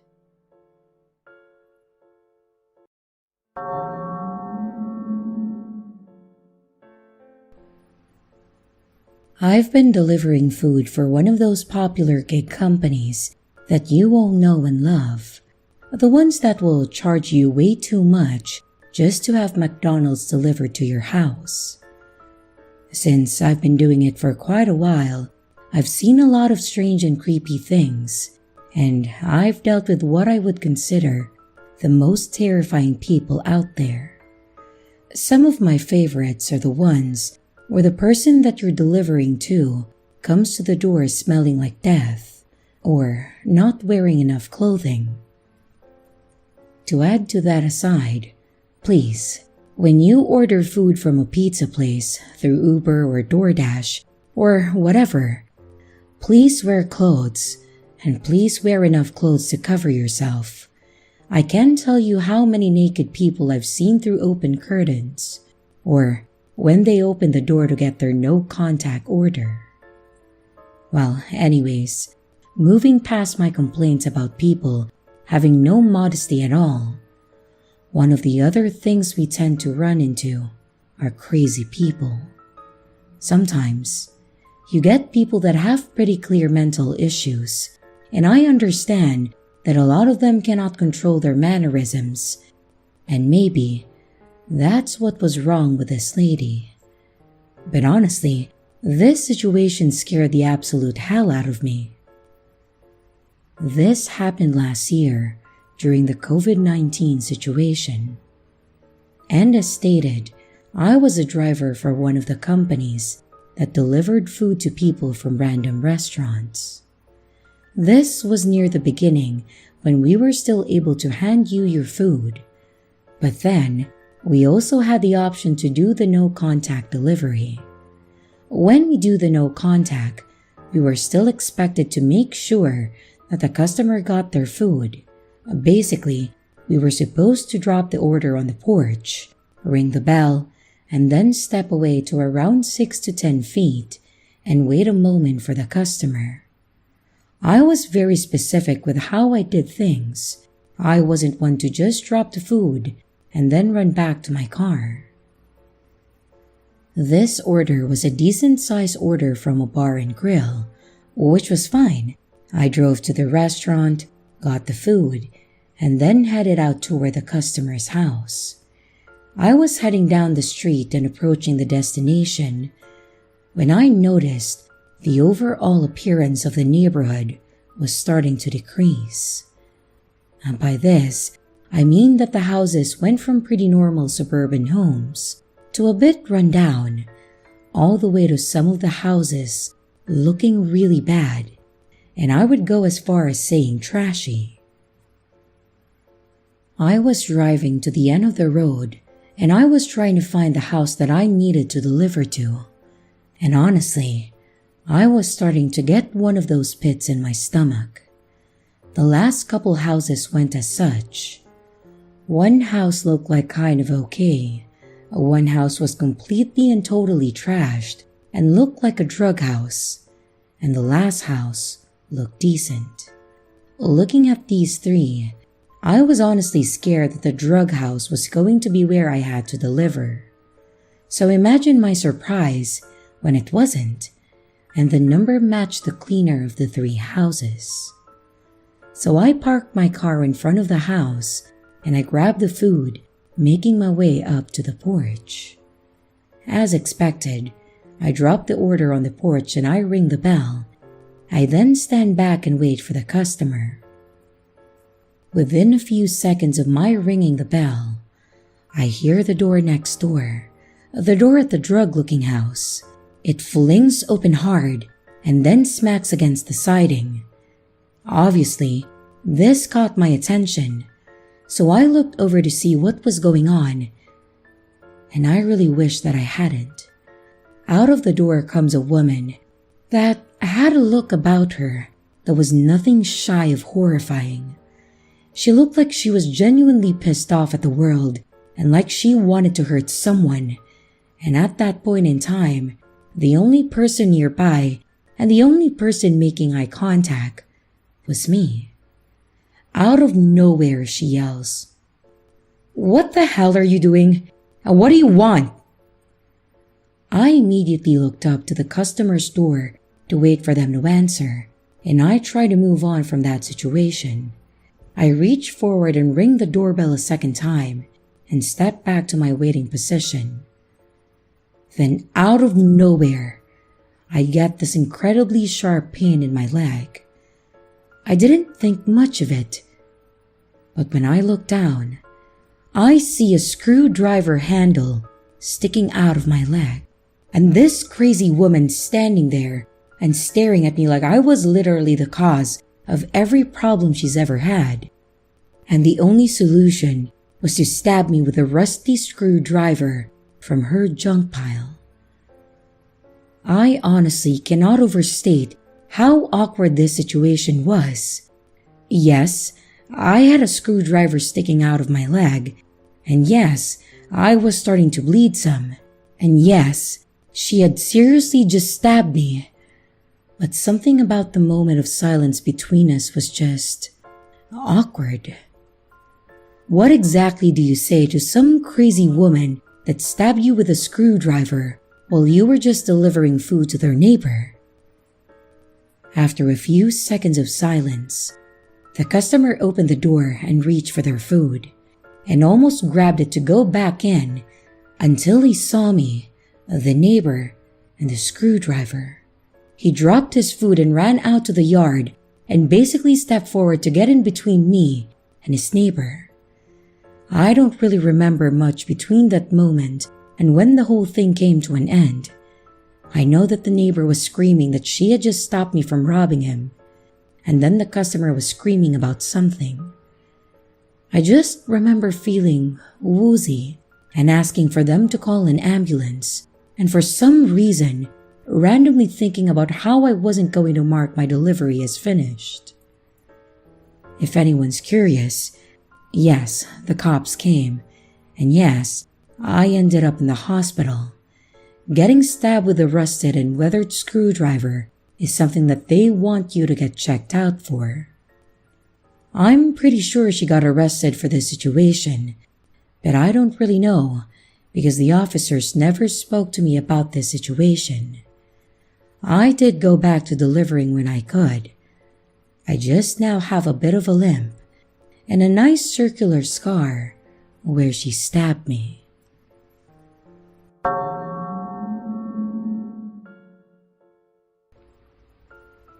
I answered the door for a guy who was dressed as a UPS driver. It had the logo on his jacket and everything. I assumed that my parents had ordered something that I needed to sign for, so I answered it. But after opening the door and greeting him, I realized that not only did he not have anything for me, but there wasn't even a UPS truck in sight. He told me his name was Tony and that he was selling lawn care services around the neighborhood. I started to figure out that maybe he was just a UPS worker who forgot to change clothes before starting his second job as a landscaper or maybe a gardener. But then, he started asking me weird questions like if we had any security cameras or large dogs in our house. We do have security cameras, but they are quite hidden.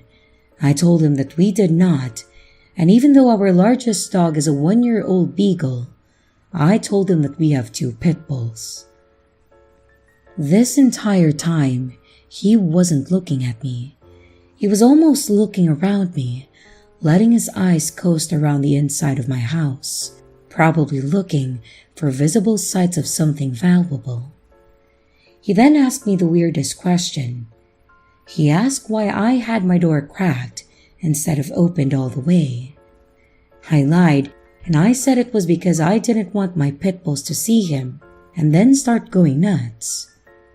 Well, the truth is, I always do this when I answer the door for strangers, so I can close it as fast as possible should they try something. He then gave me a poorly made flyer for his supposed lawn care business and then went off down the street to the next house. I shut my door and I locked all of the locks on it. Tony, I hope that I don't see you on the news anytime soon.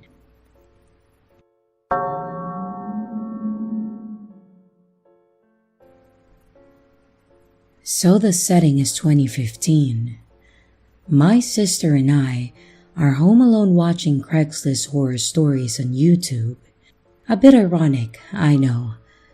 And now for reference, I was 13 while my sister was 17, and having these watch parties had become something of a habit as it was our last year together before she went off to college.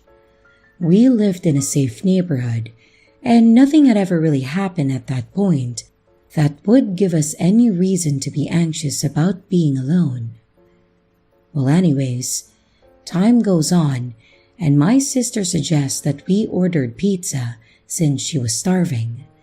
I'm not one to turn down a pizza, so I naturally agree, and we place an order at a local pizza place. We continue watching our videos for another 15 to 20 minutes before I step out to use the restroom. And just then, I hear the doorbell ring followed by my sister getting up to go and answer it. So I carry on with my business with the assumption that it was just the pizza.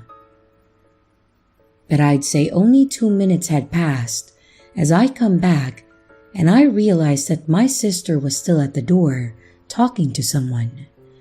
I couldn't really make out what was being said, but I knew it was definitely a man's voice responding to her. As I go to see what was going on, my sister promptly shuts the door, pizza in hand. I initially assumed maybe there was just an issue with the payment, so I just tease my sister for taking so long and I go sit down. It didn't take long for me to realize that my sister wasn't eating despite this whole thing being her idea. And even more so, she had a very nervous look on her face now, and she wasn't really speaking much. I asked her what was up, and she proceeds to tell me that when she opened the door to greet the pizza guy, he looked at her as if he was checking her out and followed up by giving her the most unsettling smile that she has ever seen. She was just trying to get the pizza and go, as she had already paid online, but the creep insisted on trying to make conversation with her. The man pretended to fumble around trying to get the pizza box out of his bag, all the while asking very personal questions that he certainly had no business asking, like how old she was and if she was alone. Now, I admittedly thought that she was just messing with me. I mean, Stuff like that can never actually happen to people you know, right? But nevertheless, it still left me feeling a bit anxious. We tried to enjoy the food and then move on, and I'd say about an hour or two later, we had finally calmed down about the whole thing. Right as we were getting ready to clean up and go back to our own rooms, there was a knock at the door, a very loud and aggressive one at that. We shared the same nervous look, then hesitantly slip over to a window to see if we can get a look at whoever's knocking. Now, I hadn't seen the guy, but my sister immediately recognized him as the pizza guy from before. We were contemplating calling the police, but the guy only knocked once or twice before getting in his car and taking off way too fast down the road. Almost like he knew that if he continued, he was more than likely going to end up in a lot of trouble. We made a round around the house, making sure everything was locked up, and then we waited for what felt like ages for our parents to finally get home. My sister told them about what happened, but my mother insisted that we were just being dramatic, that we had just made ourselves nervous because of the videos that we were always watching. While we both initially insisted on being serious, we eventually just gave up and tried to move on from the whole thing. We ordered from that place a few more times, but thankfully, we never saw that same delivery man again. Nothing else ever came of the situation, but I can't help but think about what could have happened if that creep had been just a bit more persistent. What if he kept trying to get into the house? Or what if we accidentally left the door unlocked? I think his intentions were obvious, and I can only hope that his behavior has caught up with him, and that he's somewhere out there getting the help that he mostly definitely needs.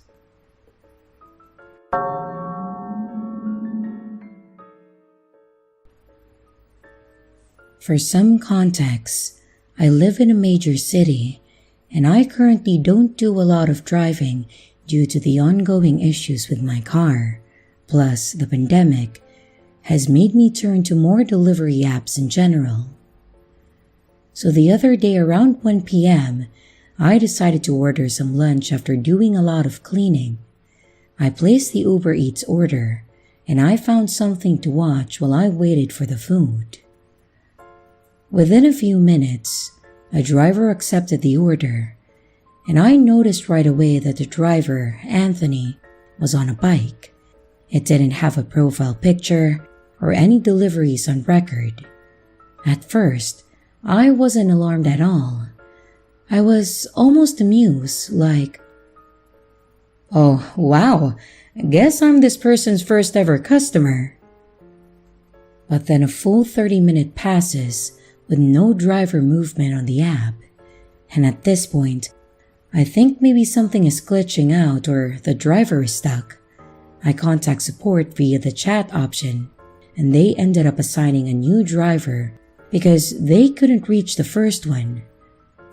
It was odd, but whatever. Now is when it starts getting a little weirder. The new driver assigned is in the exact same spot as the original driver was, and they are also on a bike. They also have no profile picture and have no prior deliveries as well. And this driver's name was Lori. I let another 20 minutes pass with no driver movement before I messaged them myself and say, Hi there. Are there any issues with my order?" And the app shows that the driver saw the message, but there was no response. All this time, I'm checking to see if Uber Eats is maybe experiencing some issues, none that I could find, and at this point, while I'm definitely weirded out, I'm mostly just hungry, so I contact support again to request some assistance. They reassigned the driver again and apologized for the inconvenience. It was the same deal. They also tried to contact the driver, but there was no response. Finally, the third driver assigned is the exact same scenario, same spot, on a bike, no profile picture, and no prior deliveries. Only this time, the name is Robert, and before I can react and go about canceling the order at this point, because I'm just really tired of dealing with this, he suddenly has my food and immediately messages me the following. "Hello, I have your food. What's your phone number?" And I responded right away with, "I'm not super comfortable giving my phone number out when you can just message me here."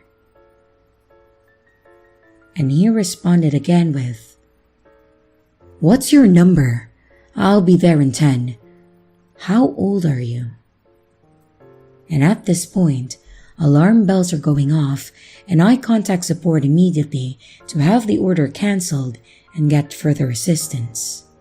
I get connected to Uber's safety team, who informs me that the order has been cancelled and I'll be refunded, and I started taking down the details of the strange interactions. As I'm giving the woman on the phone the info she needs, I'm starting to calm down, thinking that this was just some creep or something. And that's when I hear a man's voice at the front door. "Miss Metal Gear 42069, I have your food." And I can't even describe the chill that went down my spine because of the way he said it. Making things even worse, the Uber safety woman on the phone with me heard this as well and goes, "Is that him? We canceled the order." I poked my head around the door. My main heavy door was open, but the metal screen door was closed and locked, but allowed us to see each other. And then I get a look at him. And when he saw me on the phone, he went from smiling to looking furious. He suddenly got right up against the door and kept asking who I was on the phone with. And at this point, I've started asking him to please leave because he is making me uncomfortable and he's getting more and more angry. And at this point, he starts pounding on my door and grabbing the doorknob while shouting to be let in. The woman on the phone is asking if I'm okay, and the man is still shouting. So basically, I'm in a full meltdown mode, and at this point, I hurriedly close the heavy door to lock it. The man is becoming borderline belligerent as he kicks my door, and the woman tells me to call the police. He ended up walking away from my house about a minute after that and back up to the sidewalk. And for a moment, I thought that he messed up, so I finished my conversation with the Uber safety woman so she could submit the report. Once she submitted it, I called the police and I told them what happened. They weren't incredibly helpful at first since he didn't actually break in or put his hands on me. And they told me that if he came back, just to call again and they would send an officer out. I did end up having to call them again and then give a full report, plus the description of the man since he didn't end up leaving right away. He stayed in the neighborhood for almost 20 minutes. According to one of my neighbors, after she heard the yelling, she saw the man that I described walk back up from my house to the sidewalk and then hop into a truck with another man in the passenger seat. And they apparently just sat there staring at people walking by and being incredibly sketchy. And that's when she walked back towards my house and asked me what happened. Luckily, she was able to give myself and the cop a description of the vehicle and the other man as well. So basically, this was a very bizarre and uncomfortable experience, and I wanted to share it to maybe see if anyone has ever experienced anything like this. Because honestly, I'm still pretty shaken up, and I will be avoiding delivery apps for quite a while. So, strange Uber Eats driver who asked me for personal info and then proceeded to try and break in. Please, let's not meet.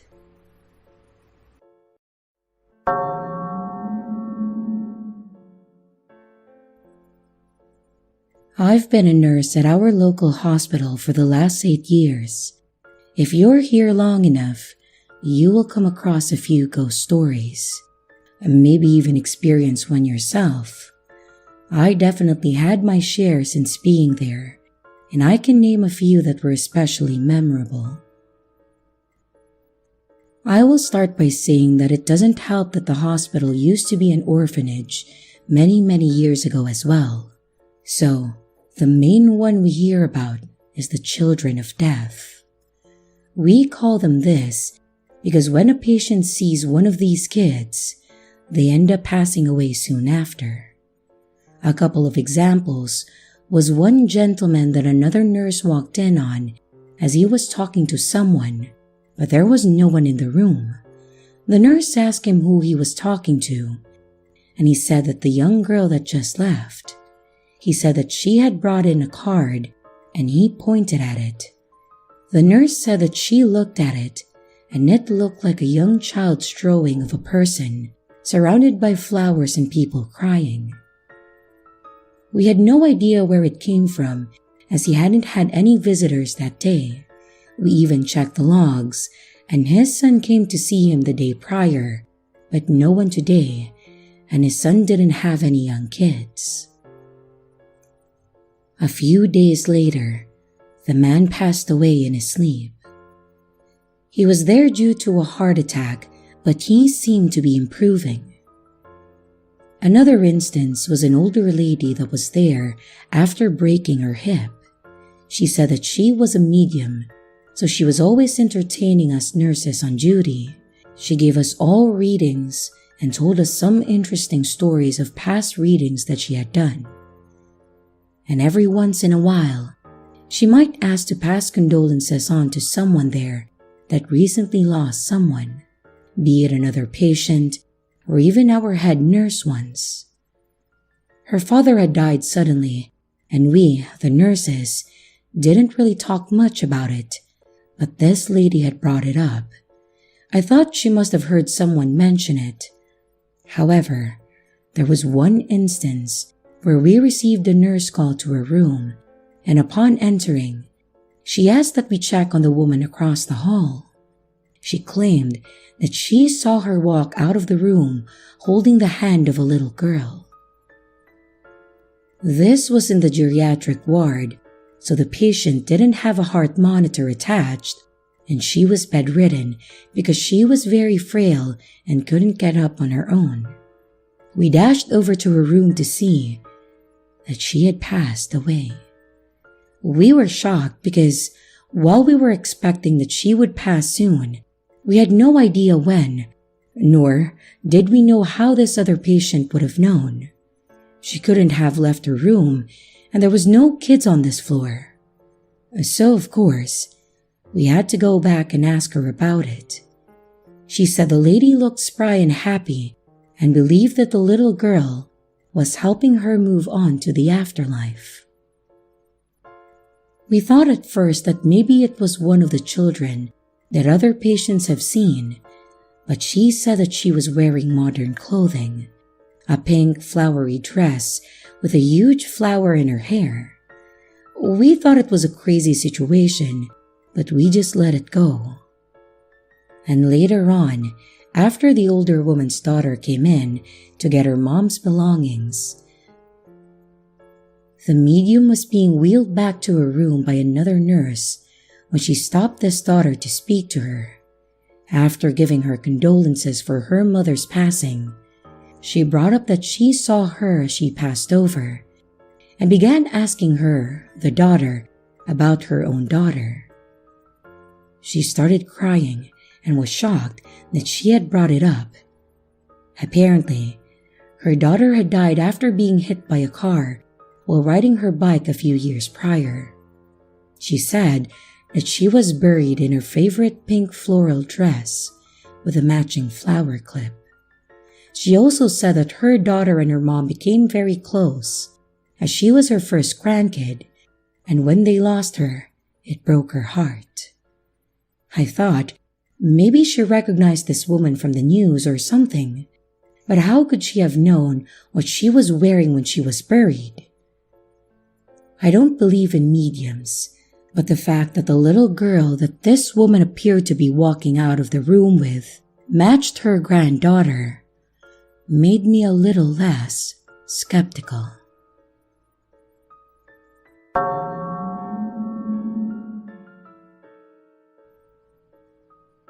I used to do overnight IT work for a handful of hospitals in a small town in the Midwest that if I mentioned it, you would have no idea where it was. That said, I'm just going to say that it was in Nebraska, and I will leave it at that. It was a contract work, and it was outsourced to a third-party company. I was just out of my 2-year degree, so I took the first job that I got offered. As previously stated, that first job happened to be a contract-to-hire position doing the third shift help desk for a group of hospitals. Basically, I would be expected to be at one of the sites and answer support tickets for this main site, as well as the satellite offices if they came in, which they rarely did. For the most part, I would have to spend all my hours at the main hospital and sit in the IT room from midnight to 8 in the morning, doing very little. There would be the occasional printer that I would have to reset or fix for the overnight nurses, but really, it was such a simple job. Now, I should have to tell you this, but hospitals are typically haunted, and I don't mean like, ooh, that's spooky, kinda haunted. No. I mean straight up haunted by the spirits of the people that died in the rooms and cannot pass on. Honestly, I could probably sit here and type a short novel of all the events that happened, but I think it's best to go with the ones that seriously spooked me. There was one night where I got a ticket for one of the aforementioned printers, which honestly were more hassle than they were worth. I got called down to help one of the station nurses connect her system to the main printer because it just kept giving her an error. I get down there, she tells me what exactly the printer is doing, and then asks how long it will take. I tell her that it will only be a few minutes, and she informs me that she needs to use the restroom. I tell her that it would be fine and that I should have it done by the time that she gets back. She then walks away and I get to work. After a few moments, I get that weird feeling that someone is staring at me. You know that feeling, that spine chill. I shrug it off and I keep trying to get the drivers installed for the printer, when I hear someone faintly say, "Excuse me." I look up and then I see an elderly patient standing in the doorway to their room and staring at me, which honestly wasn't that big of a deal. I was sitting at the nurse station and I was the only person standing there. I looked up and as politely as I could, I said, "Oh, my apologies. I'm just here to help with the computer. The nurse on duty went to the restroom, but I'll let her know that you need help as soon as she gets back." I say this, and she smiles at me with a wrinkly beaming smile, and I think everything is copacetic between us. I sit back down, and I start back into getting the hunk of junk back to a functional state. After a few moments of me working with it, I get it to connect, and it starts spinning up as the spooler pulls the job. I patted myself on the back for another successful night, and then I lean back in the chair. I glanced back toward where the elderly lady was and saw that she had closed her door. As soon as I noticed this, the nurse on duty comes back. I stand up, I let her know that everything is working again and that it looked like it wasn't going to cause her any more trouble. And I then motioned toward the room where the patient was, and I informed her that the nice old lady needed some assistance. When I said this, her face literally went pale, and she asked me which room. I pointed to the room with the door closed, and I told her that one. She then asked me to describe the old woman. I laugh, and I tell her that she had glasses, short white hair, looked to be in her 80s or something. And as soon as I tell her this, she shows me what it was that she printed. It was paperwork that she needed to fill out for a recently deceased patient. The picture of the patient was the woman that was standing in the doorway. She then tells me that this patient had passed away earlier that evening and that they had just cleared her room. Obviously, I thought she was pulling one over on me, and I playfully told her to knock it off. She stared at me with a deadpan stare and walked over to the room. Then she opened the door and motioned for me to look. I reluctantly did, and sure enough, it was empty. The room was sanitized, everything was clean, and the board was blank. Honestly, that kind of ruined that night, and I just grabbed my laptop and I went back to the ID closet. I didn't really want to deal with people after that one. Beyond that, and probably one of the other nights that scared the hell out of me, there was one evening where I was in the closet with one of my new co-workers that I was training. This was a year later after I was hired on full-time, and I was actually training this person to be under me. I had already explained how things worked, and he was sitting there going through the HR video training. And I was probably on Facebook just waiting for a ticket to come in, so we had something to do. We were literally just sitting there in the quiet hum of the servers, when out of nowhere, the lights in the server room shut off.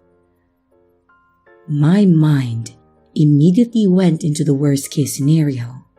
I thought that the server room lost power, which would have been bad. Server rooms losing power means that the server may shut off, and we have to manually check them all to make sure that they turn back on with emergency power and that there were no errors. I look around and see that the server rack still has green lights on it, which means that they were still all good to go. I told the new guy to wait there, and I got up to go and see if the rest of the hospital lost power. When I got to the door, the switch was off, like someone had literally turned it off. I shrugged it off and I flipped the switch back to on. The newbie asked if everything is okay, and as soon as I start telling him that it was nothing, the lights seriously flipped back off. I slowly turn around, turn them back on, and then start to walk backwards, back toward the desk. And I seriously watch the light switch slowly move from the on position to the off position. It was like a really weak person was slowly pushing it with one finger, just nudging it slightly down until it was off. Well, this was enough for me, and I told the new guy that we were taking a lunch. He laughed and asked what was going on, and I told him that at the exact moment we were going to leave the server room and go down to the cafeteria to take a lunch. I had no idea what the hell kind of spirit was having fun with us that night, but I wasn't going to agitate it any further. I just decided to let it have its way. We went down and had lunch, then went back up to the server room. And when we got there, the lights were back on, and they didn't turn themselves off after that.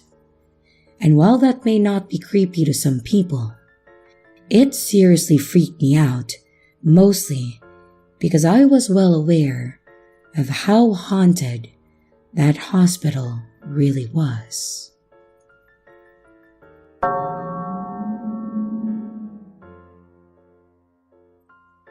This happened in my childhood home. It was a very old house, and it had a lot of history since there are still literal bullet holes from the war in the walls of some of the older parts. Just to give you an idea of our floor plan, my bedroom is just to the right of a screen door leading to the bathroom. So, when you go in or out of the bedroom, you always have a peek at the screen door. Whenever I come out of our bedroom, I always see a shadow peeking at me from that screen door. Nothing malevolent.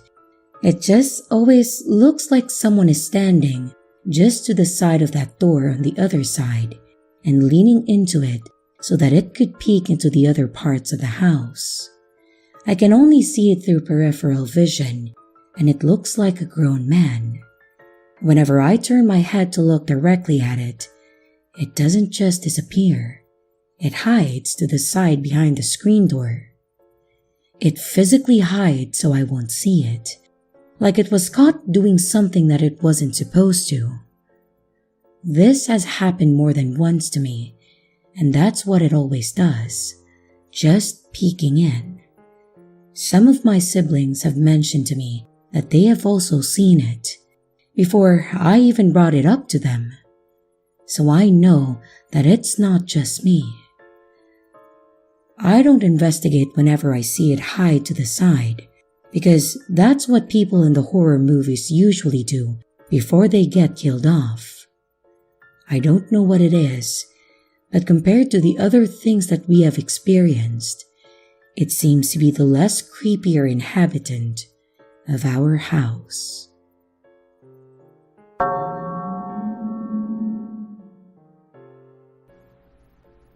It was a normal day on the job. Nothing for me to report, not even speeders. It was about 2 p.m., so most people were at their jobs and kids were at school. In the force, we consider this the calm in the day, as there was rarely any crimes around this time. It's usually around the early hours of the day, between 11 p.m. to 4 a.m., when things tend to get crazy. But today wasn't one of those days. We got a call about a suspicious person near a North Park high school. And while we get these kinds of calls from time to time from overly concerned parents, we are required to follow up on the call just in case. Me and my partner Jeremy parked the car in the parking lot and proceeded to survey the area. We had checked the surrounding area until we heard an alarm coming from inside the school. A lockdown alarm. In Ontario, we have alarms for when a potentially dangerous person or animal is in the building, and then they go on lockdown, locking doors and turning off the lights to pretend that no one is there. At that moment, I no longer doubted the suspicious person report as we both jogged quickly to the door. As we reached it, we called in our location and the situation. We were told to wait for backup to arrive. As Jeremy communicated with dispatch, I pressed myself to the glass to see if there was any sort of information to be had.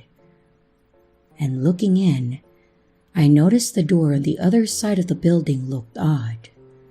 Looking closer, I noticed the glass seemed to have been broken. I immediately told my partner before moving over to secure the point of entry, and as I reached the other side of the building, I saw broken glass and blood everywhere. Was it the assailants? I kept my gun drawn and called in the blood. Whoever it was will probably need an ambulance. After losing that much blood, a person probably won't stay conscious for more than a few minutes. I was prepared to wait there until I heard a scream coming from in the building. At that moment, my instincts kicked in and I ran after it, following the blood trail to the girl's bathroom. The screaming seemed to be coming from there, alongside a banging sound, and I slowly and silently entered. As I peeked in, I see what appeared to be a man in a black hoodie banging against a bathroom stall, and the screams of a girl coming from within. Seeing this, I switched to my taser and I crept slightly closer. And while I'd normally give an order of surrender, in this case, I didn't think it was warranted. He was bleeding badly and clearly trying to hurt a civilian. I'd use a gun if it wouldn't get me in trouble or endanger the girl. So, taser it was. With an easy shot to the back, the man spasmed and fell to the ground, convulsing a little bit. I removed the darts from him before putting him in cuffs and then reporting the situation. Within minutes, the backup arrived alongside an ambulance. While I wish that this is where the story ended, there is one last thing that happened which concerns me. According to reports, when the perpetrator did wake up, he immediately grabbed a nurse and vomited into her mouth before going limp. And the man passed away almost immediately afterwards. Cause of death? Autopsy said that there was a major damage to his spinal cord and brainstem. What caused it? Well, they're still investigating. And while they were investigating, the nurse also passed away. Same cause of death. According to her co-workers, she seemed to be acting odd, like she was a different person. The only person who was present at that time was her teenage son. Apparently, she puked on him too, only to drop dead within the same minute. While no one knows what happened, I have a theory. Looking back at the footage of the perpetrator's death, just as he was puking into the nurse's mouth, I noticed something. If you look ever so closely for a split second, it looked like something was wriggling into her mouth. The nurse fell over and seemed to convulse for a second, which doesn't seem too strange given what just happened. But what if it wasn't? Update. The nurse's son is dead. Same way, same circumstances. Officials have called it some sort of new sickness, but as far as I'm concerned, it's something much worse. I just hope that it decides to leave our town and go somewhere else.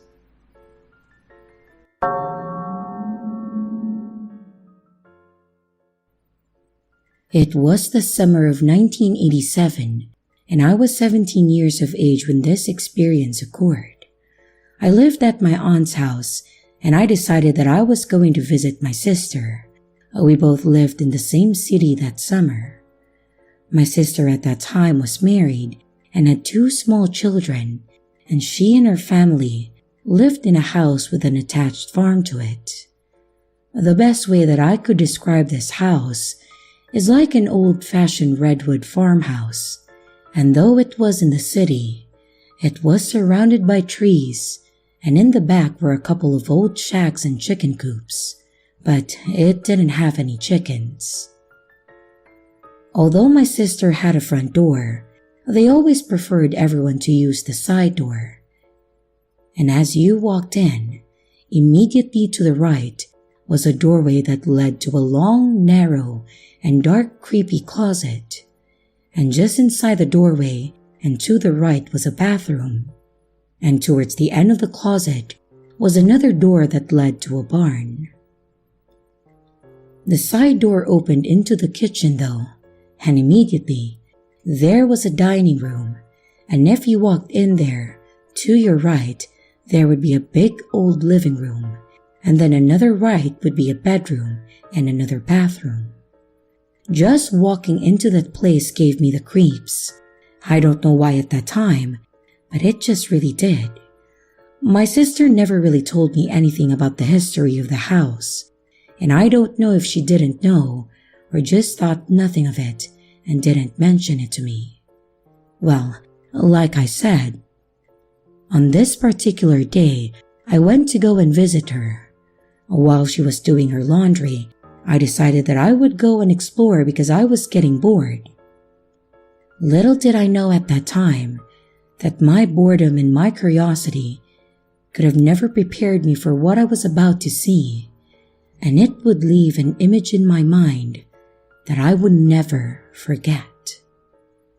Anyway, after using the restroom, I walked down the long dark closet to the door that would lead me outside into the barn. And for some reason, as I approached that door, I went to open it, and then I just froze. Something told me not to open that door, but I didn't listen to my gut feeling. As I opened the door, you had to step down 2 steps, and I did this. I turned, and for whatever reason, I looked up into the loft, and there was a guy up there with a rope in his hand. It was almost like he was staring right into my soul, even though I knew it wasn't me he was looking at. But either way, I just stood there frozen, unable to say anything. I watched as the guy put the rope around his neck, and then he jumped. I heard the rope tighten and the sickening snap of his neck as I tried to scream, but nothing came out. My heart was pounding so hard that I thought it was going to explode. I don't remember how long I was there, watching the ghost just swinging.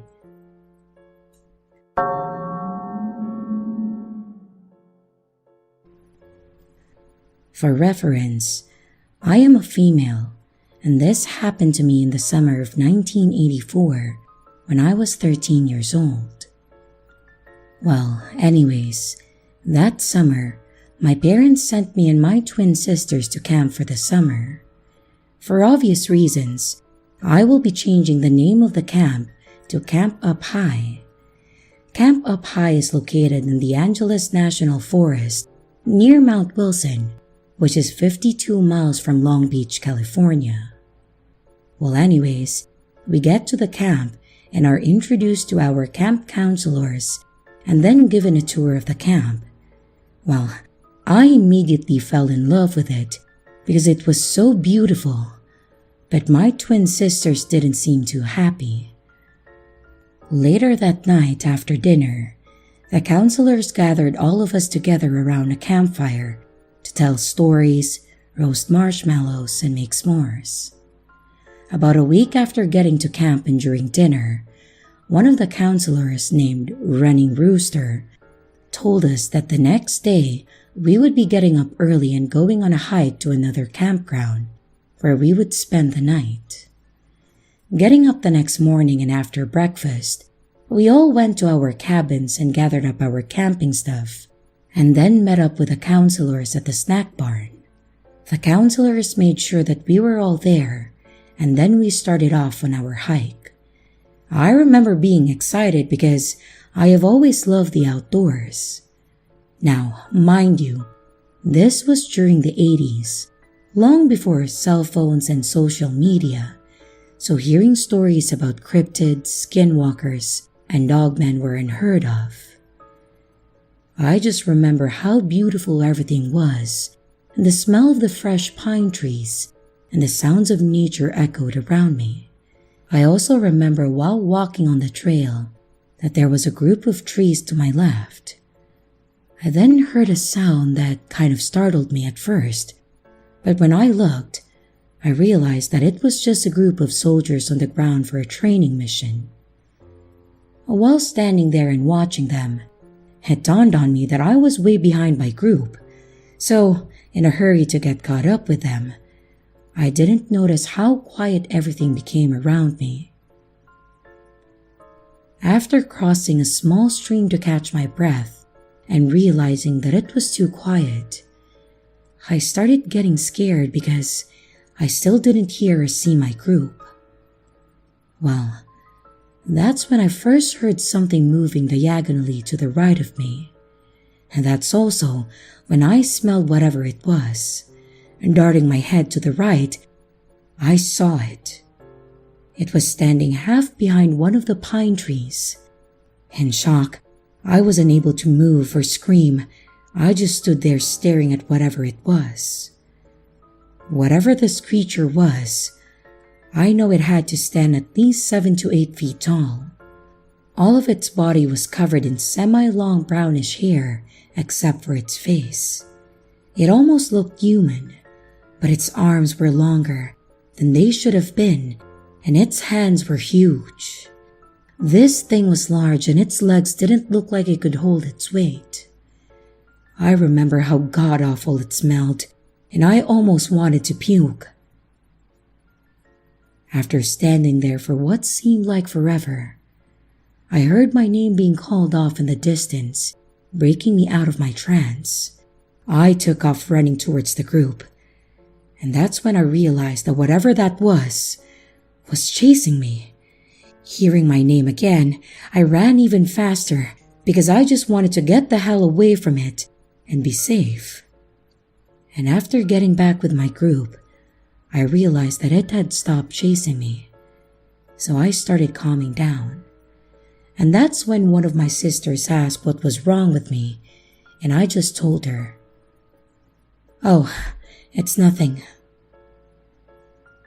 I don't know what I saw that day, and I still don't. But I can tell you that it was not natural nor human. It is something that I have never forgotten and is forever burned in my memory.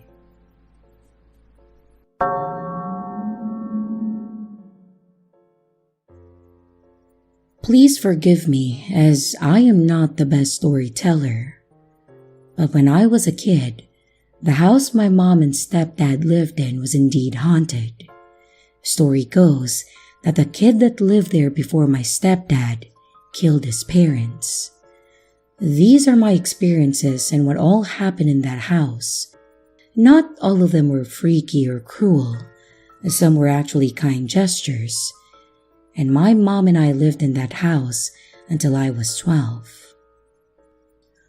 So right outside my mom's room, there were 3 rusty red finger streaks, the same color as dried blood, down the wall. Then a couple more on the wall, then also down the hall. They would paint over it, and it would come back.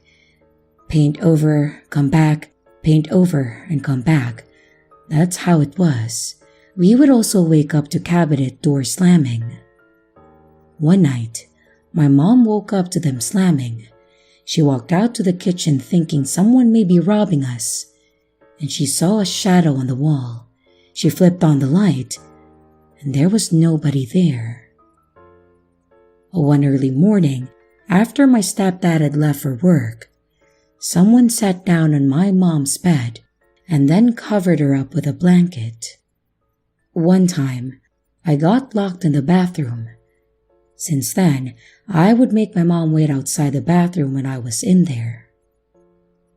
Someone grabbed my cousin's ankles one night, and my mom had touch lamps, and they would flicker and turn on and off. And one morning, the dishwasher had been ran and the dishes were clean. Stuff would also go missing all the time. The stone in my mom's wedding ring fell out, and it was lost. When we moved out of the house, my mom went back in to get her keys to leave for the new home, and the stone was sitting right next to her keys. Now, my mom had left my dad for the neighbor, and my dad still lived in the house across the street. I know, it's kind of messed up, but he would watch the house when my stepdad and mom went out of town. He would see the lights turn on and off at night sometimes. I was pretty young when this all happened, but I remember them pretty vividly.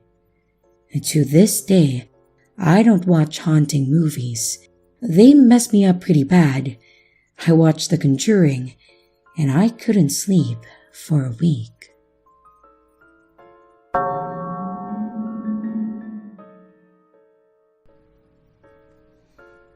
In the summer of 1989, Just before I turned 6 years old, my family and I lived in a small duplex at the end of a cul-de-sac.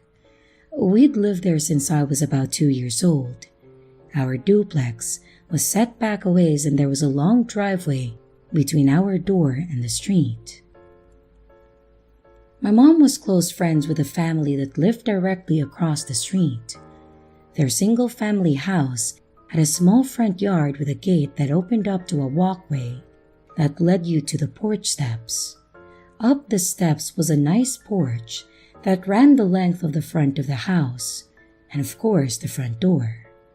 They were an older couple whose youngest daughter, who we'll call Irene, still lived with them, and they had custody of their young granddaughter due to some issues that their oldest daughter had with drugs. Irene was a year older than my sister, and their granddaughter was just a little younger than me. It was nice to have someone closer to my age to play with. My sister is 4.5 years older than me and was too cool to hang out with a little kid, and she was just happy to have an older friend to hang out with too. We were always going over to each other's houses, and they were more like extended family than friends. So when the older couple asked my mom to keep an eye on their house while they went out to dancing, of course, she obliged. Irene was babysitting the granddaughter, as she had done several times before, and they just wanted someone else that they trusted to keep an eye out. They had 3 big aggressive dogs out back that only liked the older couple and would attack anyone else, so there wasn't much worry of intruders. It was a good neighborhood, and back then, neighbors had keys to each other's houses, even though most rarely locked their doors. Every 20 or so minutes, my mom would call their house just to check in. It was the usual, "Are you two okay? Is there anything you might need? I'll check back in a little while." And then she would hang up. Now, before we proceed with the story, I should probably mention that their house was always very dark and had the feeling that the darkness wasn't just a lack of lighting, but more like a complete saturation of the shadows within it. It was always cold, even in the peak of summer in New Mexico. I know it sounds weird, but I'm sure that some or most of you can relate. Seems we've all had an experience with a place like that at some point. After some time went by, my mom picked up the phone and dialed their number. It just rang and rang. Now, call waiting had just become a thing earlier that year, but not everyone had it, and none of us on that little dead-end street did. So, my mom grew concerned, but she hung up and decided to wait a few minutes and try again. Maybe they were using the bathroom, or maybe eating and couldn't get to the phone on time. As soon as she set the phone on the receiver, it rang. She jumped because she hadn't expected it. She lifted it up and answered, "Hello?" Static came from the other line, and it was loud. I remember her yanking the phone from her ear and shouting into it, "Hello? Irene, is that you?" The static seemed to get louder, and then more quiet, and then back to loud. I remember hearing the faint sounds of a child crying, and a girl shouting back, but the static was too loud. My mom shouted into the receiver, still holding it about a foot from her face, "I'm going to call you right back. There's a bad connection." And she put down the phone onto the receiver. I was standing a few feet away watching this. As she picked it up to redial, something caught my eye from out of our living room window. The window faced the driveway that we shared with a few other duplexes, and the street, and ultimately the front of their house.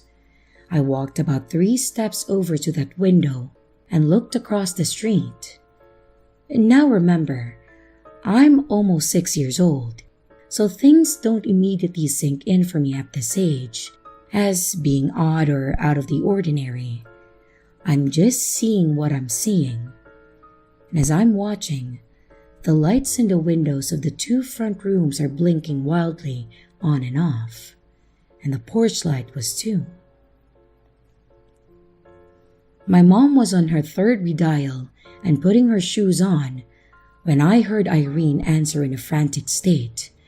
I couldn't hear her exact words, but she was hysterical, and my mom just shouted over her to say that she was going over there. She hung up and told me to lock the door after her. She shouted to my sister, who was listening to cassettes back in our room, that she would be right back. She got the keys for their house, and I followed her to the door, where I promptly locked it after she stepped out. I went back to the window, and I watched her run across the driveway and across the road, through a little gate at their front yard, and up the walkway and up the steps of the porch. The blinking stopped as soon as she crossed the threshold of their gate, with only the porch light remaining on. I watched as my mother tried desperately to open the wrought iron screen door, and I could see her struggling with the doorknobs and alternating between fiddling with the key and yanking at the door and banging on it. She was standing with her legs apart to brace herself as she yanked and pulled on the door. This is when something at the bottom step of the porch caught my eye.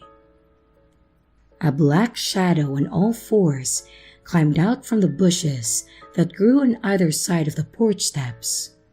I was terrified, as I knew their 3 dogs were very vicious to anyone besides the older couple. But something was off though. Most dogs run and attack. This didn't seem like any normal dog. It moved like fog, gliding stealthily up the steps toward the front door, as if to avoid making a sound. It had bigger shoulders than any dog that I had seen in my life up to that point. And I stood there, staring in horror, waiting to see my mom be attacked by this big black dog. She continued to bang and scream, and that's when it happened. The dog seemed to tiptoe slowly up to my mom and just disappear through her legs and into the door. Like it went right through the wrought iron and the solid wood doors and was just gone. The lights flickered on and off again in the front rooms for a few seconds, and then suddenly, the wrought iron door swung open and my mom fell back, nearly rolling backwards down the steps. She got up and went to work on getting the wood door open. It opened easier than the first, and then she disappeared inside, leaving the door open, and was gone for a good few minutes. In that time, the inner wood door moved back and forth, but not like wind was pushing it. It seemed very choppy, almost glitchy if you could imagine that. I could see lights flickering on and off inside of the house, and I thought I saw a dark figure with massive shoulders standing upright in the doorway when it had reopened all the way. I was staring so intently that when my mom emerged suddenly, carrying the granddaughter with Irene following right behind, it startled me. They ran across the road and up the driveway, and I hurried over to unlock the door for them. The girls were crying when everyone stumbled into our house. My mom was trying to calm down the granddaughter and trying to get answers from Irene about what happened. My mom's face was white as a sheet, and her eyes were big. Looking back now, I can register the amount of fear she felt. Irene was going on about how they were in the den at the back of the house, just watching a movie. And then they heard something crash in the front room. There was a large area of wall that was opened up, sort of like a window, between the den and the kitchen. And then, the same thing from the kitchen to the front room creating a sort of openness from the front area through the house and then to the den.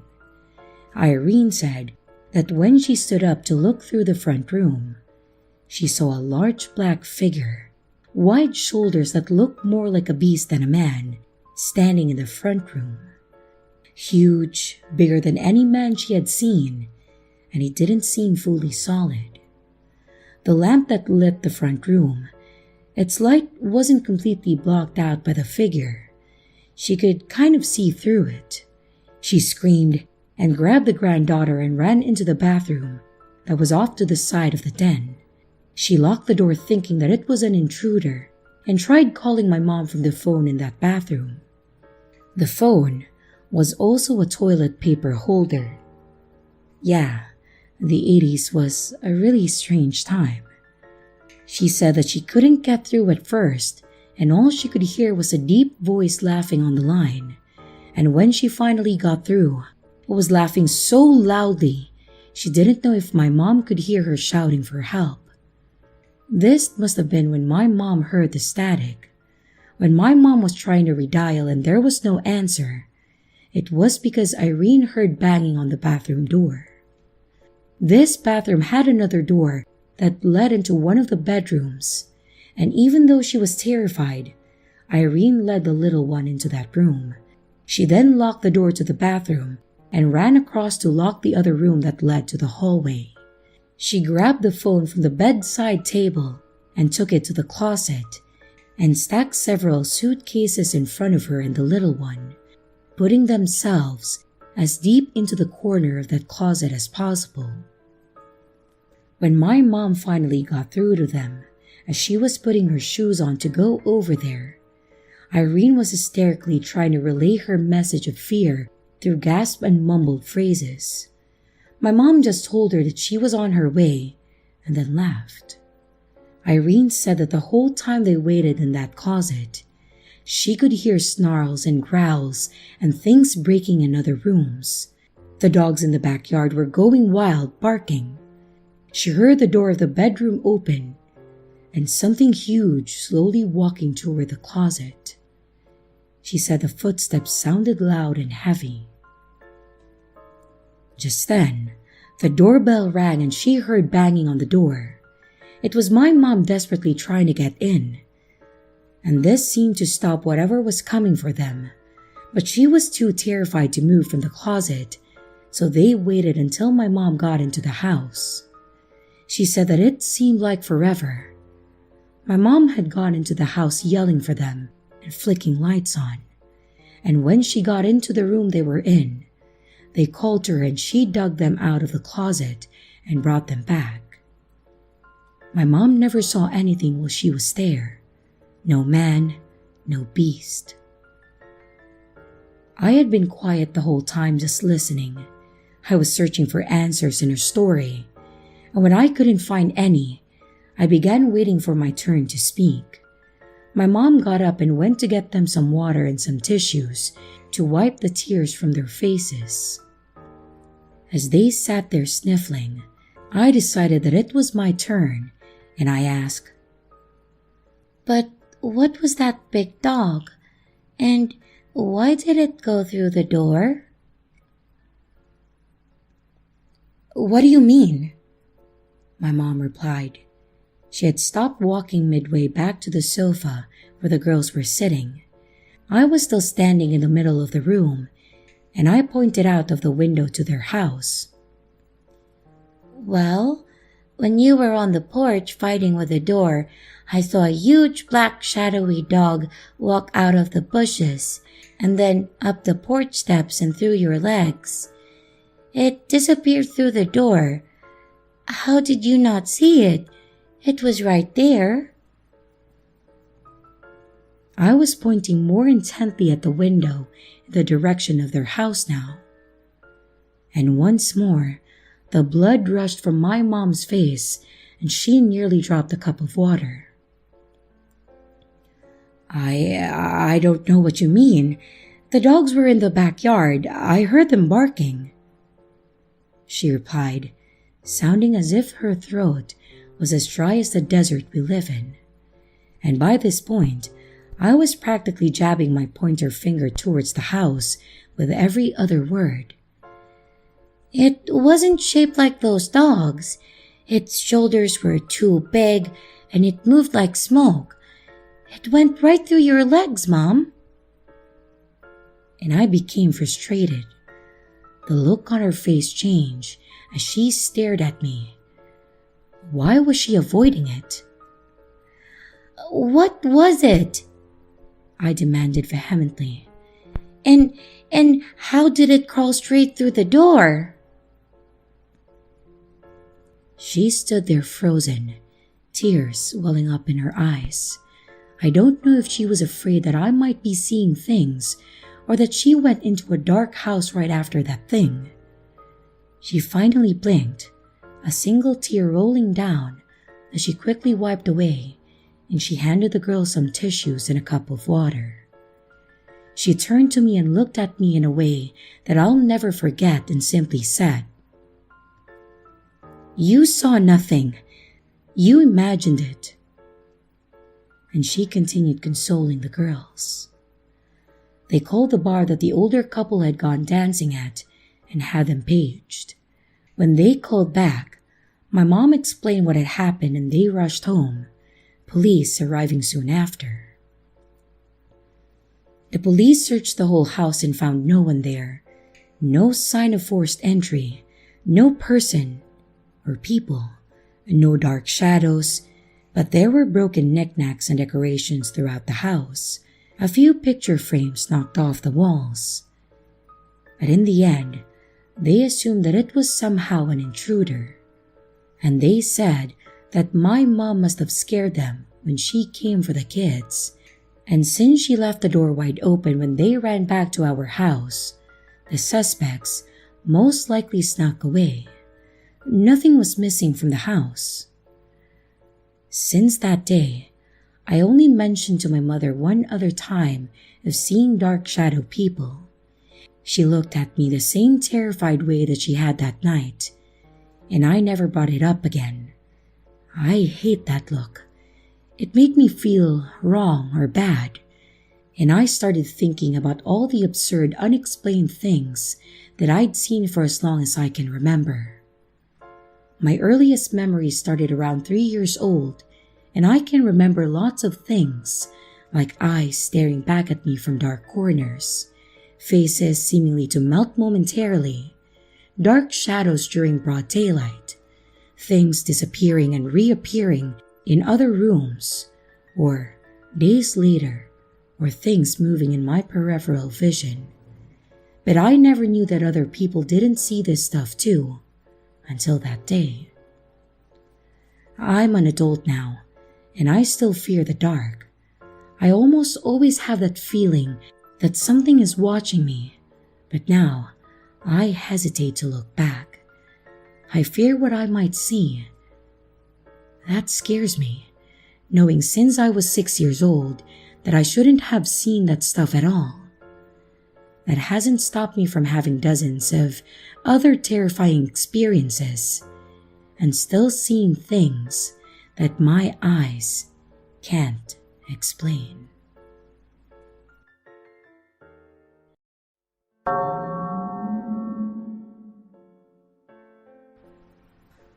So this isn't too creepy, but it creeps me the hell out. I'm a 21-year-old female, and my uncle is much older than me. He is around his early 40s, and he is the youngest out of my dad's siblings. He saw me from birth up until I was 9, and he was okay with me as a kid, and he never did anything creepy to me as far as I could remember. However, when my parents were together, my mother always warned me not to get too close to my uncle. When I was 9, I moved away with my mother to a completely different city up the north, and she told me things about him and my grandfather. It really made me feel gross hearing them. However, I can't lie, I doubt her, as she had a tendency to exaggerate every story she told. Little did I know how right she was. When I became 18, my dad's family and I all met up in a city at that time. It was great. I saw my cousin, who was a year older than me, and we all catched up on what I missed. I interacted with my uncle again too, and I was friendly with him, just like everyone else in the family though. I regret it now because he saw my fun side, and that somewhat motivated him to interact with me more, to bring that side of me out again. He looked much older and had grew a large gut and become almost bald. It had surprised me, as he looked like your average TikTok star when he was younger. That meeting was okay. However, he began to act strangely with me afterwards. He'd always managed to find ways to touch me, such as putting a finger under my neck or chin to turn my face suddenly towards him, like in a cheesy rom-com or something. It was not in the NSFW areas, but he was always so touchy, and this for me was already a yellow flag, as our culture is strict and men don't touch women at all, even in friendly manners. None of my other female relatives have behaved like that in the past, except kind of my grandfather. So he made me feel weird, and I had forgotten all of what my mother had told me about them. One time, a particular incident occurred when I was at my cousin's house and he was there too. My memory is hazy, but I remember that he whispered a question about why I am so shy. And he was so close to my neck when he said it, which made me have cold sweat. He wouldn't leave me alone and kept asking me questions, forcing me to interact. Another thing in our culture is that women are told to be hospitable and, well, not cause a scene, as it is extremely shameful, and the woman is blamed even for legitimate reasons. He would always pull childish expressions at me whenever I accidentally would make eye contact with him, and I noticed he always kept staring right at me. The conversations he had would try to include me in some way, and he would ask me questions about it, even though I tried to make myself look busy. I think once, after he had breathed on me, I caught him looking through my purse when I was away from it, and he noticed and quickly acted as if he was doing nothing suspicious. Near the end of the day, I was on the sofa looking behind it and petting my cousin's cat, and my uncle was leaving and wanting to say goodbye. I didn't think much of it, as he usually would say goodbye and then just leave.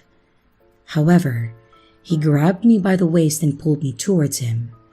It felt pretty violating, as I was practically cornered due to the positioning of the sofa and him, and he said some things that I couldn't remember, as it was overpowered by the feeling of disgust that I had towards him, and also the panic. What he was doing was not allowed in our culture. Men did not grab women by their waist, not even husbands with their wives. I tried pulling back, but he grabbed me harder, and it felt like he was feeling my waist even more, and it freaked me out. And afterwards, he let me go and left. I turned around and saw that my dad had partly seen the ordeal. When we got home, I told him everything about what happened, and my dad told me that it was a good thing that I came to him about it, and that he will talk to my grandmother about it so he can set him straight. However, sadly, nothing like that happened. To be honest, I knew that he wouldn't take it seriously due to how backwards our culture is, and I couldn't tell my cousins or aunt because they were extremely conservative as well, very slut-shaming, and would certainly blame me for it and not my uncle. My dad instead always kept a distance between my uncle, and he wouldn't let my uncle in the house if he knew that I was in tops that were not completely modest, and told me not to open the door to him if I was home alone with my brother. My uncle is still creepy sometimes. He was recording a video of my little cousin's birthday like everyone else, but he spent some uncomfortable amount of time just filming me, and I was obviously uncomfortable. My dad did call me towards him and has kept me under his watch whenever my uncle is near. Once, my uncle had come over and knocked like a wild man for us to open the door late so he could deliver us some food that our grandmother made, and did the same thing to our cousins. My dad has told him that we wouldn't open the door for him if we were home alone, but my uncle wasn't happy about that. The weird thing is that he had just had a baby though, and mysteriously, his wife never meets us or interacts with us. I also don't know why he chases after me specifically. He doesn't act like this with my cousin at all, and I am no looker. I wish I had listened to my mother from the get-go and had just steered clear from him since day one of meeting him again. I really hope someday that I can get away from him because I think he's really creepy. And sadly, I don't think he will get what he truly deserves due to my misogynistic culture.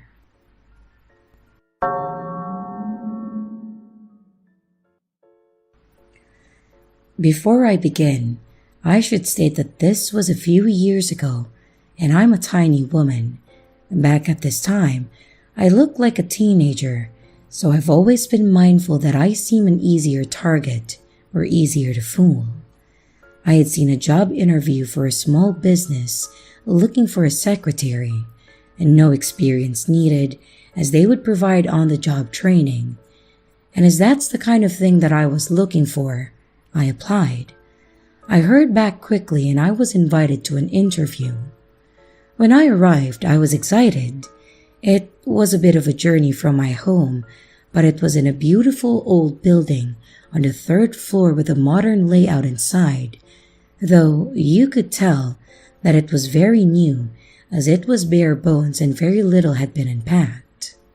Still though, if you have to work somewhere, might as well be in a nice building, right? Anyway, the interview seemed normal, and I only encountered female members of staff, and they were all warm and lovely. The woman interviewing me was amazing, and even sat talking to me for a while after, just getting to know me. When I get home, I wasn't in the door long before I got a phone call from them. I nailed the interview. Awesome, I thought, and I was offered the job. I was about to accept when I was told on the phone, "Okay, so you'll come here tomorrow and we'll have the van drive you to where you'll be working." And I was like, what? Confused about what they meant. Then they told me that I'd be meeting with the customers on their behalf, doing the talking, selling stuff, and etc. And I was not comfortable with this as it wasn't what I was interviewed for, but I gave them the benefit of the doubt. Maybe they had a second position that they thought that I'd fit in better with. It wouldn't be that weird as a new company, and while I was not comfortable with it, I should try to hear them out. So I asked more questions, and the woman on the other end of the line is getting more snippy and tense. And the nice friendly woman from earlier was gone. She would not reveal where I would be going or who I would be meeting. And by this point, plenty of red flags were going off, so I said no thanks to her offer. For anyone curious about what happened after, I reported this, and it seemed very dodgy. But when they were checked in on, the floor was no longer occupied by them, and they'd apparently just rented it for a week, and then they were gone. So, to the people who interviewed me, let's not meet again.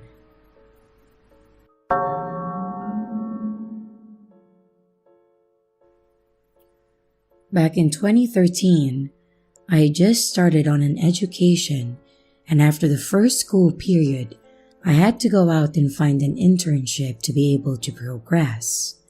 But at that time, it proved to be almost impossible to get one. So while I was looking, I decided to take another job just to make sure that we had food on the table.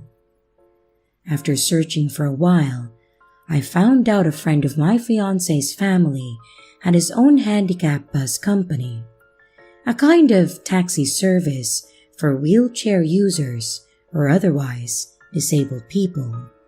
And he needed someone to cover the night shift since it was a bus that had to be on call at least 22 hours a day. Seeing that I'm quite the night owl, I immediately told him that I'd be happy to take the job, and after I got the needed license, I was hired. The job was pretty basic: pick up people and drop them off where they needed to go, and sometimes use a machine to get the wheelchairs up or down some stairs. And when there were no trips, I drove to a designated area and I did whatever while waiting. I quickly found a truck stop in the area where I could park and I could catch some sleep while I was waiting. There was a gas station where I could buy coffee in the early hours of the shift. And on the other side of the gas station's parking lot, on the opposite side of the truck stop, there was a run-down restaurant with a motel connected to it. Do not disturb the sleeping truckers if I got a trip in the middle of the night. I just usually parked on the restaurant side. After parking there every night for a while, I noticed one particular room had a lot of people come and go. In the beginning, I thought nothing of it. But then one night in the end of the summer, while I was half asleep with the window slightly open, I suddenly hear yelling coming from the motel, and a dude came tumbling out of the room, and a few seconds later, a big dude came running after him with something in his hand, and I could not make out what it was. I thought that it was none of my business, and I just went back to my half-sleeping waiting stage. Not much time passed and my phone went off. I had a trip an hour's drive away, so I turned on the bus, and I was leaving the parking lot when I saw the big guy coming around the corner, and the rest of the night I had back-to-back trips, so I didn't park until I got home. The day after, I didn't get a return to home zone until 2 or 3 a.m., and when I arrived at the parking lot, the area where I used to park, it had fist-sized rocks strewn all over the place. Not connecting the dots at that time, I just parked a few spots over and I started waiting. I fell asleep pretty fast, but was jerked back into reality when a car right in front of my bus honked its horn, flashed the high beams, and revved its engines at me. I thought that it was just some idiot who noticed me sleeping and found it funny trying to make me shit myself. So I jumped out of the bus about to tell him to fuck off. But instead of driving off or stopping, the driver made the start brake thing with the car, indicating that I was the one who should fuck off. And then I connected the dots. Not wanting to seem like a pushover, I stood still and I stared at the car. Not that I could actually see anything with the high beams almost blinding me, and after what seemed like a really long time, but must not have been more than 30 seconds, the car then drove off. And after that, I decided to park near the trucks from then on. A month or so passed and nothing had happened since the car episode that I had, and I figured that nothing more would if I just kept parking by the trucks. But then one night, I had a long 12-hour shift on a Sunday, 6 p.m. to 6 a.m., and I didn't have time to eat dinner before work that day, and during the first half of my shift, I had back-to-back trips with no time to eat, so when I got a return to home zone, I quickly parked in the far end of the almost empty truck stop, and then got ready to eat my now very late dinner that my fiancé packed for me.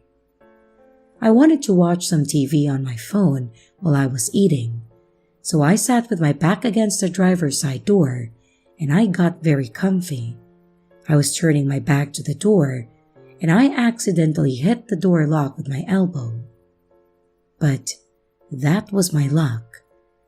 As I was sitting there scrolling through Netflix on my phone, I suddenly felt the bus rock and heard the clack of the door handle behind me smack back in position. I quickly turned, and I saw a dude with a hood over his head quickly crouching and proceeding to lay down on the ground and crawling under the bus. Well, of course, with a big-ass kitchen knife in his right hand. I quickly got up and made sure the two other doors were locked, and then I looked in all directions to see if I could spot him. He was still under the bus, and I was sure as hell not jumping out this time, since the knife made his intentions pretty clear. I turned on the engine, turned on the spots on the back of the bus, and looked around to see if it had scared him off. And lucky for me, it did. I saw him run off and into a bushy or woody area at the end of the truck stop. And I never parked at that truck stop again after that night. And I also made sure that all doors were locked every time that I was parked.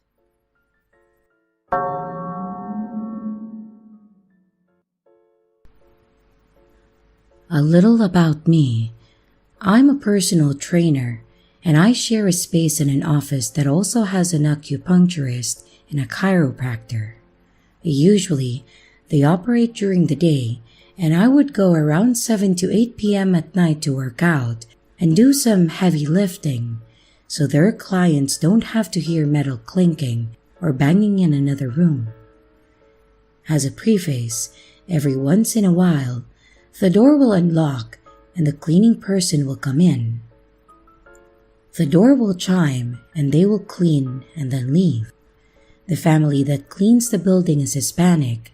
Usually a taller man who is very nice will clean our office, and a woman, who I assume is his wife, will walk around with a trash bag and pick up the other buildings in the area. And tonight was the usual routine. Go to the office, drop off some paperwork, and squeeze in an evening workout. I'm putting away some stuff and printing off a few things when I hear the door unlock. The door is older, and it makes a very distinct click sound when the key turns in it. The door chimes, and a man comes in, asking me in Spanish if he can come in. I don't speak Spanish, and he repeats in English. "Can I come inside?"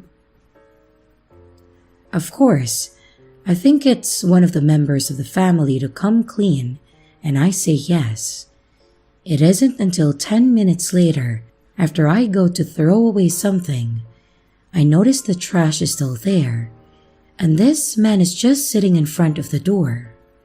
I didn't want to be rude, but I didn't understand why that on the Sunday night at 8:30 p.m., this guy is just sitting here in the office alone with me. I text the chiropractor and I tell her what's going on, to which she calls me immediately and says, "You need to leave.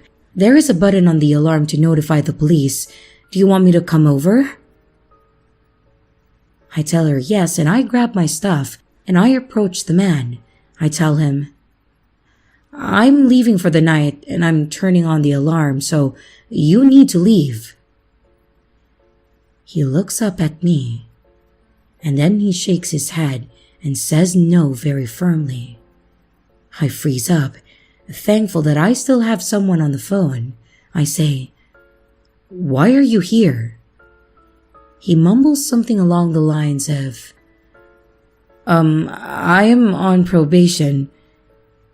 I tell him that the office isn't for probation, and in my mind, I am thinking, why would someone be reporting to an officer at 8:30 p.m. on a Sunday? The office is holistic. We have Buddhas and incense around, and it says Oriental medicine on the door. He then stands up and blocks the door. He starts asking what the office really is, and I tell him that it's for an acupuncturist and other specialties. As I type this, I wonder why he cared to know. It wasn't for probation. Why would he care so much to know what the office was? I wonder if I made a mistake in telling him. He then pulls out his phone and begins to scroll through it. He says he doesn't know the address and maybe I can help him, suggesting that I walk over to peer at his phone. I tell him that I can't help him and that he needs to leave. He scrolls for 5 minutes on his phone, and at this point, I'm hoping the Cairo will get here soon. He holds his phone up at me and shows me a random list of 20 to 30 addresses. I tell him, maybe what you're looking for is across the street, but not here. You need to leave. He seems hesitant to leave, but finally turns around and walks out slowly.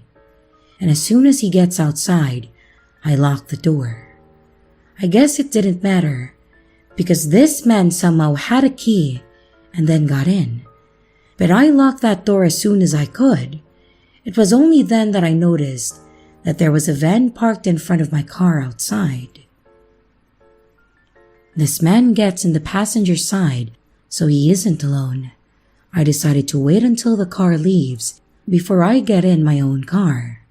The way they were parked, it would only take them backing up 5 feet to box me into the space.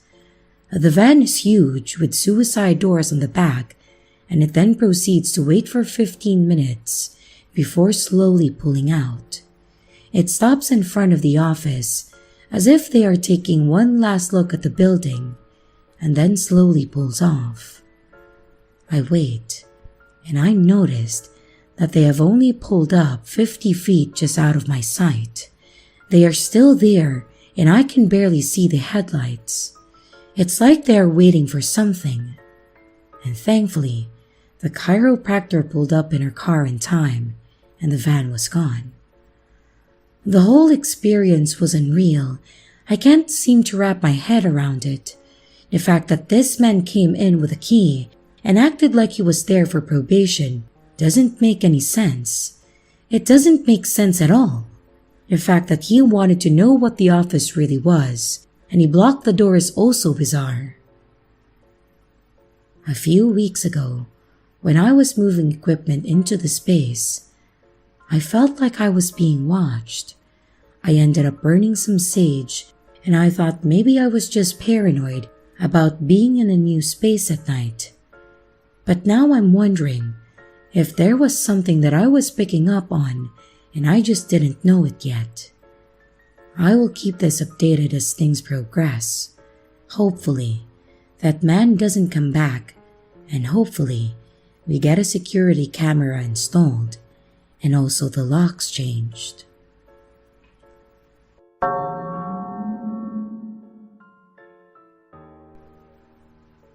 So this happened at the end of summer 2021, and I was reminded because of Facebook memories. A little context: from ages 16 to 19, I was being abused by my ex and his mother, Monica. I lived with them because I was kicked out and she had power of attorney over me. Her name wasn't Monica, it was a super unique name that I haven't seen anyone else have before. It was a Friday night in the middle of a neighborhood filled with bars and clubs, so me and my fiancé wanted to go out. I got all dolled up and my fiancé went to the bar about 30 minutes before me, so he could grab some food from a pizza place near the bar. And once I finished getting dressed, I hopped out of my apartment and I started heading to the bar that was like 3 blocks away. I noticed a homeless woman outside my apartment, but I just shrugged it off. There were always homeless people in my neighborhood since it was downtown. And as I walked past her, I heard her turn and start walking behind me. It definitely creeped me out, but I assumed that she was just heading my way or was gonna ask me for some cig or maybe money. But no, what happened sent a shiver down my spine. "Monica? Monica!" the woman called to me in a raspy smoker's voice. I froze. I hadn't heard that name in years and I was terrified. I took a deep breath, assuming that she had confused me for someone, and it's a big coincidence, so I turned back to her and smiled. "Oh, sorry ma'am, I'm not Monica. I'm Lilac. Hope you find Monica though. Have a good night." And I turned to walk away. No, Monica. I know who you are," she said as she grabbed my shoulder and turned me towards her again. I was frozen in fear at this point and finally got a good look at her up close. She was probably in her early 60s, brown hair with grown-out gray roots. She had on multiple layers of coats and ripped scrub pants. But what was most noticeable was her eyes. They were dark and her pupils were so large that they almost engulfed the dark brown iris. Before I could respond, she looked deep into my eyes and said in a calm voice, "Are you ready to die tonight, Monica?" I instantly went into fight or flight mode and I smacked her hand off my shoulder and I turned to run to the bar, my hand in my purse on my pepper spray if she tried to follow me. She didn't. Instead, she just laughed and laughed. I could hear her laugh echo in my ears along with her question as I ran into the bar. I found my fiancé and just broke down sobbing. He calmed me down and got me a drink, then walked me home a couple of hours later to make sure that she wasn't there. The next morning, I heard from a neighbor that the sports bar across the street from the bar that I went to had a fatal shooting out front about 2 hours after I left. A man shot and killed one person and hurt 2 more. He was arrested 6 months later and was connected to another bar shooting a month prior where only 1 person was injured.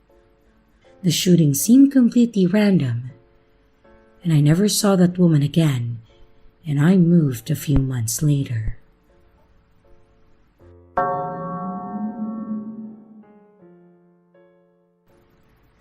Earlier, I was on my way to work, and I stopped into a nearby gas station to grab a drink and a snack.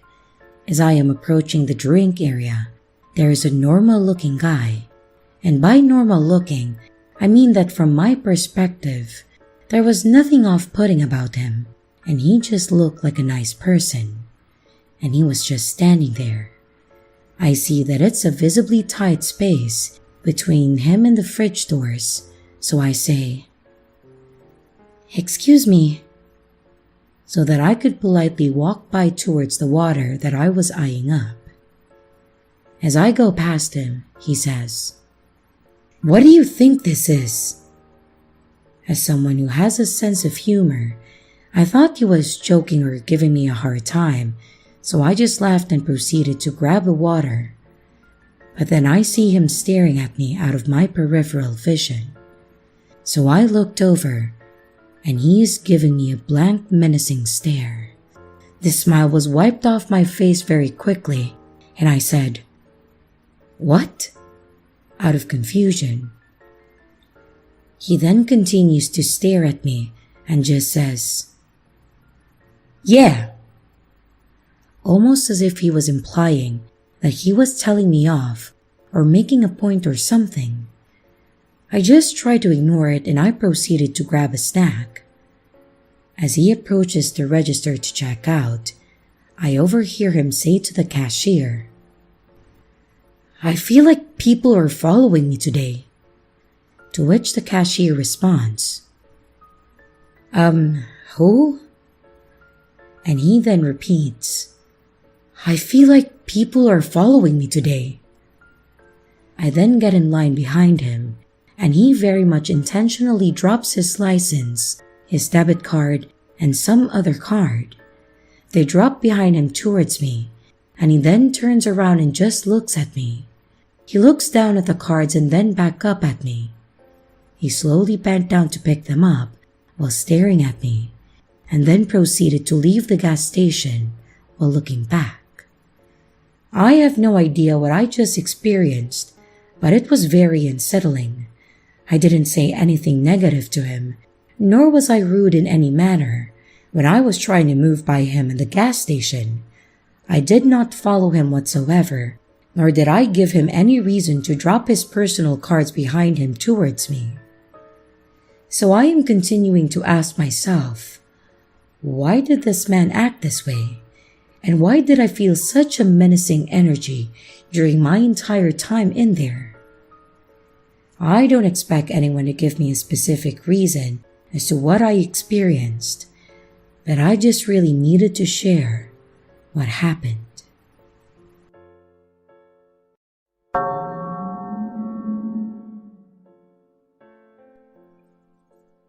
This occurred in 2009. I was 22 years old and I was leaving my home state of California to head east for my corrections job. I was driving down the loneliest highway portion of the route, and it was around 3 a.m. on a Sunday. They don't call it the loneliest highway for nothing. I hadn't seen another soul for at least half an hour. I was getting sleepy, but I wasn't tired enough to pull over and take a nap. That's when I saw a broken down car on the side of the highway. I slowed, and I saw a woman standing next to the car. I approached this woman with caution, rolling down my window just a sliver. Something about her wasn't right. I couldn't put my finger on it, but I know that it was my subconscious screaming red flag. I asked her if she needed me to call a tow truck or AAA for her, and she immediately tried to open my door. I explained to her that I didn't feel comfortable letting her in, but that I would wait until a tow truck came. Well, she immediately got this look of rage on her face, and she started berating me. She said, "Huh, you're a big man. What am I going to do to you?" And she said that I was cruel for not letting her in. This is where I mess up. I can see this now 10 years later. I begrudgingly unlock my door, figuring that she's right. She's at most 5'2" and I'm over 6 feet, and have 100 pounds over her, and she looked to be about 90 pounds or so. She slips in, and I ask her who I can call. This was 10 years ago, so I had a little BlackBerry slide, I think, at that time. She then starts telling me that she would prefer if I just gave her a ride to the next town. Now, I'm starting to realize that I've done messed up because she's avoiding eye contact and she's fumbling in her purse, and when I mention calling for help, she's getting aggressive and demanding that I take her to the next town. I'm so busy trying to unfuck the situation that I miss a man who either was hiding in or near her car, and it wasn't until he was almost to my driver's side door that I managed to catch him in my rearview mirror. Flight or fight kicked in, and I put my car in drive, and I sped off right as this fucker was reaching for my car door. I sped off, and I heard a ping noise, and then my rearview mirror exploding. He was shooting at me. The adrenaline alone had me doing near 90, and by this time, homegirl realized in whatever drug-induced stupor she was in that her little plan was futile. She started hitting me and telling me to stop and let her out. When I reached enough of a distance, I did just that. I pulled over, and then I demanded that she got the hell out. She started going for that oversized purse she had, but I had had enough, and I was literally shaking with adrenaline, and I reached over, opened the door, and pretty much shoved her out. I tried grabbing for her purse, but she managed to hold on to it, not before dumping half of what it was in there on my passenger seat. I sped off and my door was still open.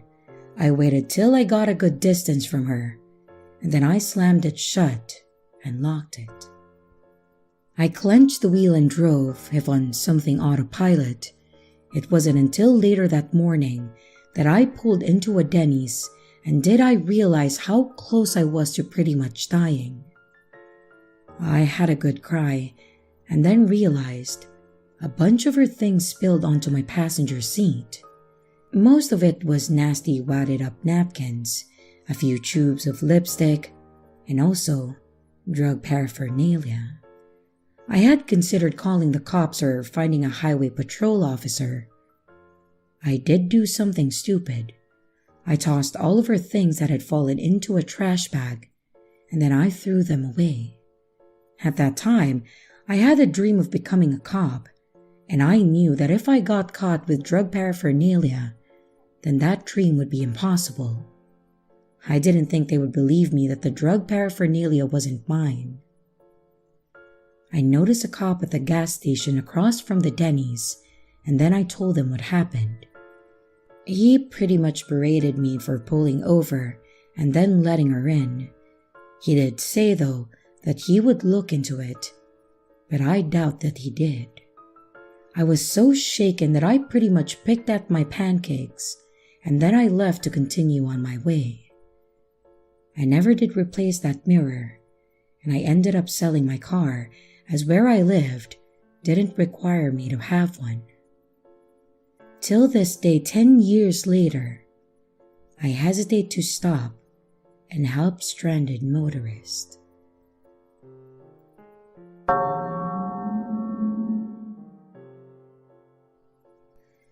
This story takes place a few years back when myself, my sister, and her 2 kids were all driving to a surprise birthday party for my older brother Matt.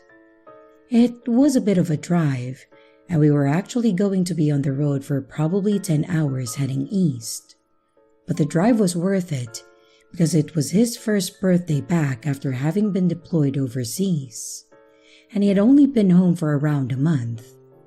Basically, we knew it was going to be a pain in the ass to get all the way out to our parents' house, but it was 100% worth it to see Matt, since it had been somewhere close to a year since we last saw him, and it seemed like he should be able to celebrate his birthday with his whole family. And like I said, the drive out east was going to take around 10 hours, and my sister and I were both adults, and my nieces were around 4 and 7. My sister drove for the first half, and I said that I would take the second half, as I knew that at 5 hours in, she would likely be in the back seat, keeping the little ones calm and collected. 4 and 7 are old enough to enjoy these kinds of car rides, but definitely not old enough to sit for 10 hours straight. And I honestly don't blame them. If it weren't for Matt, I wouldn't have sat through the trip myself. We got through my sister's half without any issue, and by the time I was getting behind the wheel, it was starting to get dark out.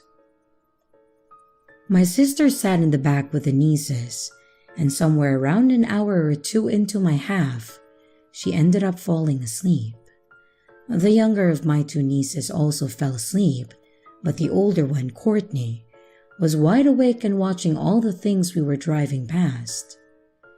And while it may not sound like a thrilling adventure to drive with 2 people sleeping in the back seat and having random passing conversations with a 7-year-old, I really thought it was fun. We were about an hour away from my parents' house when the actual event happened, and that's honestly what I have to call it, an event. Mostly because I honestly don't know what actually happened. So, as stated, my sister and the youngest were sound asleep, and we were about 9 hours into a 10-hour drive. I was watching the highway and my speed, and just basically having a nonsense conversation with my niece. I think it was about some cartoon that she was really into at that time. And as I am watching the highway for the most part, every once in a while, I glance up at the mirror and look at her. This is actually when the whole thing happened. I looked up in the mirror and said something to her, Then I glance back down and I see what I can only explain as an absolutely blinding white light. As soon as my eyes hit forward, I saw this seriously bright and all-encompassing flash of white.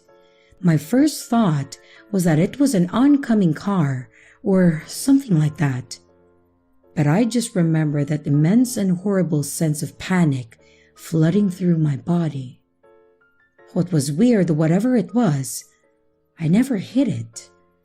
I thought that we were going to smash into it, and I remember screaming.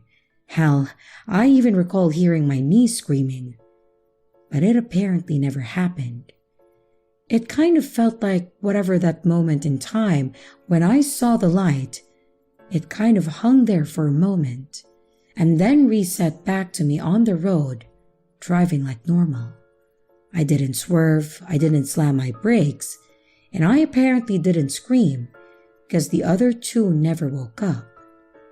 I went from staring down an alarmingly bright light in front of me going 70 down the highway, certain that I was on a collision course with whatever the hell it was, to driving like normal with nothing in front of me. Of course, that feeling of terror didn't pass, and I was still running high on adrenaline when I came back to reality.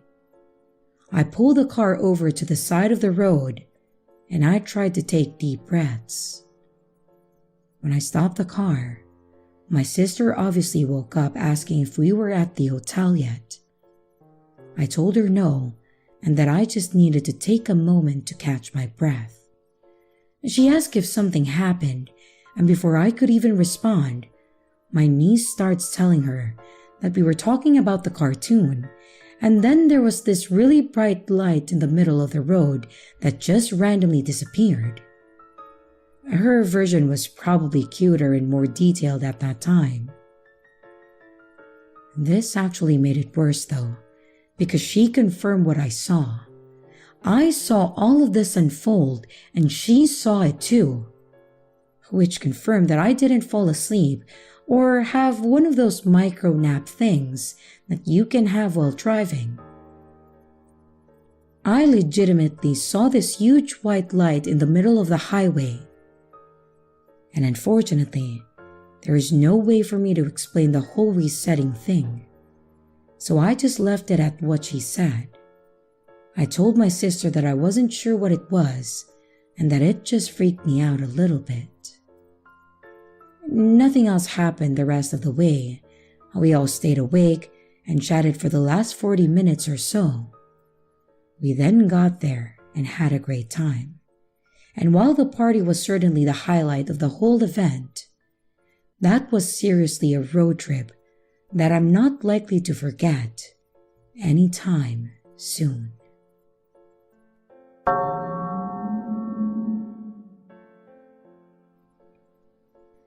So this literally happened 30 minutes ago.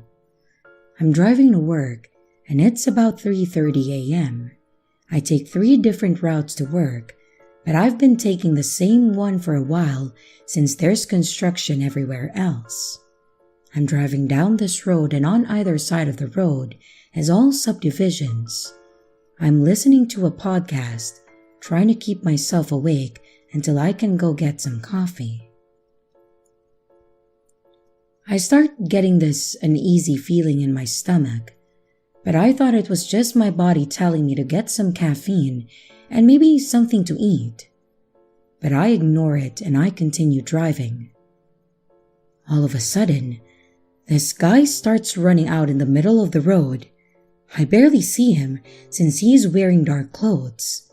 I manage to slow down and I notice that he looked pretty freaked out.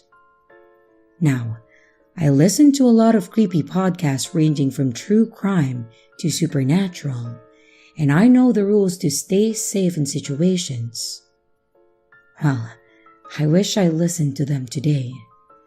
I normally wouldn't stop, but I knew that if something happened to me, I would want someone to stop, and so I did. Luckily, I kept my car running, and I rolled my window down a little bit just so I can talk to this guy. I asked him if he was okay, and he starts freaking out saying that someone was trying to kill him. He told me his dog was ripped apart in his front lawn and he tried to pick the remains up to try and bury it, but he saw a man running after him with a knife. He said he thought it was probably a coyote or something, so he wasn't suspicious, but he ran off and he saw this man. Now, I was pretty freaked out, but I noticed something. Yeah, it was dark, but with the lights on inside my car and the lights that were on out front of the subdivisions, I could see pretty well. He was younger, about mid-30s, dark black hair and green eyes. He was wearing a hunter's jacket and jeans. I lived in Idaho, so hunter's jackets is pretty normal attire. What I noticed, however, is that there was no blood or fur anywhere on him. I asked him why there wasn't any blood on him, and his whole demeanor changed. It was like turning off the switch. My blood went cold.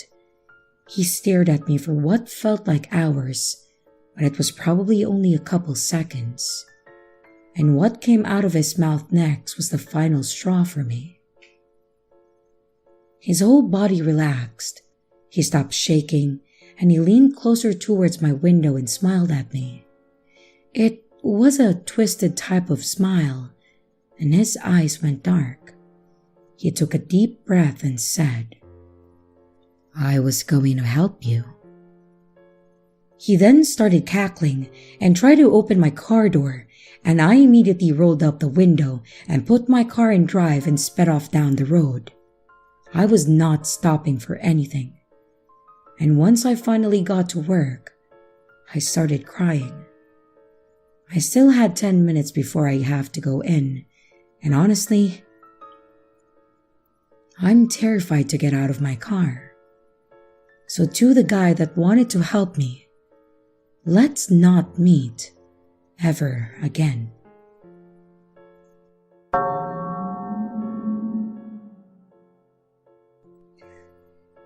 This happened a few years ago during a hiking and camping road trip that my sister and I were taking during my last summer vacation. Basically, the summer between my junior and senior year of high school. She had already graduated 2 years back and was about to go out to college, so she wanted to go out and have a week to ourselves one last time for my last summer break. Obviously, we had to take extra precautions at my parents' request. We were 2 late teenage girls, and the world can be a genuinely terrifying place. So basically, we had to keep them up to date on where we were at all times, call them if anything happened, and keep ourselves armed with mace and all of that. I get where they were coming from, but at the same time it was a bit annoying having them writing rules for our road trip. Aside from that, we were told that we needed to stay on main routes and in large parks during our hiking. Honestly, that wasn't a big deal to me. I knew of a few large lakes with really beautiful scenery around them, and I had one in mind that I wanted to go see. Lake Tahoe. It's the largest alpine lake in the US and is nestled right on the border of Nevada and California. And if you've never been there, you need to go, or at least look up pictures that people have posted of it, because it is heavenly there. We have decided that this would be our main destination as we live in Twin Falls, Idaho, and Lake Tahoe is literally across the diagonal of Nevada. Most of the trip went swimmingly. We chose to actually go east a bit down to Salt Lake City, and then cross Nevada on Interstate 80. This way, we get to see 2 really cool places, and we were on a main highway the entire way. It was a road trip, and we were supposed to take in the sights really, so that's what we did. We stopped and enjoyed the open air several times across the state, and we thought that it was such a lovely time. The part of this that makes this a scary story is when we actually got to Lake Tahoe.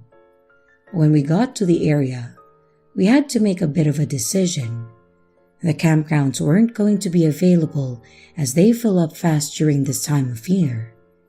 And honestly, I wasn't much for camping. So we decided to find a place that had a parking lot with cars each night to spend the night in. The main place we chose was the Walmart in Carson City. It was about half an hour away, but it was relatively safe, and we weren't likely to get told to leave if we kept it on the down low. This whole thing started the second night of us staying at the Walmart, or the morning rather. We were both asleep when we heard a knocking on the window.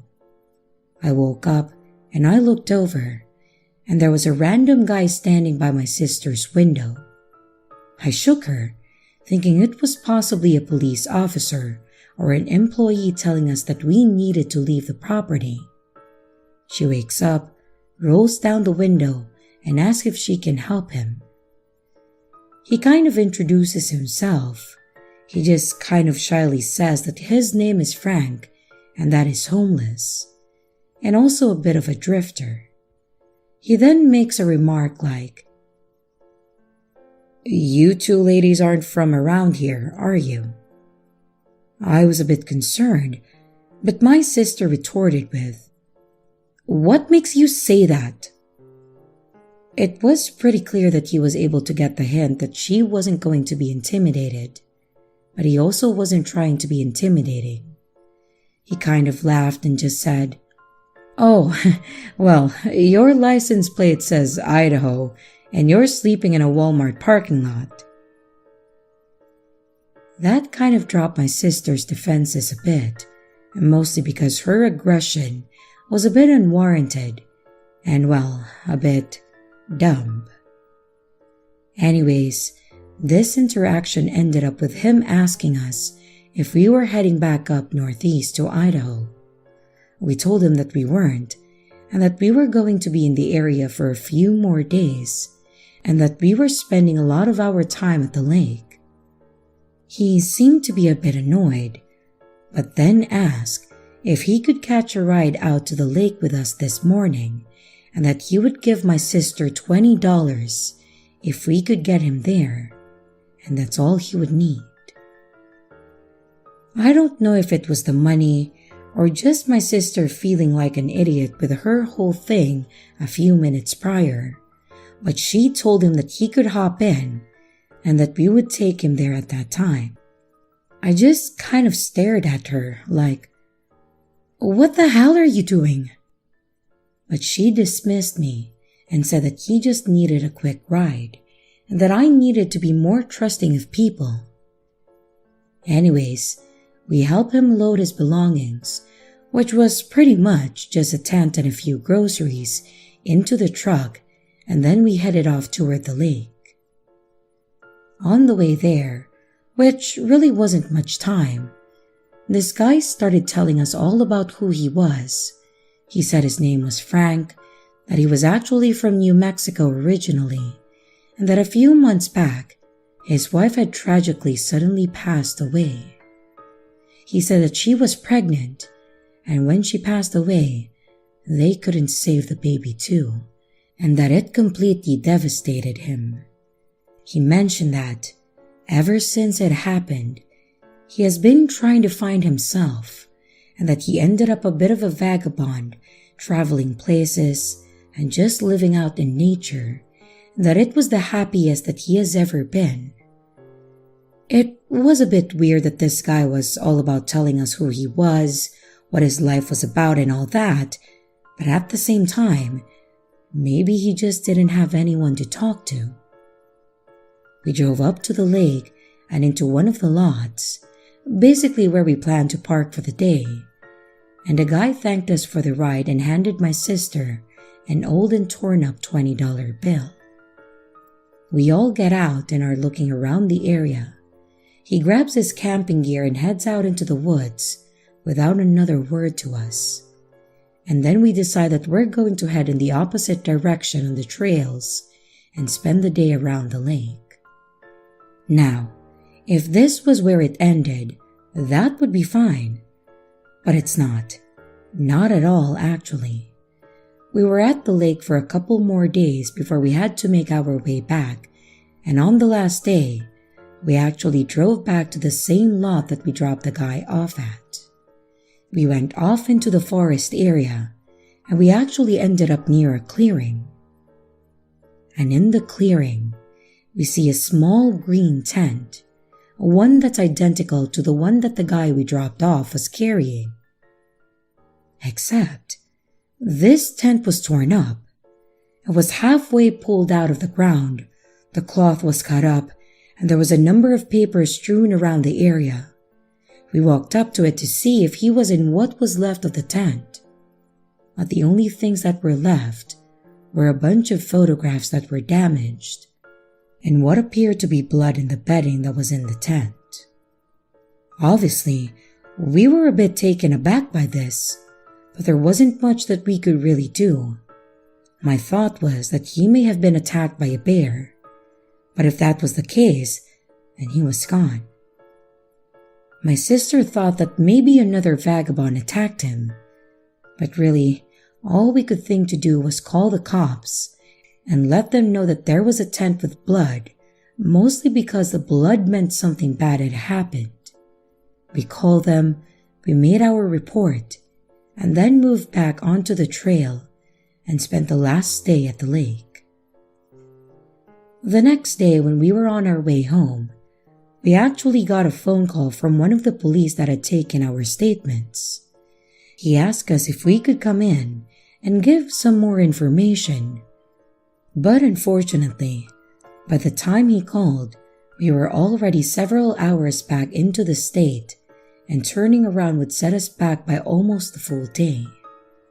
Thankfully, the officer understood and asked if we would just conduct the interview over the phone.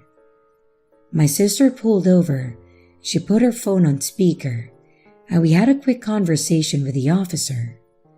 It was pretty standard as far as conversations go. He asked us if we knew the individual that owned the tent that we had reported. We informed him that we didn't know anything beyond his name being Frank and that he was homeless. He asked us how we knew the individual, or more so how we had met the individual. We told him that he asked for a ride from the Walmart down the lake, and the more questions he asked, the more it felt like he was trying to associate us with him, and I ended up basically just telling him that we really didn't know this guy, that we had only seen him that one time, and that we had no idea where he was. That's when he dropped the bombshell on us. They knew where he was. They actually found his body in a shallow section off the lake in a small cove. He informed us that they went out to look after we called it in, and after doing a sweep, they found him floating in the lake. He then informed us that the blood in his tent appeared to be his, and that his cause of death was being listed as suicide. It had appeared that he had injured himself and then wandered into the lake and drowned. He then informed us that Frank was actually wanted by the police back in New Mexico in connection with his wife's death. Apparently, they believed that he had killed his wife and their unborn child, and they had been looking for him ever since. The purpose of the call was to basically clear us and make sure that we didn't really know this guy, and satisfy the investigators that we didn't have anything to do with his death. So yeah, that's the story of the one time that I went to Lake Tahoe and the last time that my sister and I took a road trip. Also, the last time that she gave a ride to someone that she didn't know. Thankfully, he didn't seem like an absolute psycho, but the fact that he was wanted in connection with his wife's death really freaks me out, especially since I was sitting right in front of him. It's actually almost terrifying how normal he seemed, especially considering what he'd done and how he was living his life. As for why he ended his own life, my guess is that he couldn't take it anymore, and that the lake was just the right opportunity. It's an unfortunate situation, and I don't think that I'll be forgetting my summer at that lake for a very long time.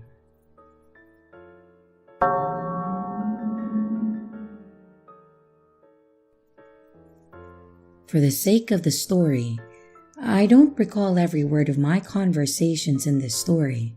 It was 15 years ago, so I will do my best to recreate them to make the story flow based on what I do remember. I was about 19 when I was offered a job by my cousin to work for our uncle's glass business. They install giant glass windows in tall buildings and skyscrapers. Not that it's too relevant to the story. The catch to the job was, I had to temporarily move to Destin, Florida from Tampa. My cousin lived up in Russellville, Alabama, and I wanted to go visit the family there and leave with them together to go back down to Destin. This was my first long-distance road trip and my first trip away from my immediate family. Back then, I was driving a puke green Mercury Sable, a car barely capable of getting groceries back home. But in my invincible youth, I didn't care about that. I was just so pumped to be spreading my wings and getting out into the world that the risk didn't concern me. My mom and dad tried to get me to plan and pack better, knowing the trip could have its pitfalls. But it wasn't like the trip was going to take days and fast food exist, so I wasn't stressing about that. I mean, I'm not stupid. I packed for the trip and staying for a few months in Destin.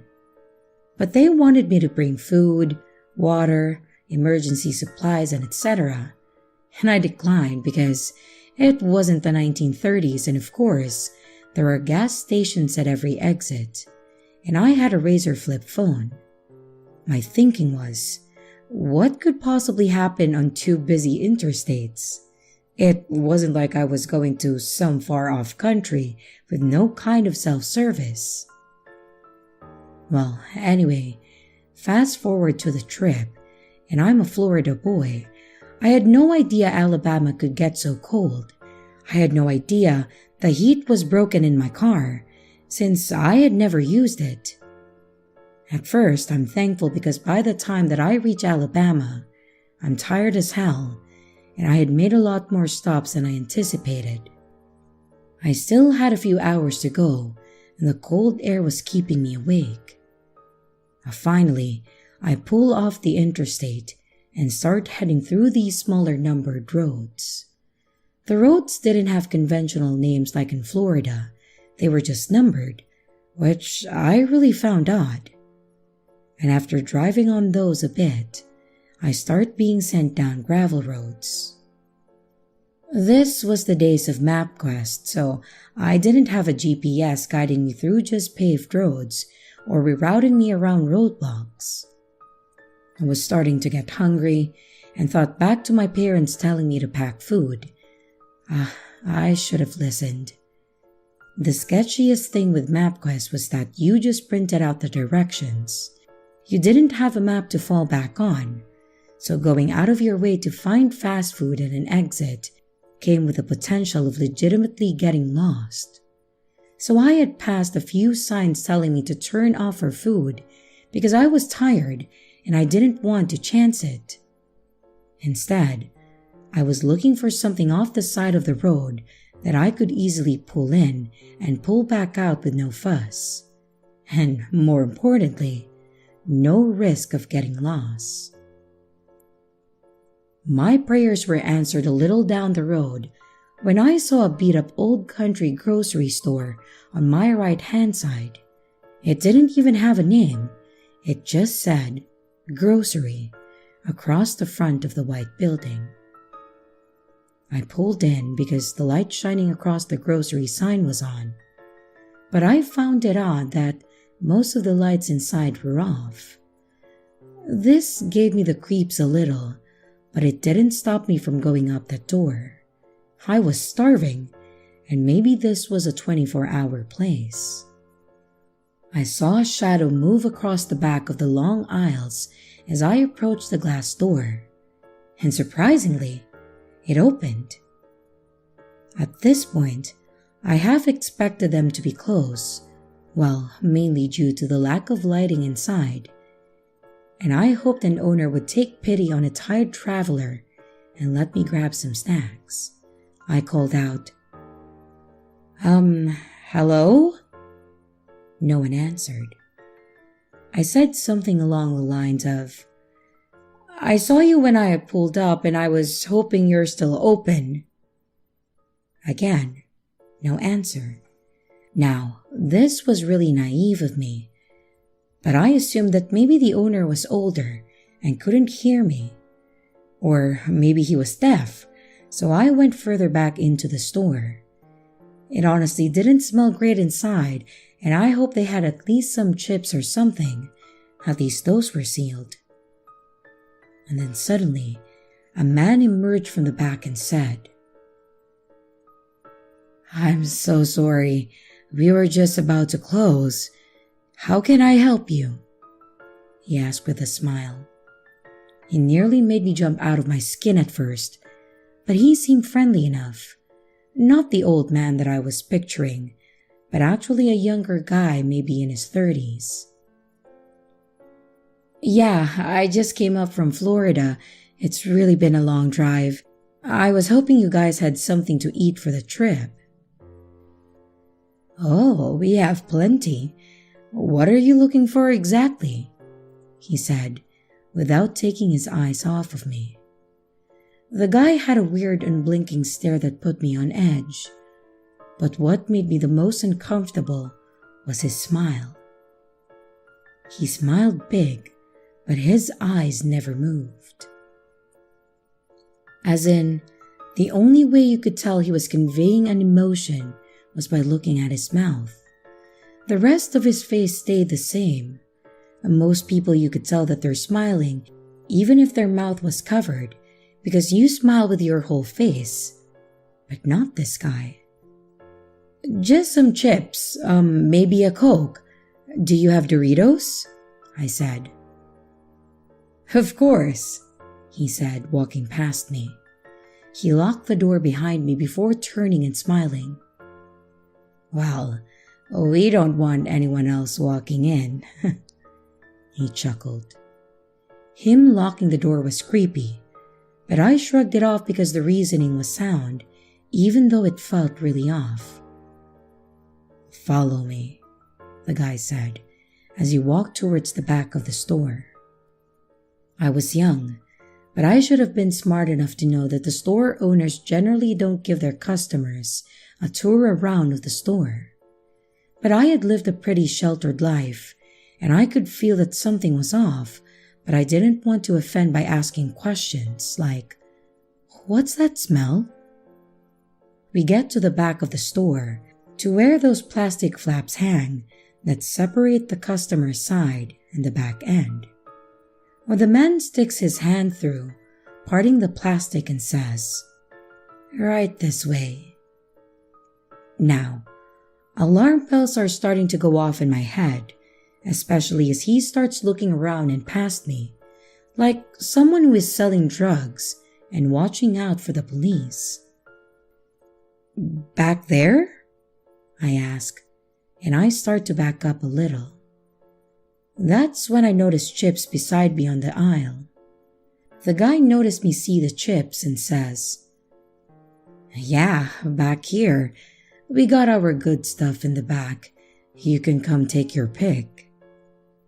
And by this time, I find the source of the buzzing. Flies are flying over the meat section, and the dim light reflecting off the packaging lets me know that it's been sitting there for a while. I'll just take this if that's all right, I said nervously as I grab a bag off the shelf next to me, and I start backing up towards the door. No, trust me, those are no good. I have way better stuff back here. He smiles, gesturing for me to head back. I fake patting my pockets and say, "Oh, man, I forgot my wallet in my car. I'll be right back." As soon as the words left my lips, I spun around and did a light jog to the front, increasing with speed as I approached the door. I make it to the door and twist the lock a couple of times until I hear the click. I push the door open and I turn back to look at where the man is, but he's gone. I jumped into my car and I sped out of the parking lot, and I didn't stop again until I reached my cousin's house.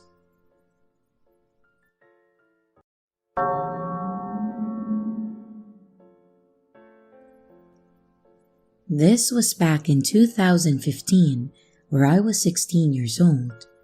I'm male, by the way.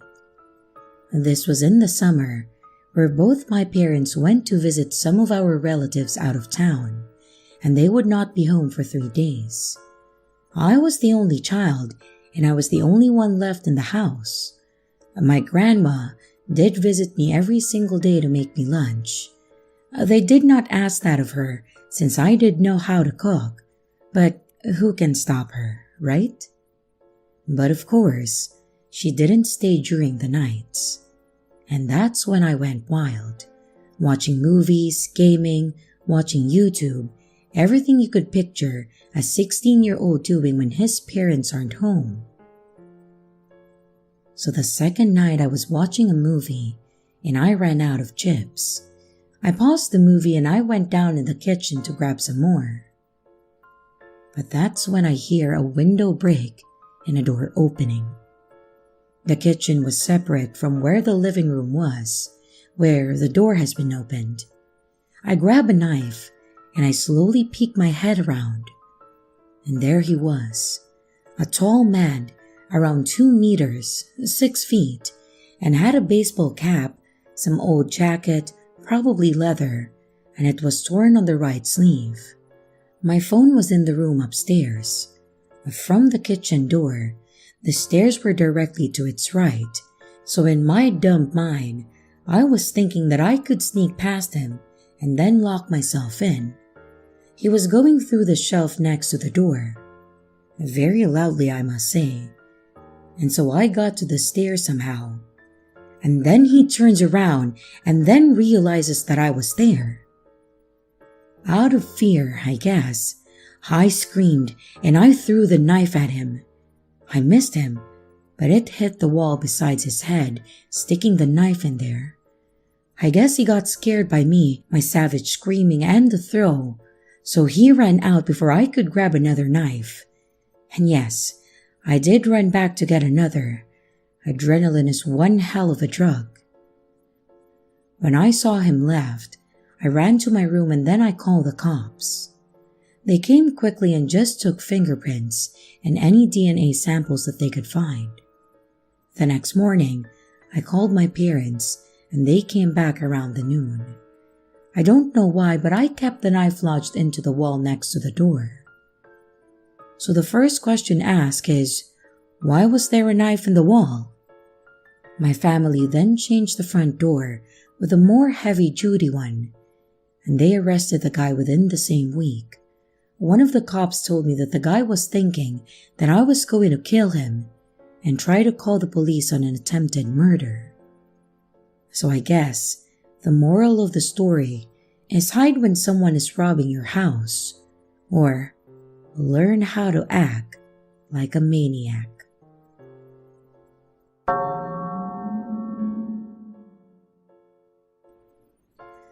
First, we will need context. My old house was pretty pumped up on security.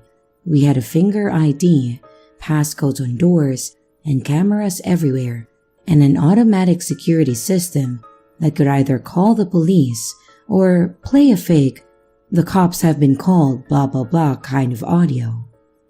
And this story happened a few years back. My dad noticed a weird-looking man, pretty covered up, lurking on the street just outside our house. We thought nothing of it since sometimes you get the occasional drunk or high person just wandering around.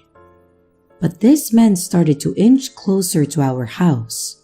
First, being on the opposite side of our street, and before we knew it, he was basically on our property. We just sort of watched him to see what he would do, and I'm pretty sure that we got bored and walked away and just forgot about it. But then, we started to hear strange noises coming from downstairs, where our front door was. So, we decided to switch on the camera, and sure enough, this guy is banging on our door, trying to get in. Then he looks through a window. He then gives up, and then starts to go around the side. There was a set of stairs that lead to the upper area where we were. He then starts to head up the stairs, which then sent my dad to go to the other side of the house with a knife, and then scream at him. This guy runs down and we don't see him again. Well, that's the end of the story, right? Wrong. This guy comes back again, and I guess he saw that the car was gone from the driveway. My dad had gone to get something, leaving me and my mom at home. And then he looks around. We didn't want to confront this guy, so I had the idea of playing the fake cop alert that could be heard outside. So we played it, and as soon as the guy heard it, he ran. We never saw him again, and never want to. What makes this story creepier is that on the news later, it showed a guy who lurked around houses and killed people had been arrested. And when we looked, it was the same man who was at our house.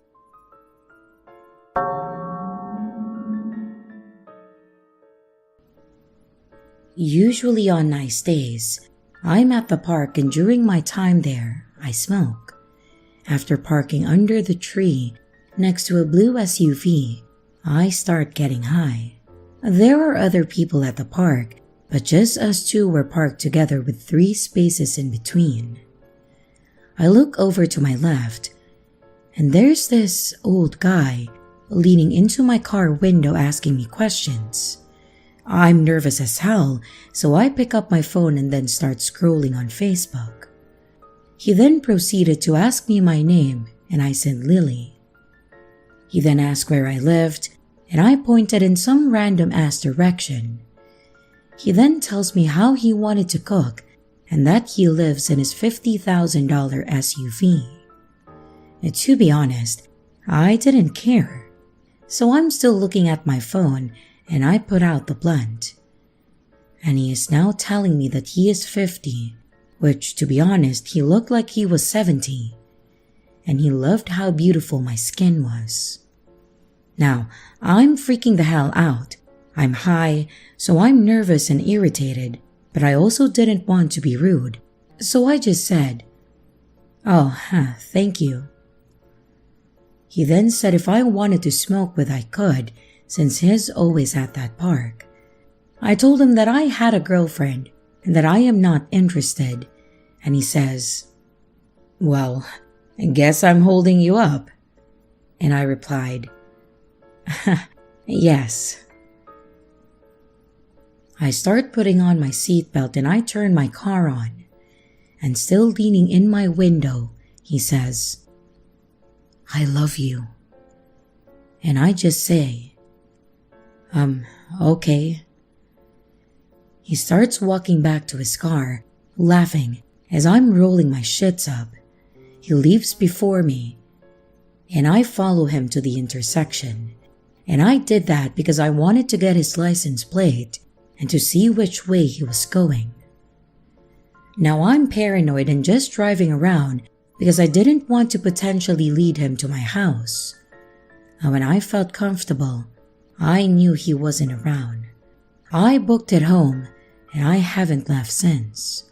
I know I could have left sooner, but this was my first ever encounter like that at this park. So if you have any good advice for the next time, please let me know.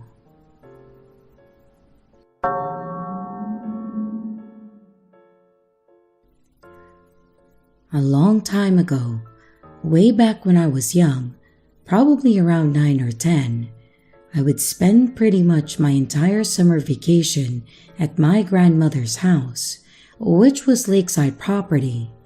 The edge of her backyard actually lined up with one of the larger lakes in our area, and it was a really neat place to stay for the summer. I'm pretty sure that my parents did it just to get rid of me for a couple of months, and also to keep my grandmother happy. But I loved it.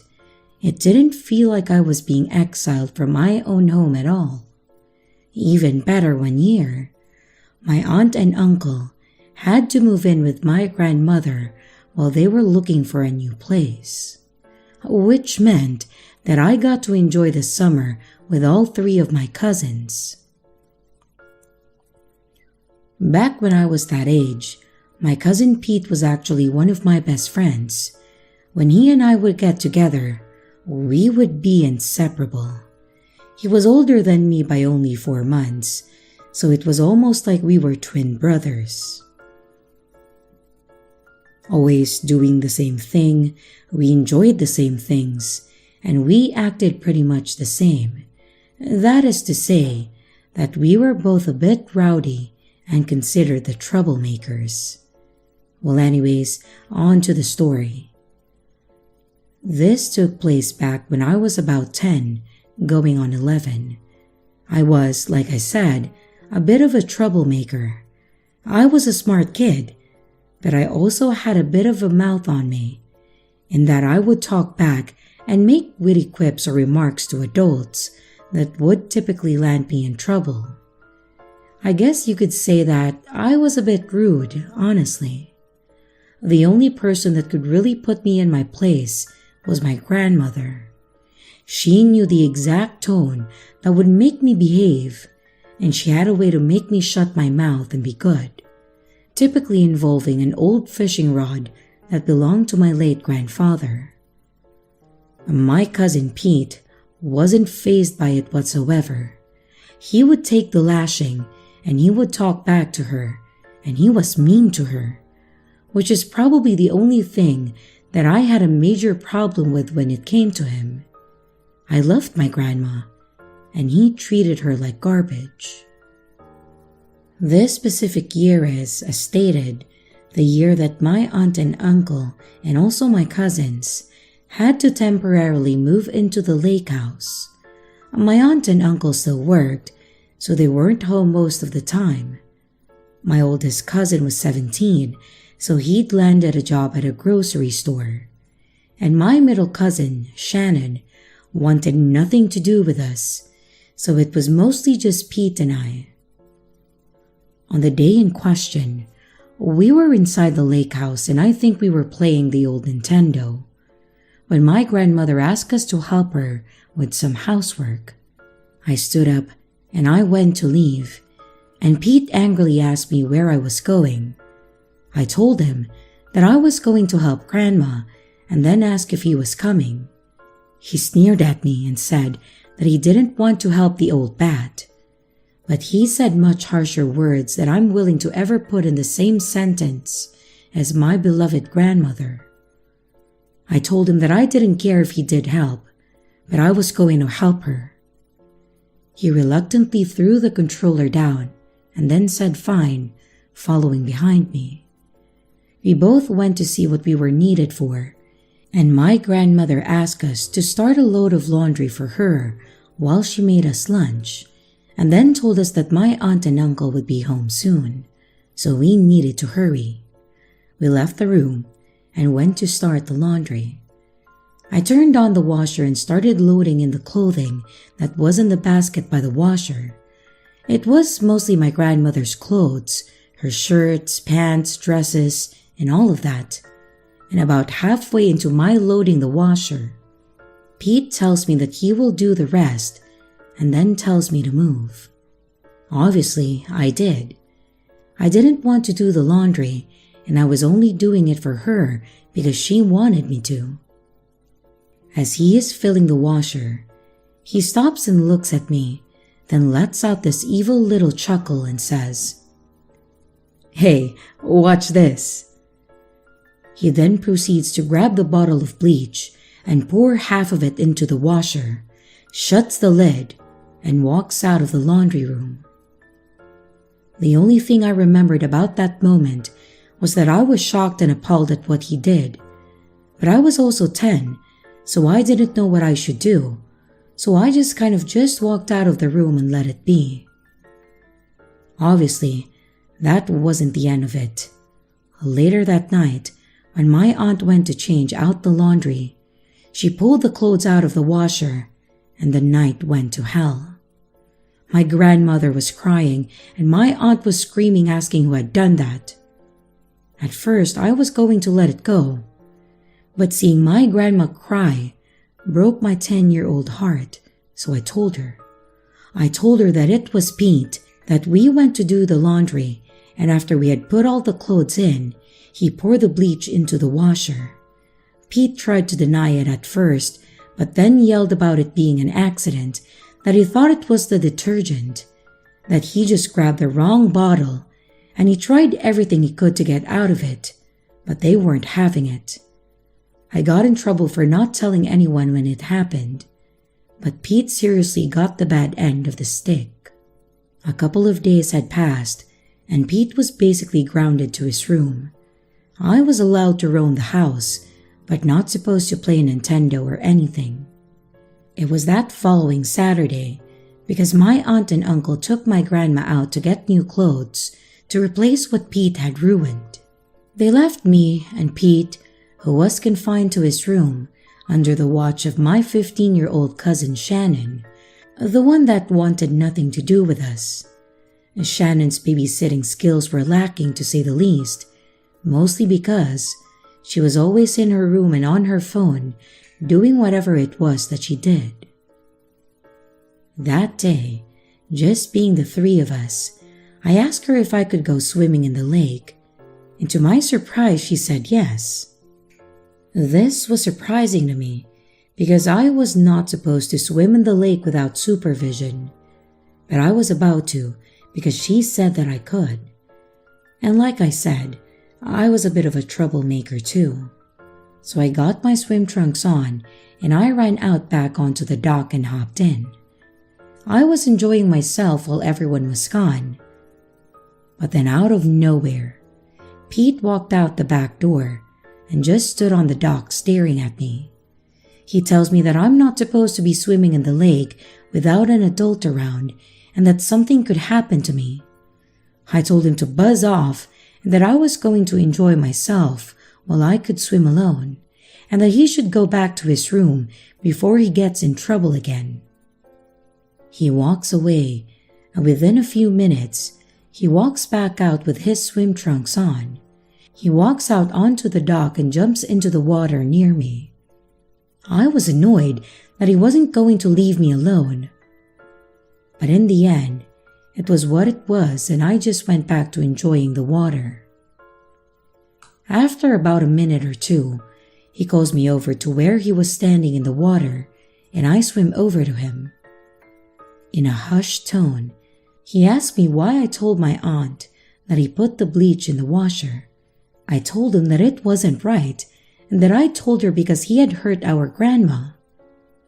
He huffed at me, and he told me that I shouldn't have told on him, and that it was my fault that he was grounded for the rest of the summer. I told him that it was his own fault and that he shouldn't do things that he does to get in trouble. Unfortunately, that's one of the last things that I remember about this encounter, because within a moment's time, Pete had his hands around my neck and my head underwater.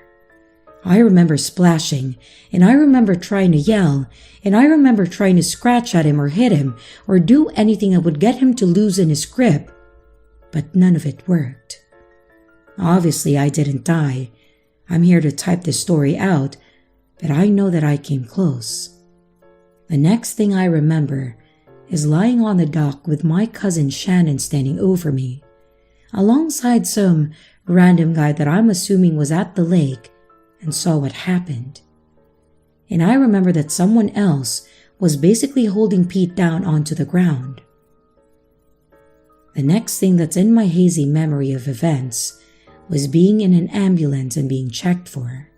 I'm assuming, breathing, having the oxygen mask on me, and being talked to by a paramedic. The rest of this story, unfortunately, is what I was told by my cousin Shannon. She said that she was in her room and had actually gone to get Pete to tell him to go outside and swim with me because she was actually going to join us and she didn't want him in the house alone. She said that she went into his room and he wasn't there. And when she had gone to the kitchen where the back door was, she saw him jumping into the lake. She went back to get her swimsuit on, and when she had gotten out back, she actually caught the tail end of Pete holding me under the water. She said that as she ran outside, I had actually stopped flailing, so I was out. She told me that the other guy was a good Samaritan that had actually seen Pete choking me and that he had run over to help get me out of the water, and that the person holding Pete down was the guy's son. The guy was apparently a nurse and had managed to get me breathing again, but he said that they needed to call the ambulance because I could have brain damage. I was apparently out for a little bit before I faded back into consciousness. Of course, this was probably the worst summer of my life. My own cousin, and at that time best friend, tried to murder me because I snitched on him. I got to spend a day in the hospital and got to experience nearly drowning. If you're curious, my cousin Pete is in prison, but not for this, but for other charges: grand larceny, attempted murder, and assault of a police officer with intent to do bodily harm. Obviously, he never changed, and that summer was the last time that he and I ever spoke. He was in and out of juvie as a teenager, and then moved up to much worse crimes, obviously. So while that summer was full of experiences, it's one that left me a bit mentally scarred. I'm now terrified of water, and really, I hope that someday I can just forget it and go swimming again. Though, that's not likely to happen anytime soon.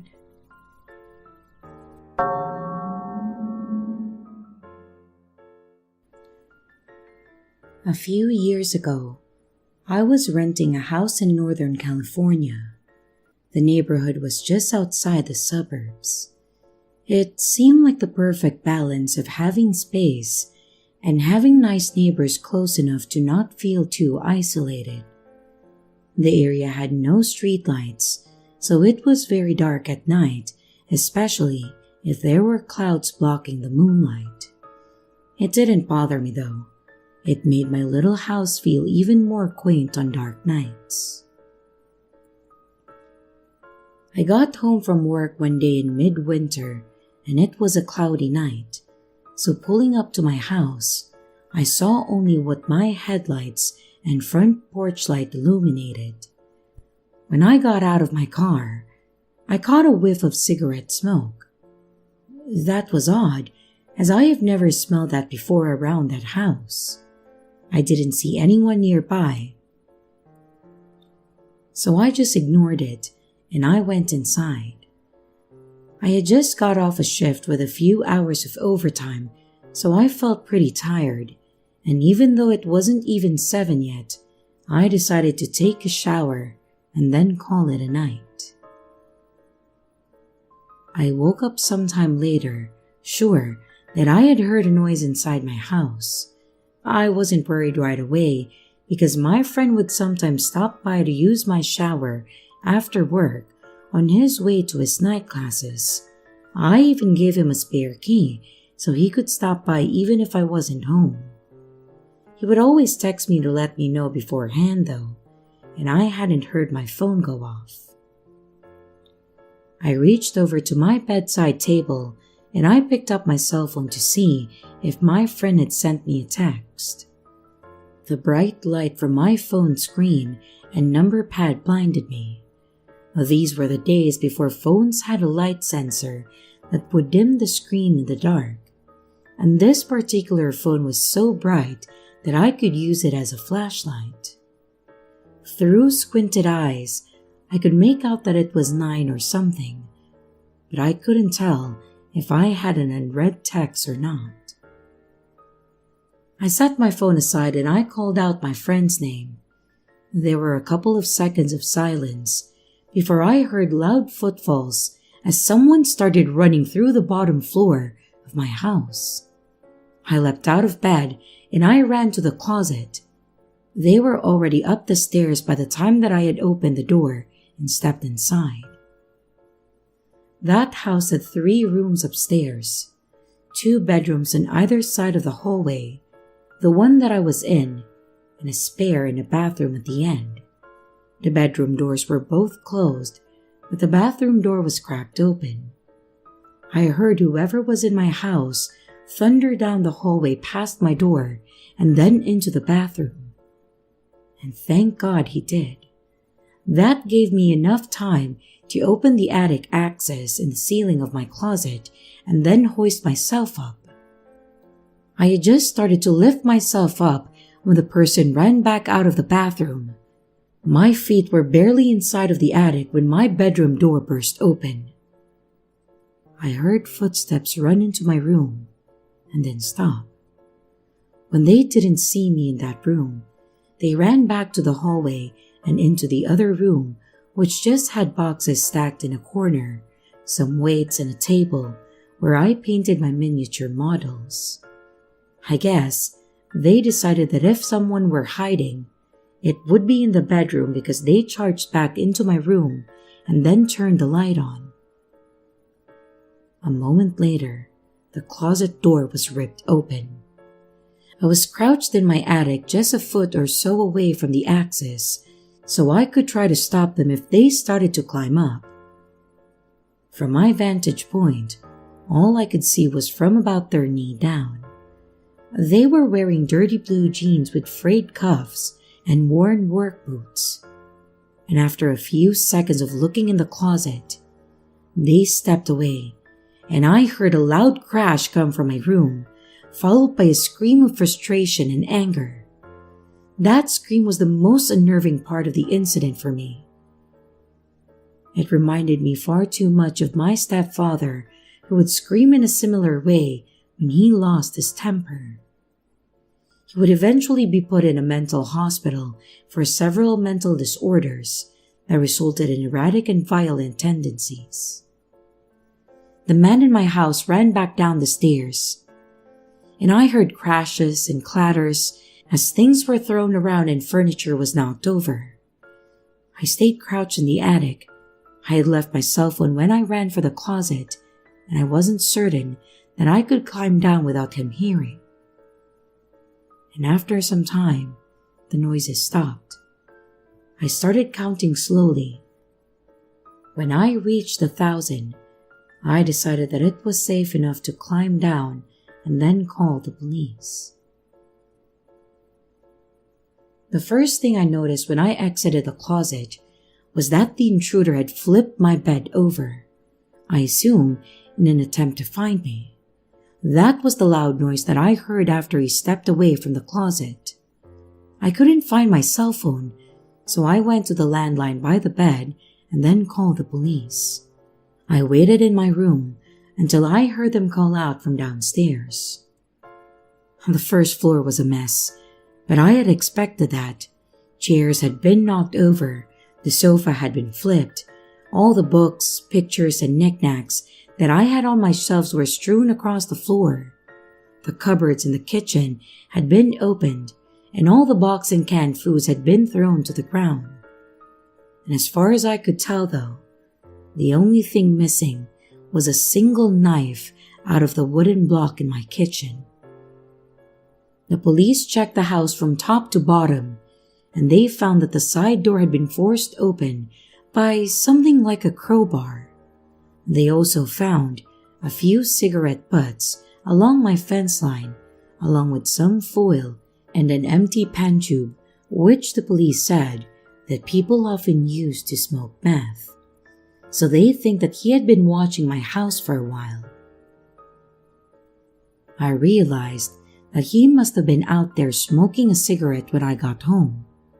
They collected up the evidence and told me that I should stay with family or friends that night and get that door fixed as soon as possible.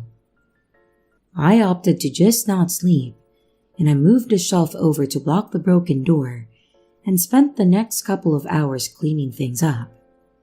I would often go to the window with a flashlight and shine it along the fence line where the police found the cigarette butts and foil, but I didn't see anything. The next day, I called to have the door fixed and then motion lights installed at the back and sides of my house. I ran a phone cable up into the attic and then I added a landline. I never wanted to be stuck up there without a phone again. But nothing else happened at that house though, and I lived there another 3 years without incident. One more precaution I took was practicing getting out of my bed and going to my closet and then climbing into the attic as quickly and quietly as possible. I even kept at it when I moved, except now I go to a crawl space at the back of the closet instead of the attic. I try not to think about what would have happened if I had been a bit slower getting into the attic, or if he hadn't gone into the bathroom at the end of the hall first.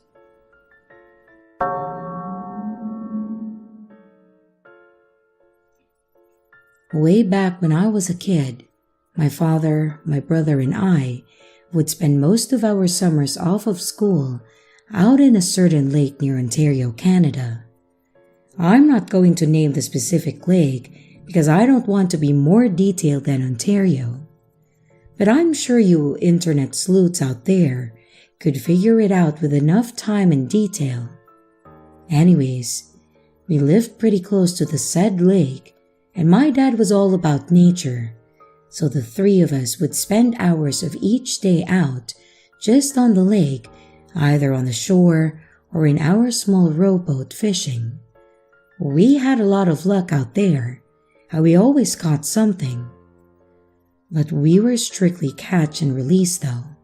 We never kept or ate any of the fish that we caught.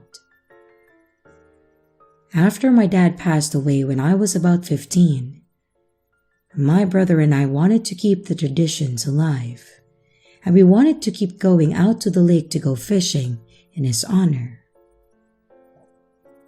I know that's a weird way to honor someone, but it was the closest we ever were to our dad, and it was some of the best memories that we'd ever created. Basically, it was kind of like being there with him without him being there. It was a bit emotional, but it was nice. Now, with the backstory of my dad and why we were there out of the way, I think I should kind of explain how this lake was situated. It's a fairly small lake situated in a number of larger lakes, in that it's part of a grouping of lakes and is kind of on its own. It's got a few areas that cove off, and there's actually one section that almost looks like an underwater cave, like it goes under the land that's been lifted a little bit over time. Because of this, it's actually a really good fishing spot for the bottom dweller type fish, namely catfish and bass. We typically would take our small boat onto the lake and then fish in the center, but sometimes we would fish off the edge. Just near where the cave-like area is, there are a lot of trees and it leads into a decent-sized forest area. Now, this all seems like it's completely boring and irrelevant to the whole thing, but I think it's actually critical to know that this lake is by wilderness in our areas that aren't commonly traversed by people. This story is actually the last time that my brother and I ever went to that lake, mostly because of what happened. This happened around the time that I was 17, so 2 years after my dad passed, in our 3rd year of going together. Everything went as normal. We got out to the lake early in the morning, and we got our small boat in the water, and we were ready to catch some fish. The lake was a bit cooler that morning. It had rained some overnight, but it was also summer, so it was muggy and foggy, and I didn't expect to catch anything, to be honest. But after about half an hour, we had actually had a few hits and caught some smaller fish. About 2 hours into the morning, so somewhere around 7:30 or so, we were floating in the lake and came up near where the cave area was. When I say near, I just mean in the general vicinity, nowhere actually near the cave itself, but we could just see it. I'm sitting there with my pole in the water, and my brother is dozing off behind me. And out of nowhere, we start to hear this weird gurgling noise. We both kind of perk up and look around, just thinking, what the hell is that? When it slows to a stop. By this point, we are both invested, searching around us for bubbles, and then we hear it again. After doing this back and forth for a couple of times, we decided that we should probably head away from whatever it was that was making that sound, mostly because it sounded strange, kind of creepy. Really, it was just weird. We started rowing away from the cave area and back to the other side of the lake when we saw something. It was crawling out of the cave area. And when I say crawl, I mean crawl. This thing was acting like a person would if they were super tall and lanky and living underwater. It grabbed onto the mud at the top of the cave-like area, and it pulled itself up onto the shore. And then it started crawling towards the woods. The best way I could describe it, take the image of a 7-foot-tall person, slim down any and all fat or muscle so that the skin and the bone are touching directly, paint it mostly dark brown to black, then remove all hair. I have no idea what the hell it was, but it was terrifying. Both myself and my brother saw this thing pull itself out of the water and up onto the shore, then watched it as it crawled out into the woods. As soon as it was out of sight, we got our back ends out of the lake and in the car, and we talked over what it was we should do about this thing. But really, neither of us had any idea. He said we should call the police. I told him that we would sound like we were crazy trying to describe a monster crawling from the lake, and he agreed. My thoughts were that we should just leave and never come back to this lake ever. Like at all, because that thing scared the living hell out of me. It was unfortunate, but that was the last time we went to that lake, and we didn't go back the next year. My brother and I still go fishing. We just do so at Lake Ontario now, and we have yet to see any sort of creature crawling out of the water. But I suppose that there's always that possibility. Hello everyone, it's your creepy sister here. Thank you so much for watching the video. I really appreciate each and every one of you. But I would also like to thank my amazing patrons, my top tippers, and my dearest channel members. Thank you very, very much. I really appreciate it with all of my heart. If you want to support the channel further, you could also choose to become a patron, a tipper, or a channel member. But remember, it's appreciated, but never a requirement. I would also like to announce that we have merch now. The link is in the description of the video, along with all my other social media links, like my Discord server, Twitter, Instagram, and others. You can connect with me and send your stories there, And don't forget to like and subscribe if you haven't yet, and comments are highly appreciated. And remember, your fear feeds me.